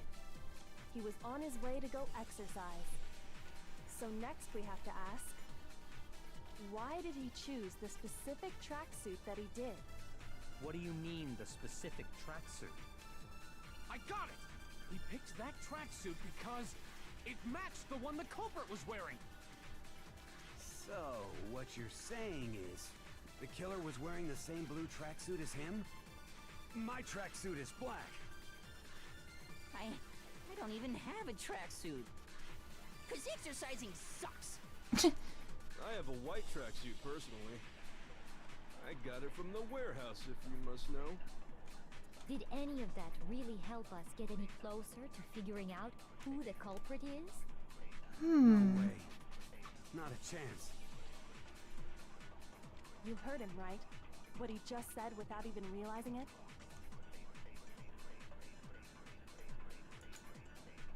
She's right. What he said just now is really odd.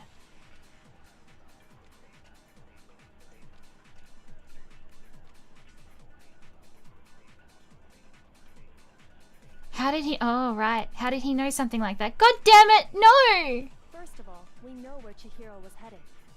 He was on his way to go exercise. So next we have to ask, why did he choose the specific tracksuit that he did? What do you mean, the specific tracksuit? I got it! He picked that tracksuit because it matched the one the culprit was wearing.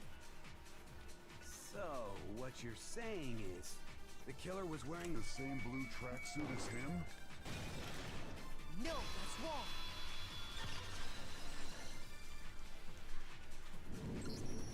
Hold on a second, Mondo. What did you just say? Huh? What'd I say? When Celeste testified a few minutes ago, she said...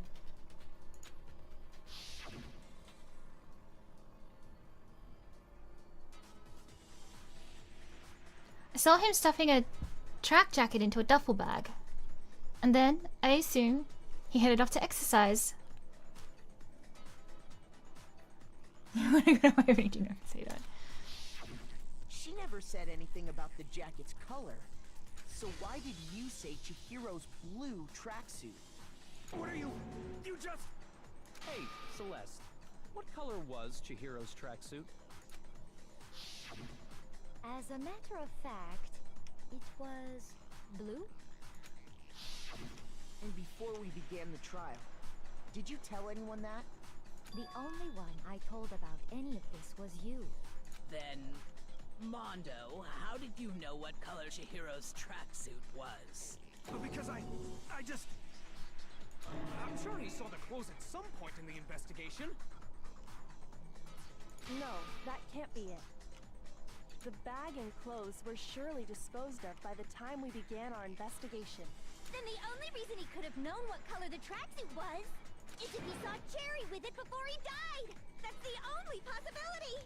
Cherry? Are you talking about Chihiro? So, how about it? Did you see the tracksuit or didn't you? Just by chance. I just happened to see it last night. He walked past me, and he was carrying the tracksuit in his hands. No, that can't be it either. According to Celeste's testimony...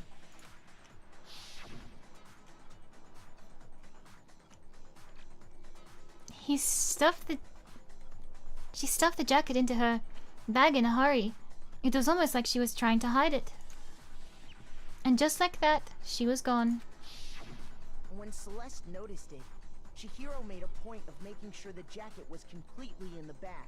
If you just ran into him briefly, you couldn't possibly have seen what color the tracksuit was. Mondo! Your own grave. Perhaps. But you handed him the shovel, didn't you? That's why you said what you did. Focus on the tracksuit and it'll be obvious who he met with? What a bunch of nonsense. Ah, now I understand. It was all one big bluff, wasn't it? Your true intention was to draw a slip of the tongue from the culprit. That's why you said you knew who did it. To put them on edge. That's right. However, Mondo was my target all along. I had my suspicions about him from the very beginning. But why? What made you so suspicious? That's a good question. Because I hate him. The way he was acting.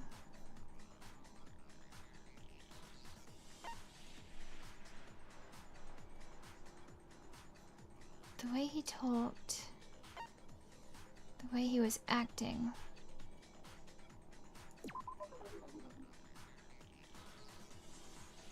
There was a certain turning point that tipped me off.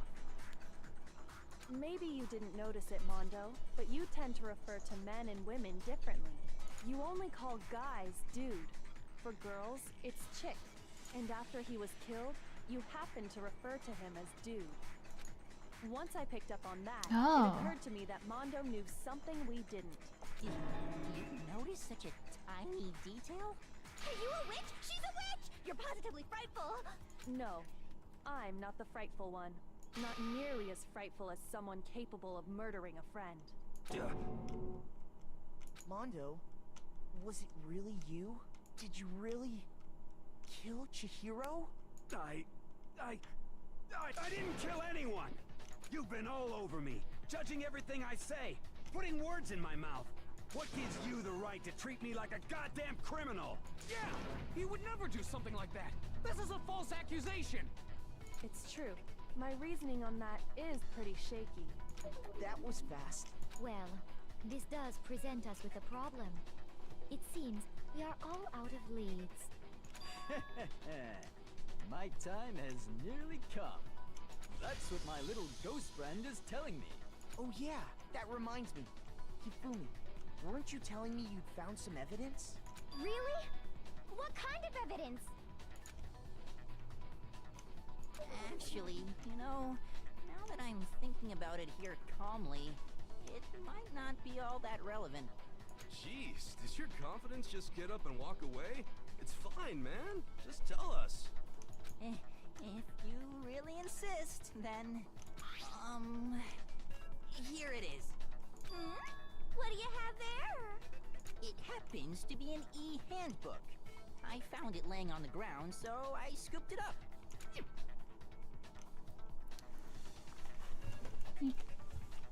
Found it on the ground, right? Then it must belong to...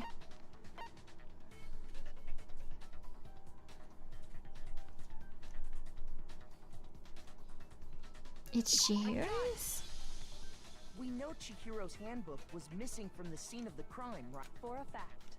For a fact indeed. I was totally sure I'd found it. Then it must hold some clue about the culprit, right? Well, that's what I was hoping. But it's busted. It won't even turn on. I imagine the culprit broke it to get rid of any evidence after the murder. That's odd. I didn't think the handbooks were quite so fragile. You're right. They're not. They're totally waterproof and shock resistant. It would take an awful lot to break one. And yet, this one does appear to be broken, as is Leon's, sitting useless in the main hall. For all your confidence, that is a remarkably high failure rate. Do you think there might be some kind of mystery in there somewhere? How, precisely, did the handbooks get broken?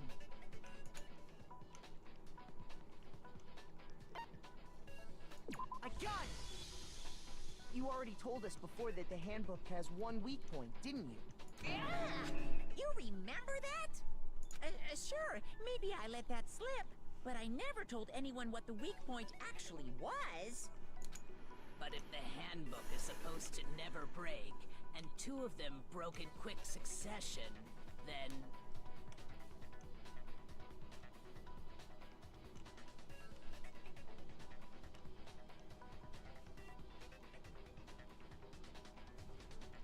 Then we can only assume that someone's figured out its weakness. You know what the weakness is, right, Monokuma? So, what is it? Huh? You're asking me?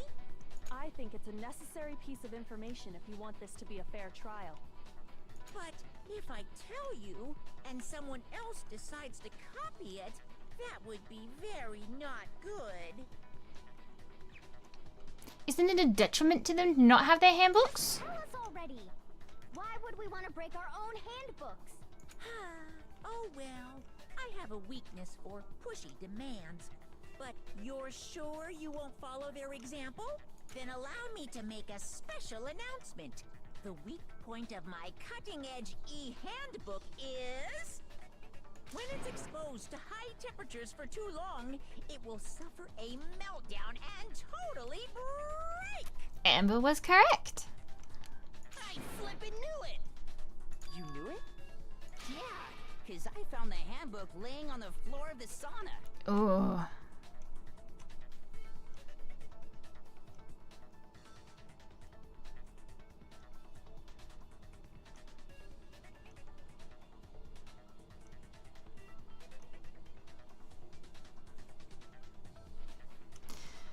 He could have swapped it for Leon's.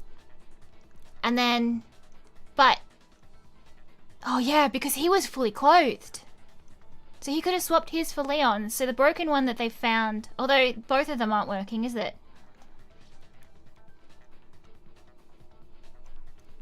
The temperature in the sauna can reach over 200 degrees. Strange how you don't get burnt, huh? It's because as your sweat evaporates, it creates a cooling layer of air around your skin. If the hot air of the sauna were somehow pushed directly onto your skin, you'd definitely get fried.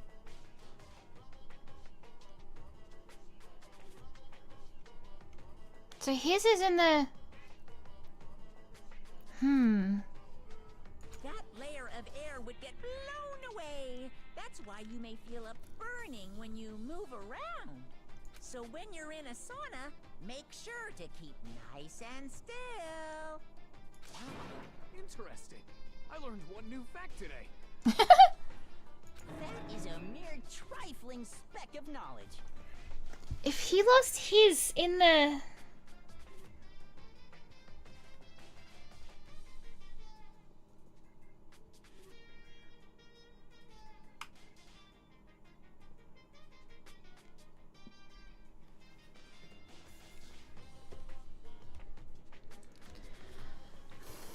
If he left his... Yeah, that's a conundrum, isn't it? Anyway, if you found the victim's handbook in the sauna...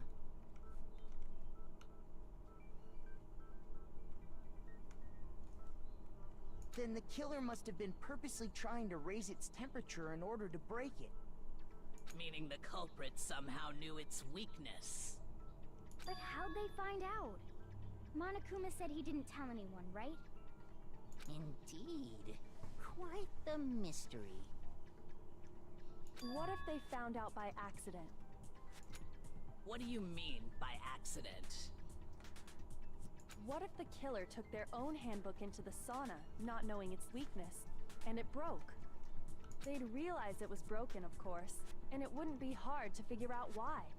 And once they had Chihiro's handbook, they knew they had an easy way to dispose of it. I won't say it's not possible, but who would have done something like that? I don't know of anyone who took their handbook into the sauna. Mondo.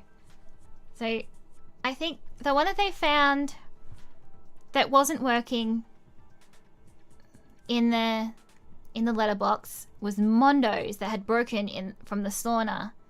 So then this one is Chihiro's that was attempted to be disposed of. So Mondo has Leon's, I think. I might know someone who did. Whoa! Seriously? I think the one who may have taken their handbook into the sauna was...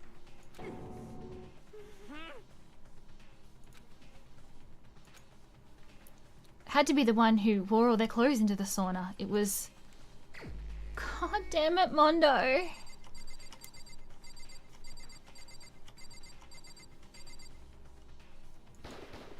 Here's my answer. Mondo, your handbook got broken in the sauna, didn't it? What? Why? Why do you keep accusing him? Mondo and Taka had an endurance contest in the sauna not too long ago, remember? Mondo, Before the contest, how could you? Mondo just so happened to keep his school uniform on. This is so upsetting. But little did he realize, he'd also left his handbook in one of his uniform pockets. And when it was all over, Mondo discovered that taking your handbook into the sauna could easily destroy it. No, wait, hold on. You've got it all wrong. He would never kill. I don't accept this. Show me the proof. The actual solid proof. I mean, I don't want to believe it either, but I found something that proves it beyond a shadow of a doubt. Did he?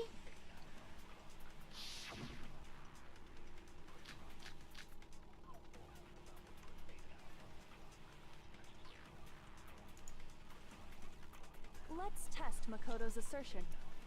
If what he says is correct, then Mondo, you broke your own handbook. In other words, if Mondo's handbook is actually broken, then that proves that what Makoto said is right. Well, my goddamn handbook works just fine. See? Look, Makoto was wrong after all.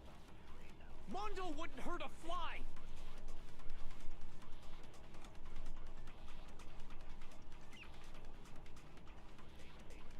If I can just prove it, then that will show that the handbook Mondo has must actually be... Let's test Makoto's assertion. If what he says is correct, then Mondo, you broke your own handbook. In other words, if Mondo's handbook is actually broken, then that proves that what Makoto said is right. Well, my goddamn handbook works just fine. Oh! See? Look! Makoto was wrong after all. Mondo wouldn't hurt a fly.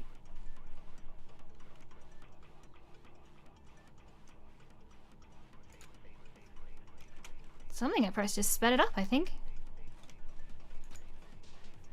Let's test Makoto's assertion. If what he says is correct, then Mondo, you broke your own handbook.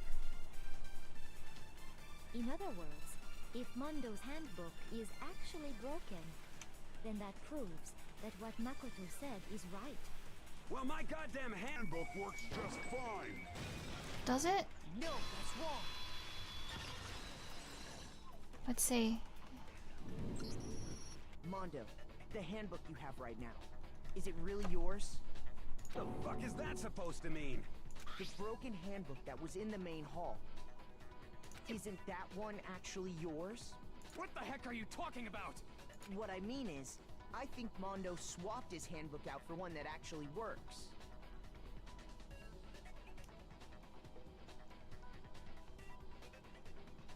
I think he took Leon's handbook and replaced it with his own.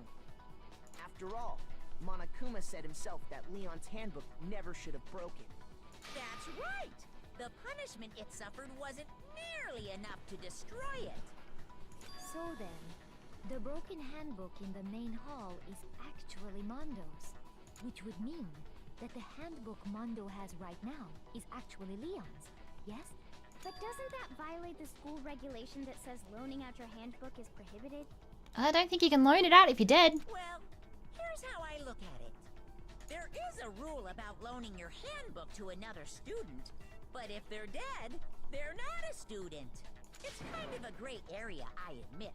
But no worries. If anything, it just makes things more interesting. As such, I decree that exchanging handbooks with a corpse is not a violation of the rules. Well, Mondo, if I'm wrong about this, you're welcome to say so. I'm happy to admit I made a mistake, but... Son of a bitch! What's wrong, bro? Come on! Tell him he's wrong! You are wrong! You have to be wrong! Everything you just said is wrong! You made it all up! Okay, then why don't we look back on this case one more time, from the beginning? That way, everything will become clear, and we'll all see if I was right or wrong. Why? Why kill though? Oh no.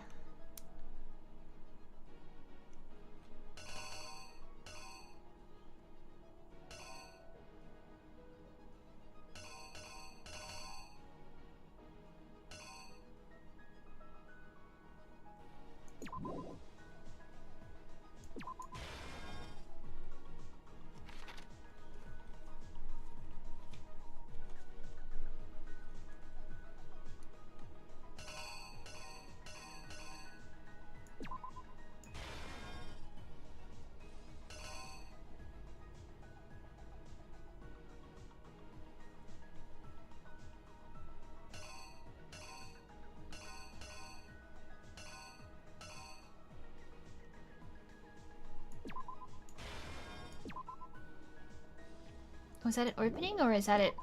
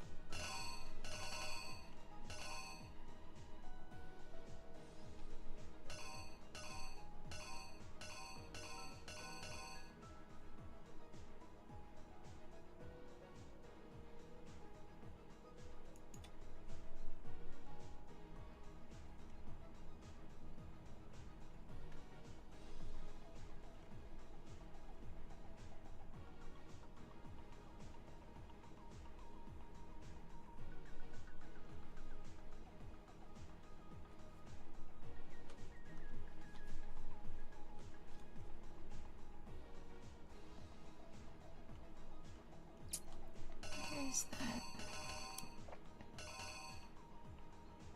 There we go.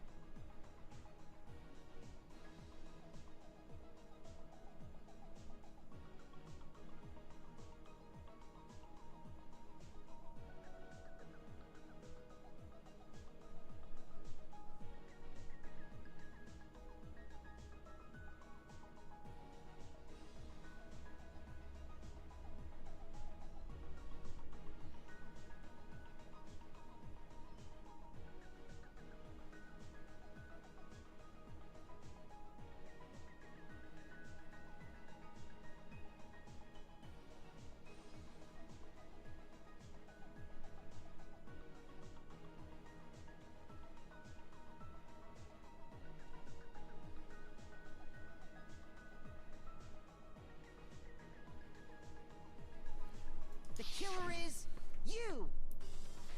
First, let's take a look back to before the incident.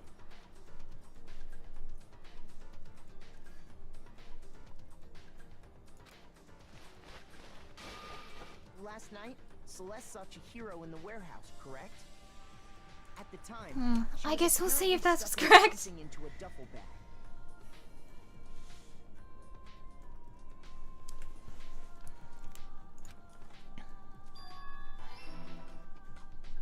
That something was a blue tracksuit. You can confirm this, right, Celeste?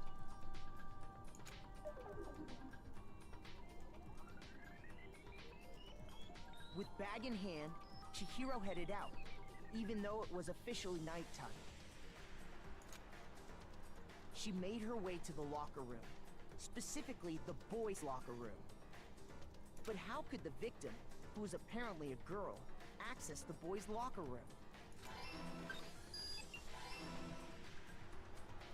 Simple, because she was really a he, which is why he was able to use his own e-handbook to gain entrance to the boys' locker room.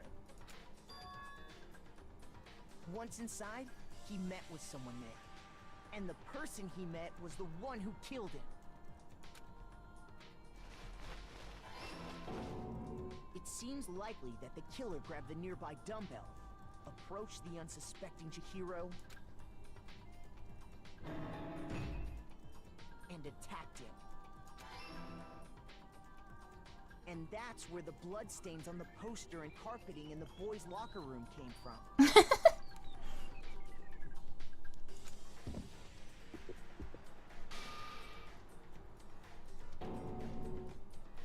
It was likely in the heat of the moment. The body was arranged, but the murder itself felt unplanned. Which is why the killer hurried to try and hide the act. First, pulling up the bloodstained carpet. Then, removing the bloody poster.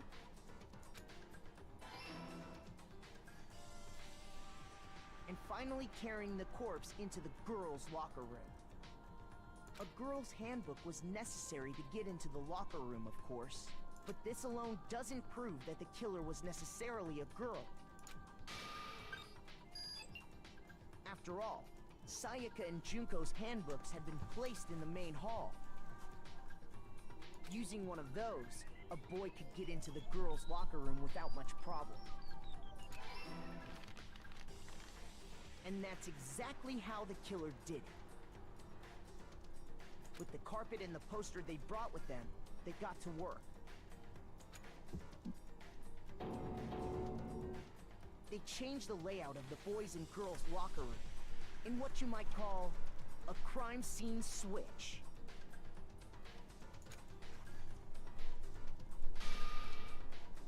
That could have been the end of things, but no. Byakuya discovered the body and decided to... How did he intervene in the discover the situation, body though? making things even more complicated. So, after stumbling on the crime scene, he went and grabbed the extension Was the cord door from left library, open? and then he got to work.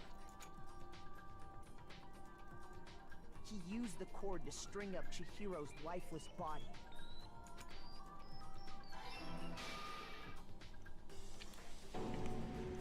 So he's the one with the fancy ass handwriting. Own blood, he left a grisly message there at the scene of the crime. He wanted to create the illusion that Genocide Jack was responsible for the slaughter. And around the same time that Byakuya was putting together this facade, the killer, having already disposed of Chihiro's bag and other belongings, arrived at the sauna. There, they planned to destroy the last piece of evidence, Chihiro's handbook.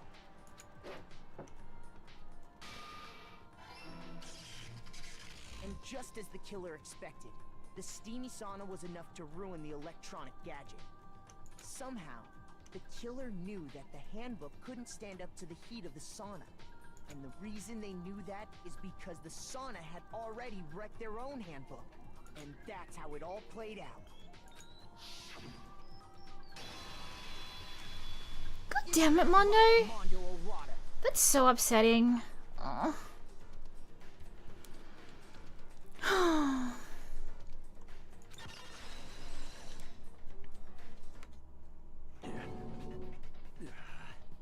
Wait.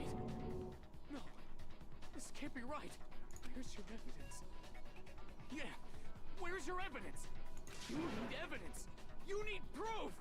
Without any proof, you can't pin any of this on him.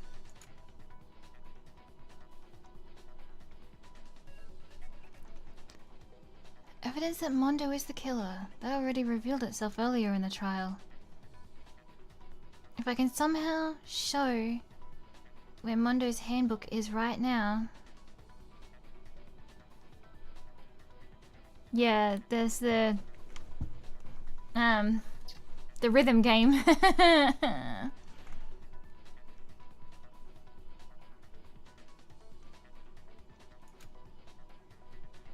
Once I do that, everything will become clear.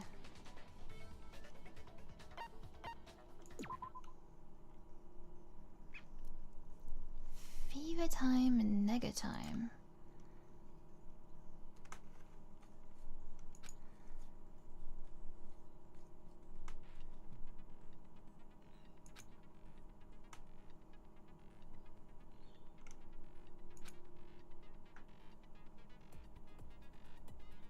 I can push what?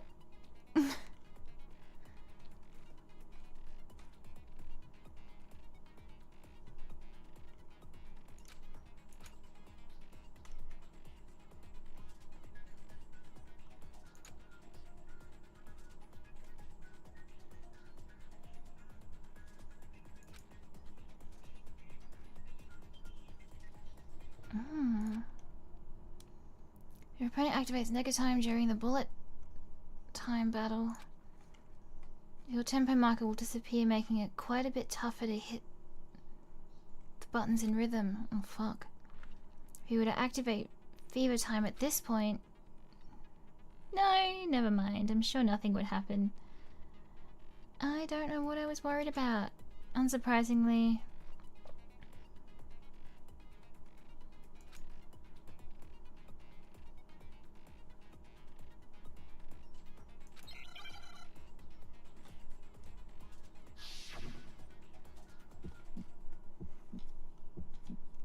Show me some evidence. You're wrong. I won't listen. I refute you. False. Show me some evidence. I won't listen. False. I refuse to vote. Show me some evidence. You're wrong. I won't listen! I refute you! False!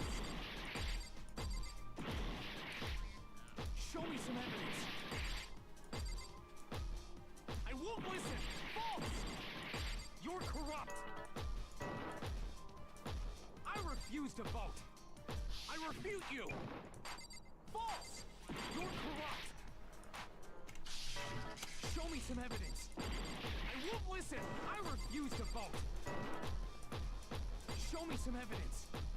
You're wrong! I won't listen! I refute you! False! Show me some evidence! This should prove it.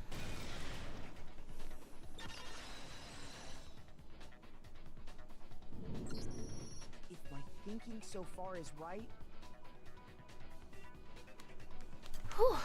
Mondo must have replaced his broken handbook with Leon's. In which case, we can just check each of our handbooks right now. Once we do that, we'll... We don't gotta do that. Huh? Yeah. Yeah. I did it.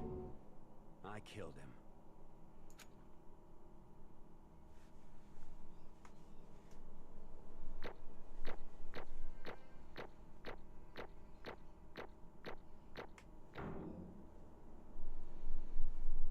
Whew.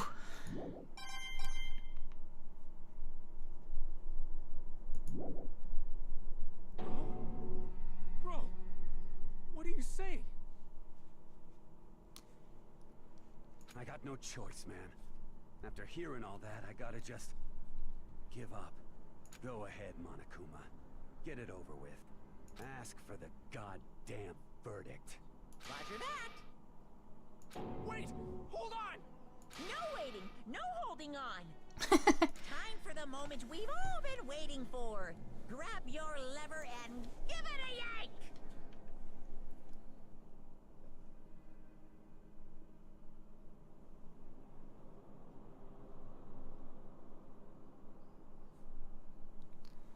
Who will you elect as the Blackened this time around? Will you make the right choice? Or the what's it gonna be? What's it gonna be?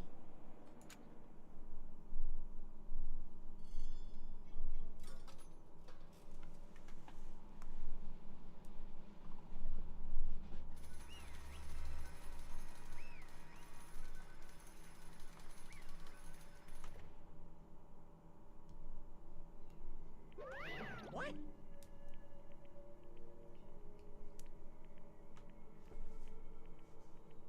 Uh-oh. This time it looks like you got it right again. Yes, it is so. The Blackened that killed Chihiro Fugisaki was Mondo Owada. Mondo! In case you're wondering, the vote was not unanimous. Kiyotaka chose the wrong answer. You're treading very close to the danger zone, Mr. Ishimaru. You need to be more careful. I refuse to believe it.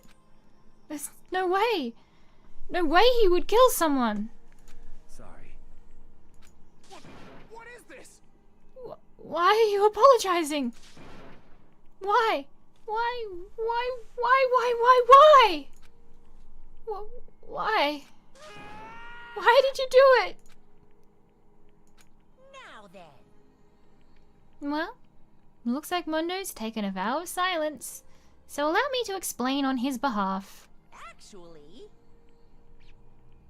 the story of the murder this time is the sad story of two men. Oh, but for anyone who doesn't really want to hear it, you can hit the control key to fast forward the text.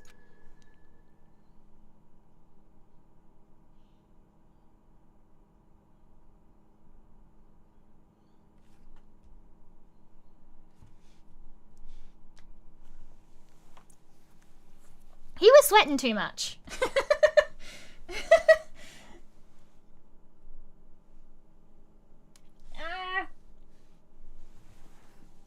Baby.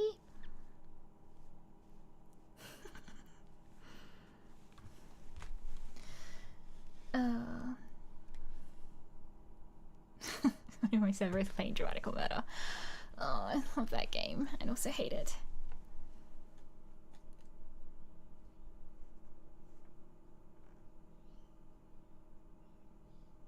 Yeah, that's unfortunate for him. They bonded. And it was his very bonding that got Mondo caught.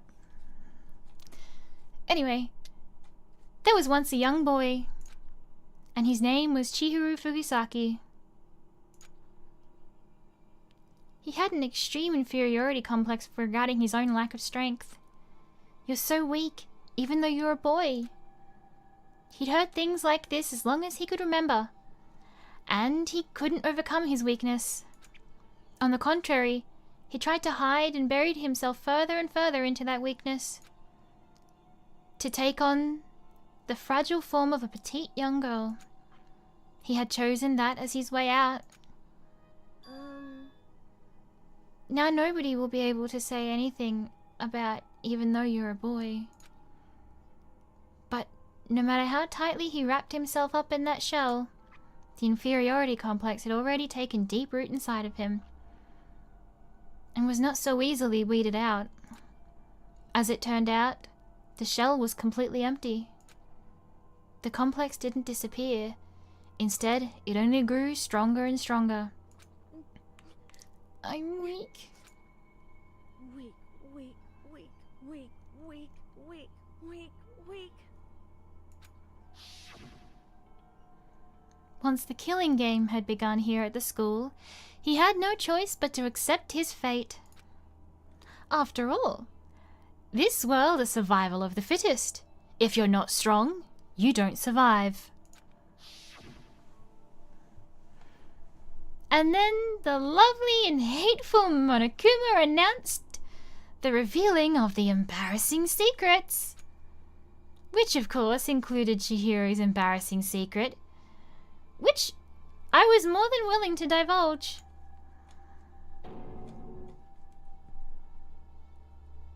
Even though he dresses like a girl, Chihiro is actually a boy. Hey, And that was something Chihiro couldn't let anyone find out, no matter the cost. If that was revealed, it would be the end. The hardened shell would crack, the armor would fall away. Without a doubt, those around him would torture him more than ever before. Everyone figured being thrust into such a dilemma must have sent him spiraling into despair. And yet... I'm sorry. I don't really want to talk about it right now. But But I also don't want to leave things the way they are, so maybe I can talk about it later. After I try my best to become strong, then I can tell everyone. Annoyingly, he used the threat of discovery to motivate himself to become stronger. that's right. Now's my chance. I want to change. I'm going to get stronger and accept who I am. Strong enough so that when everyone says, even though you're a boy, it'll be okay. I'll get better. And with that thought at the front of his mind, he resolved to take action, to take immediate action. And so... that day, he made the commitment to begin exercising. He prepared to retrain his mind and body. But sadly, that would be the first and only chance he would get at it. hey, When he'd decided to start exercising, he thought it would be good to ask for someone's help. But he wanted to tell that person his secret first, and then ask them to help him from there. And the person he went to... Yeah, that's right. it was me. Yep, it sure was. The biker gang fella that had been painfully clear about how important his manly promises were. So Chihiro probably figured that even if he confided in Mondo, his honor would make him keep the secret. Plus, Mr. Macho Mondo was the very symbol of strong man that Chihiro had always aspired to. Maybe talking to Mondo about it is what helped give him... Maybe talking to Mondo about it will help give me some courage. So... he went and asked Mondo to help become strong. That was his aspiration. And he thought that only with Mondo's support would he ever come close to that. Correct. So then that must be why Mondo did what he did, to keep the promise he'd made to Chihiro. Huh? Did what he did? You mean that's why Mondo carried Chihiro from the boys' locker room to into the girls' locker room? Indeed. Yes, that's exactly what I mean. Wasn't that to cover up what he'd done? Certainly. That could have been part of it, but I don't think it was the main reason. The real purpose was to keep the promise between men he'd made to Chihiro. But how does moving the body keep his secret? Because if everyone knew he'd been killed in the boys' locker room, everyone would then begin arguing how she got into the boys' locker room, right? Once that started up, at least a few of us would have immediately begun to suspect his identity. So, he tried to protect Chihiro's secret by putting him in the girls' locker room and stealing his handbook. See? I did say that it feels like... that it felt like someone tried to protect Chihiro by... with the move.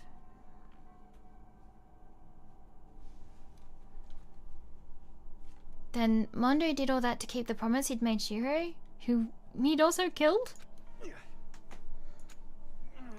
Why would he do that? The more I hear you talk, the more I don't understand. I mean, you guys trusted each other, right?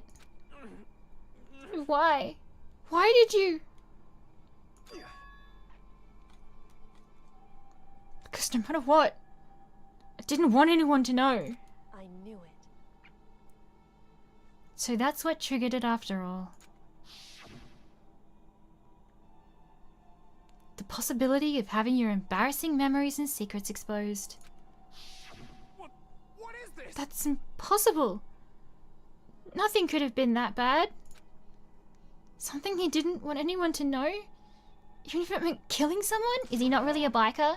Is he a fraud? Can't ride a bike. Got training wheels on still. It's impossible. Don't make me repeat myself. How many times must I repeat myself? To judge others by your own standards is the height of folly. Even if you can't comprehend it, he obviously can. That's all there is to it. Well, while we're on the subject, why don't I tell you? That embarrassing memory, the secret he didn't want anyone to know. You know what Mondo did? Did he get his brother killed? He killed his own brother.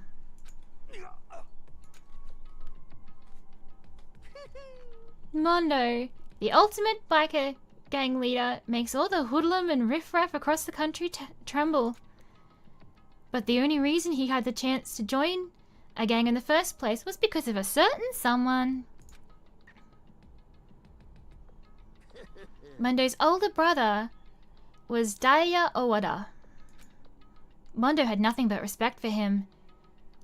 It was because of Daya that Mondo ever got on a motorcycle.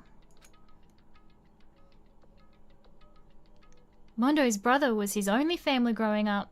He was the only one Mondo could trust or respect. He wanted to measure up to his big brother, so he imitated him in everything he did. Mondo was the epitome of the starry-eyed kid brother.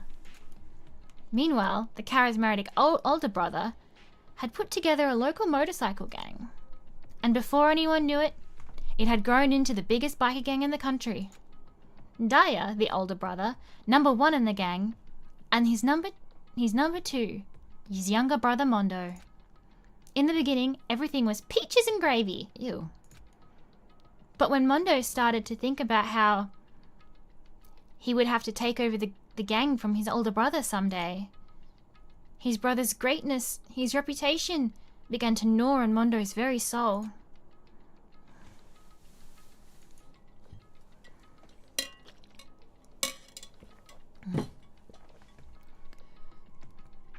The kid's gonna take over for Daya, huh? Daya created this gang with his bare hands. Mondo's just along for the ride. Can someone like that really be our leader? All that'll do is make the gang look bad. Almost every day, Mondo heard the gossip and whispers of the other members of the gang, which is why I gotta get stronger. Stronger than Daya. Once. Just one time. No matter what, I gotta win. I don't care what it takes. I gotta come out on top. And on the night of his amazing brother's retirement ceremony, Mondo challenged him to a street race. During the race, tragedy struck. The kid brother pushed ahead with reckless abandon, eager for victory, and dashed into oncoming traffic. But suddenly,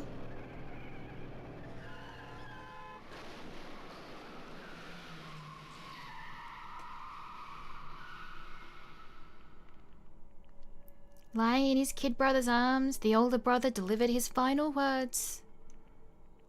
My bad, kid. I fucked up. Sorry. Of course he knew it was his brother's fault, but Daya never blamed him for what happened. Hey, kid. The rest is up to you. No matter what, you gotta keep the gang together. 'Cause it's the team. You and me put together. It's a promise between men.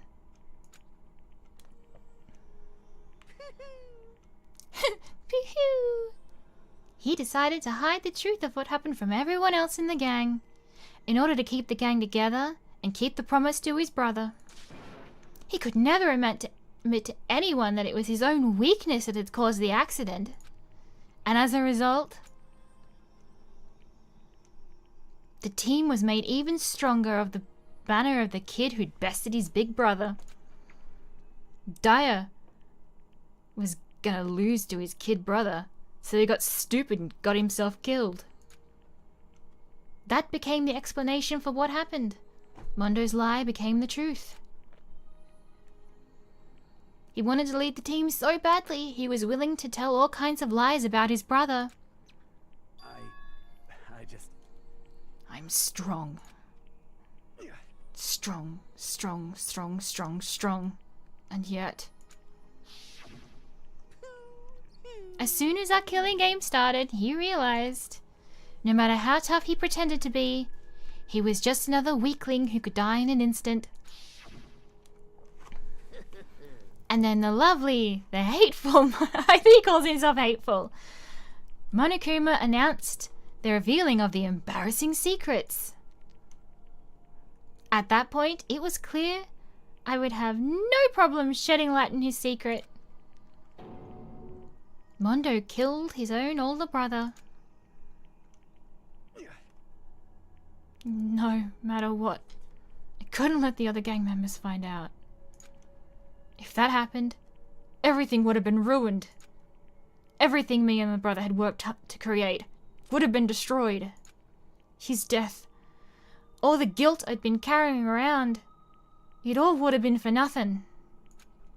So that's why.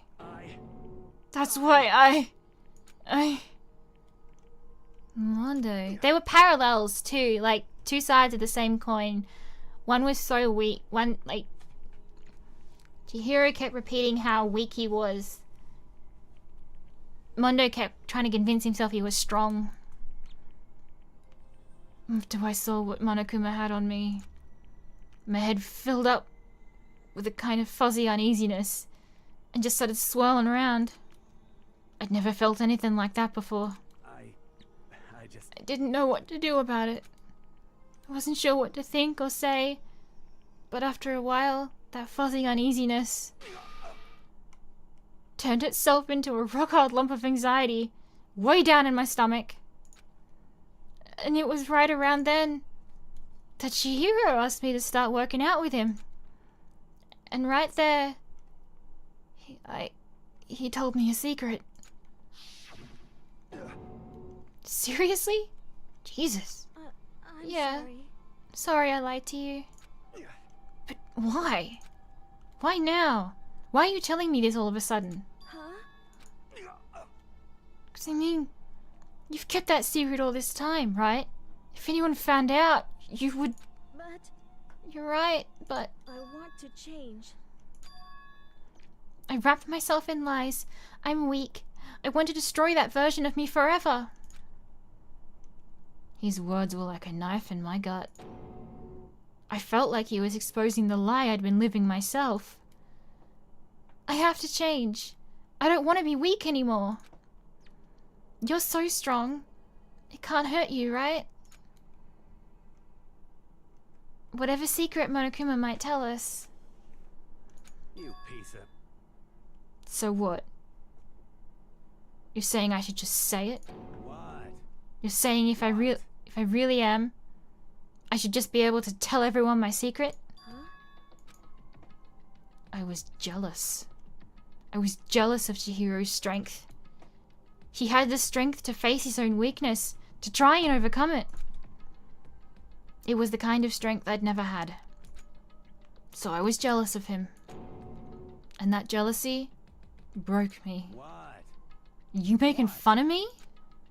I'm strong? You fucking with me right now? No. I'm not making fun of you. You really are strong, Mondo. I felt like I could hear something starting to creak. Something inside my head.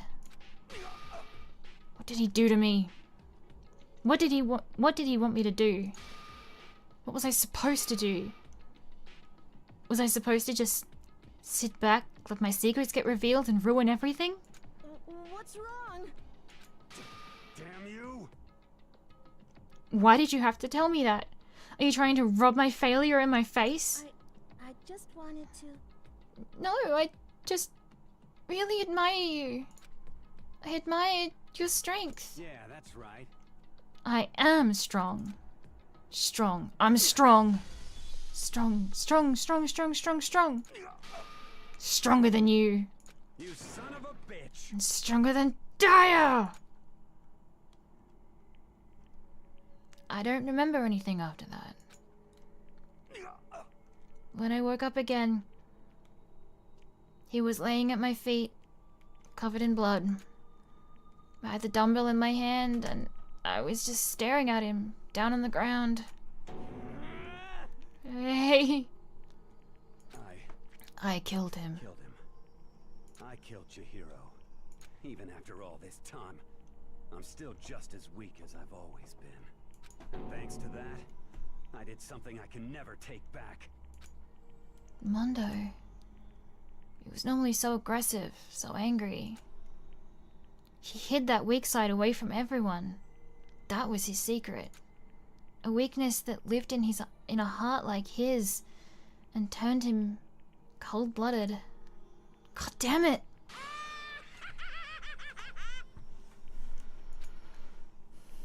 Look at him. You see? You're all just like him. For a secret from the past, for a memory. For that, he killed another human being in cold blood. He couldn't cut free from his regret from the outside world. He doesn't know what true strength is.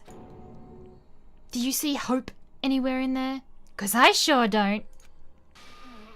You bastard! Just shut up, you son of a bitch. Go ahead, say that again. I dare you. Yep. Okay, I'll say it as many times as I want. Is what I want to say, but unfortunately I can't do that right now. Because the time for punishing is fast approaching. Oh fuck, what are they gonna do to Mondo? Punishing? It can't be. You mean execution? Well now, well now, well now, well now. So I promised you, right? The blackened that disturbs the peace will be punished. Ridiculous. Hold on. Now then, I've prepared a very special punishment. For Mondo Owada, the ultimate biker gang leader. No, wait. Let's give it everything we've got. It's punishment time. I said wait! Sorry, man. I couldn't keep the promise we made. From one man to another. Ugh.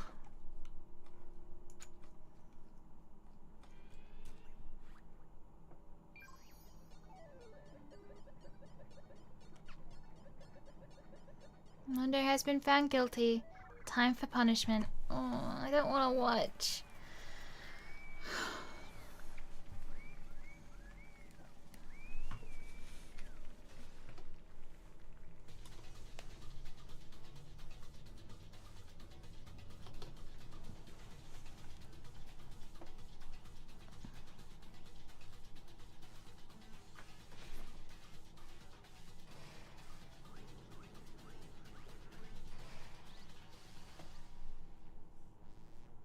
Cage of Death.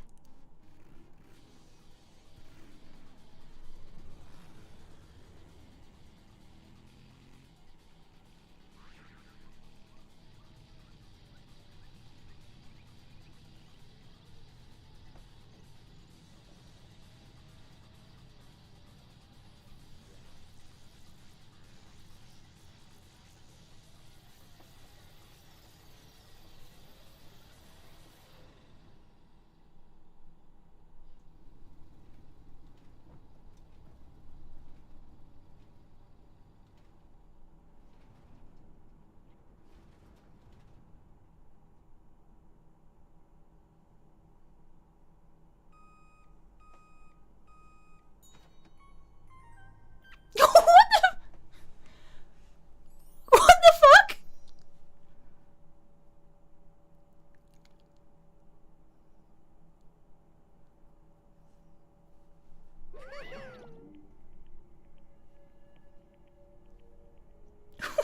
What the fuck? Can't believe it's not butter.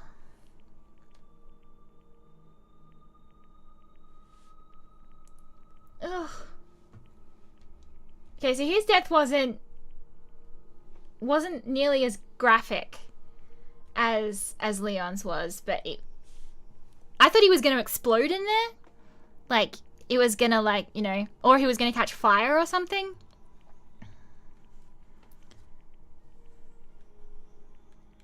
So I had three ideas about what Mondo could be. I was thinking it was going to be some kind of, like, either he was going to be constantly, like, run over by motorcycles, that he was going to be, like, drawn and quartered by them. But when I saw the cage, I was like, oh, he's going to, like, go around and he's going to, like, explode from the pressure or catch fire or something like that. But he got turned into butter. Did not see that coming. Okay, so that... Oh, Mondo! Amber was on the money with their theory, though. That is exactly what ended up happening. Boo. Mondo. Laugh at death and your soul will be forever at peace. It can't be my brother. Another murder. And another execution. I want to feel again. Everyone's lives are taken so lightly here. I feel like I might be going mad. Maybe I'll just let it happen.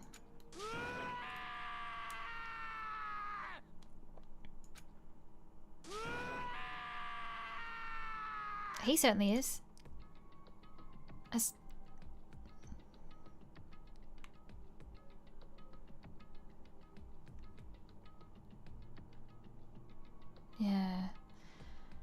As Taka's sad screams invaded our skulls, we were each forced to realize once again. But he... Of course, he had to. What a disappointment. This is the end of the game? Byakuya? What is this? You're completely insane, you know that? A game? One of your friends is dead. Do you realize that? Two. Of course I do, because this game is life or death. Hey. I don't have anything to say to you. I don't have a response except that However, I just don't understand why.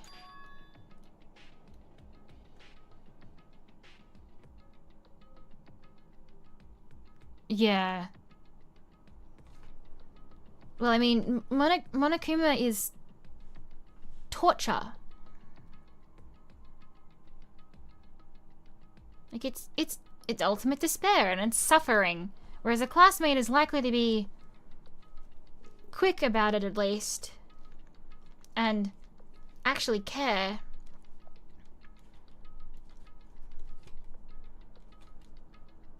Why did you go out of your way to disguise Mundo's crime? What? Why? Isn't it obvious? Because it made things more interesting. His voice was calm, emotionless, like the voice of death. It chilled me to the bone. Last night, when the murder took place, I was in the library as usual. honestly. So you ignored the nighttime rule too? That rule never mattered to me. I don't recall agreeing to it. There is nothing to be done. Well, I don't particularly care. Please continue. The night grew late, and I decided to return to my room, which is when I stumbled upon him. I spotted Mondo coming out of the girls' locker room. After he'd gone, I looked inside and saw the corpse. So he didn't close the door behind him? What? You actually witnessed the murder? He was such a fool. He didn't have the slightest idea that I'd seen him. Well... So, you're saying you knew who the culprit was from the very beginning? That's right. Indeed. But if that had been the end of it, how boring would that be? You, sir, are a fucking psychopath.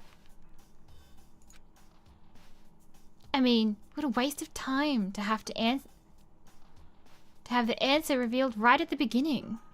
What a waste of time is knowing the answer and going through all that bullshit. Which is why I decided to lend a little helping hand. I thought it would liven things up. You did all that to liven things up? I see. So after hearing about Genocide Jack from Toko, you decided to use that to create the fake murder scene? But damn, man. If you'd figured out who'd really done it, you would have been dead too, right? All of them would have been dead because it would have been the wrong culprit, and then everyone would have died. Well, obviously, I would have revealed the truth before it reached that point. Of course. Byakuya turned and looked me in the eye. I could feel his sharp eyes piercing into me. Thanks to a certain remarkable someone, it never did. And I was able to perform an interesting experiment. Interesting. Once I do decide to become blackened, I know who I'll have to watch out for. What? Correct. So that was your reason. Are you satisfied? Indeed. Yes, we're done listening to your story. Moving on. Hey. There's something I'd like to ask Monokuma. What's this? Yo, I'm up next. You like to perform these elaborate executions each time, correct? My question is, why? Do you like them? But you know, this punishment, this despair, it's not just for you. All of this punishment, all of this despair is my gift to mankind itself. What? You're over-exaggerating. I am not over-exaggerating. These punishments are meant to transform all hope to despair. Damn. What do you mean? Mean? Mean? Mean? What the heck? Mean. Good grief! You understand why you have to pick apart every little stupid thing. Whatever. It doesn't matter. In the end, I'm going to stand alone as the victor. And then everything will be revealed to me. I hope you fucking fail! Ah, the noble son of a noble family. Take his glasses away from him. They're probably fake. Just make him look smarter. Truly, you understand me? I think this is the start of a terrifying friendship. That's enough. Shut up. I would never stoop to the level of a childish criminal like you. Let me just say this. After I have achieved complete victory, you're up next. I'm going to find you and kill you. Understand? In the name of my family. In the name of the Togami family, for which victory is a foregone conclusion. I want to see him fail so fucking badly, man. Oh. You're getting all riled up. Ooh, so cool. It's like you're the main character of a video game or something. No trash mob for you. Swear whatever it takes. I will kill you. Pew-pew. Temper. Sounds like someone needs a nap.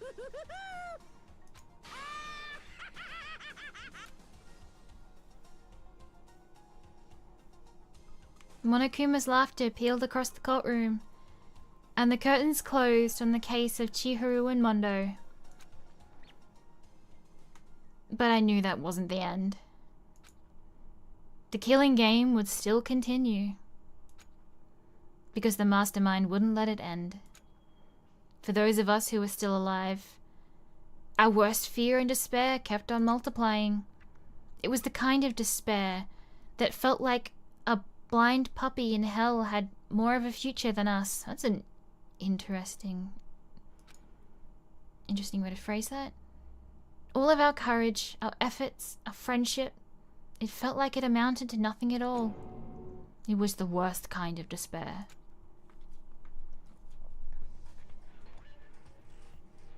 Well, anyway, like I was saying, this is a pretty good spot. Yeah, a really good spot. Anyway, isn't it amazing how that girl went and killed someone before things even had a chance to get boring? Once things really get moving, it'll be like a roller coaster. There won't be any stopping it. Fear and despair charge forward at a speed nothing can hope to match. But I must admit, I'm disappointed. I went to all the pain and effort of making you part of the group, and you couldn't play your part. You do remember you were supposed to make the first move, right? Well, no biggie. Nothing we can do about it now, so just do your best to make things more exciting from now on, okay? After all, that's what everyone wants to see. There's something I'd like to ask you. As long as you don't want to know my measurements, fire away. Who is it? The 16th high school student, I mean. My, you really took me by surprise there. I know I said you could ask anything, but... super denied, ultra denied, demonic denied! Because you see, that's my ace in the hole. And nobody'd be dumb enough to reveal that, right? No matter how close they were to their friends.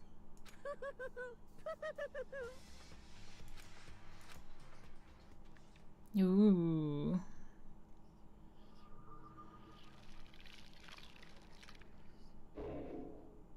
The end. Oof. Man. To be continued.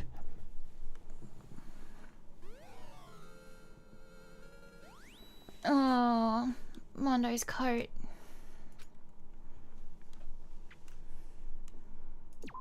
Yeah, we saving that.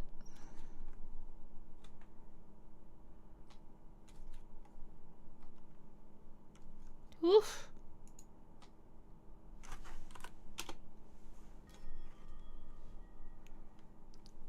Okay. And with that, oh, I didn't think I would actually go this long with how tired I was. I very nearly cancelled today because I just was in so little sleep. I've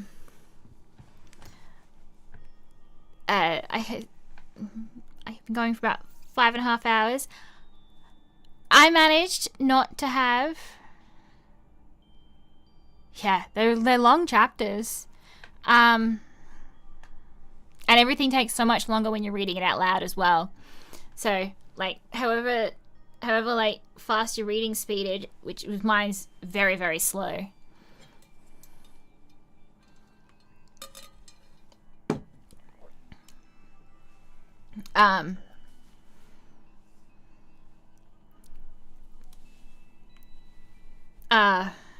Like everything just takes so much longer to read it out loud.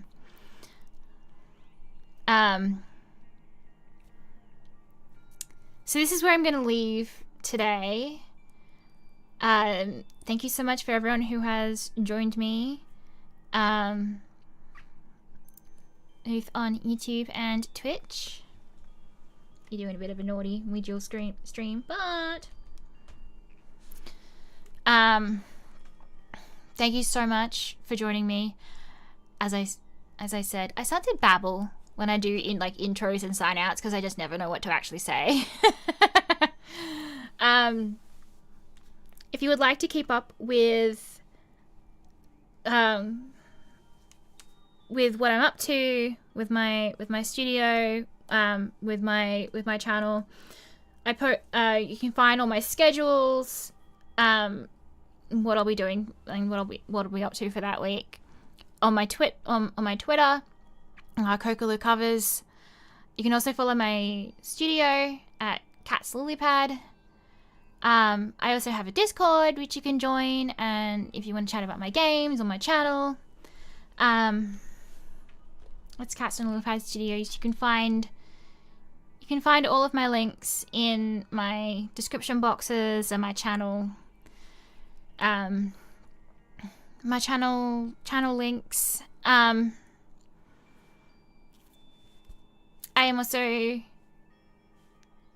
have a Throne, I have a Ko-fi, and subscriptions are also available on Twitch if you would like to directly support the channel and help me buy more games to play on the channel and help me update all my graphics and keep everything running.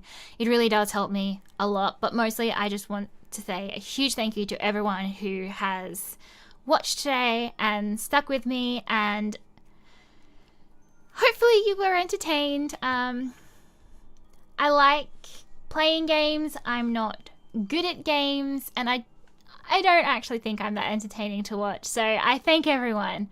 It means so much to me for everyone who does watch me. If you've been in the chat, a huge thank you there. And if you've been a lurker, I super appreciate you as well. So I'll be back on Thursday for more Disco Elysium, and that is me for today. So thank you so much, and I hope to see you in the next one.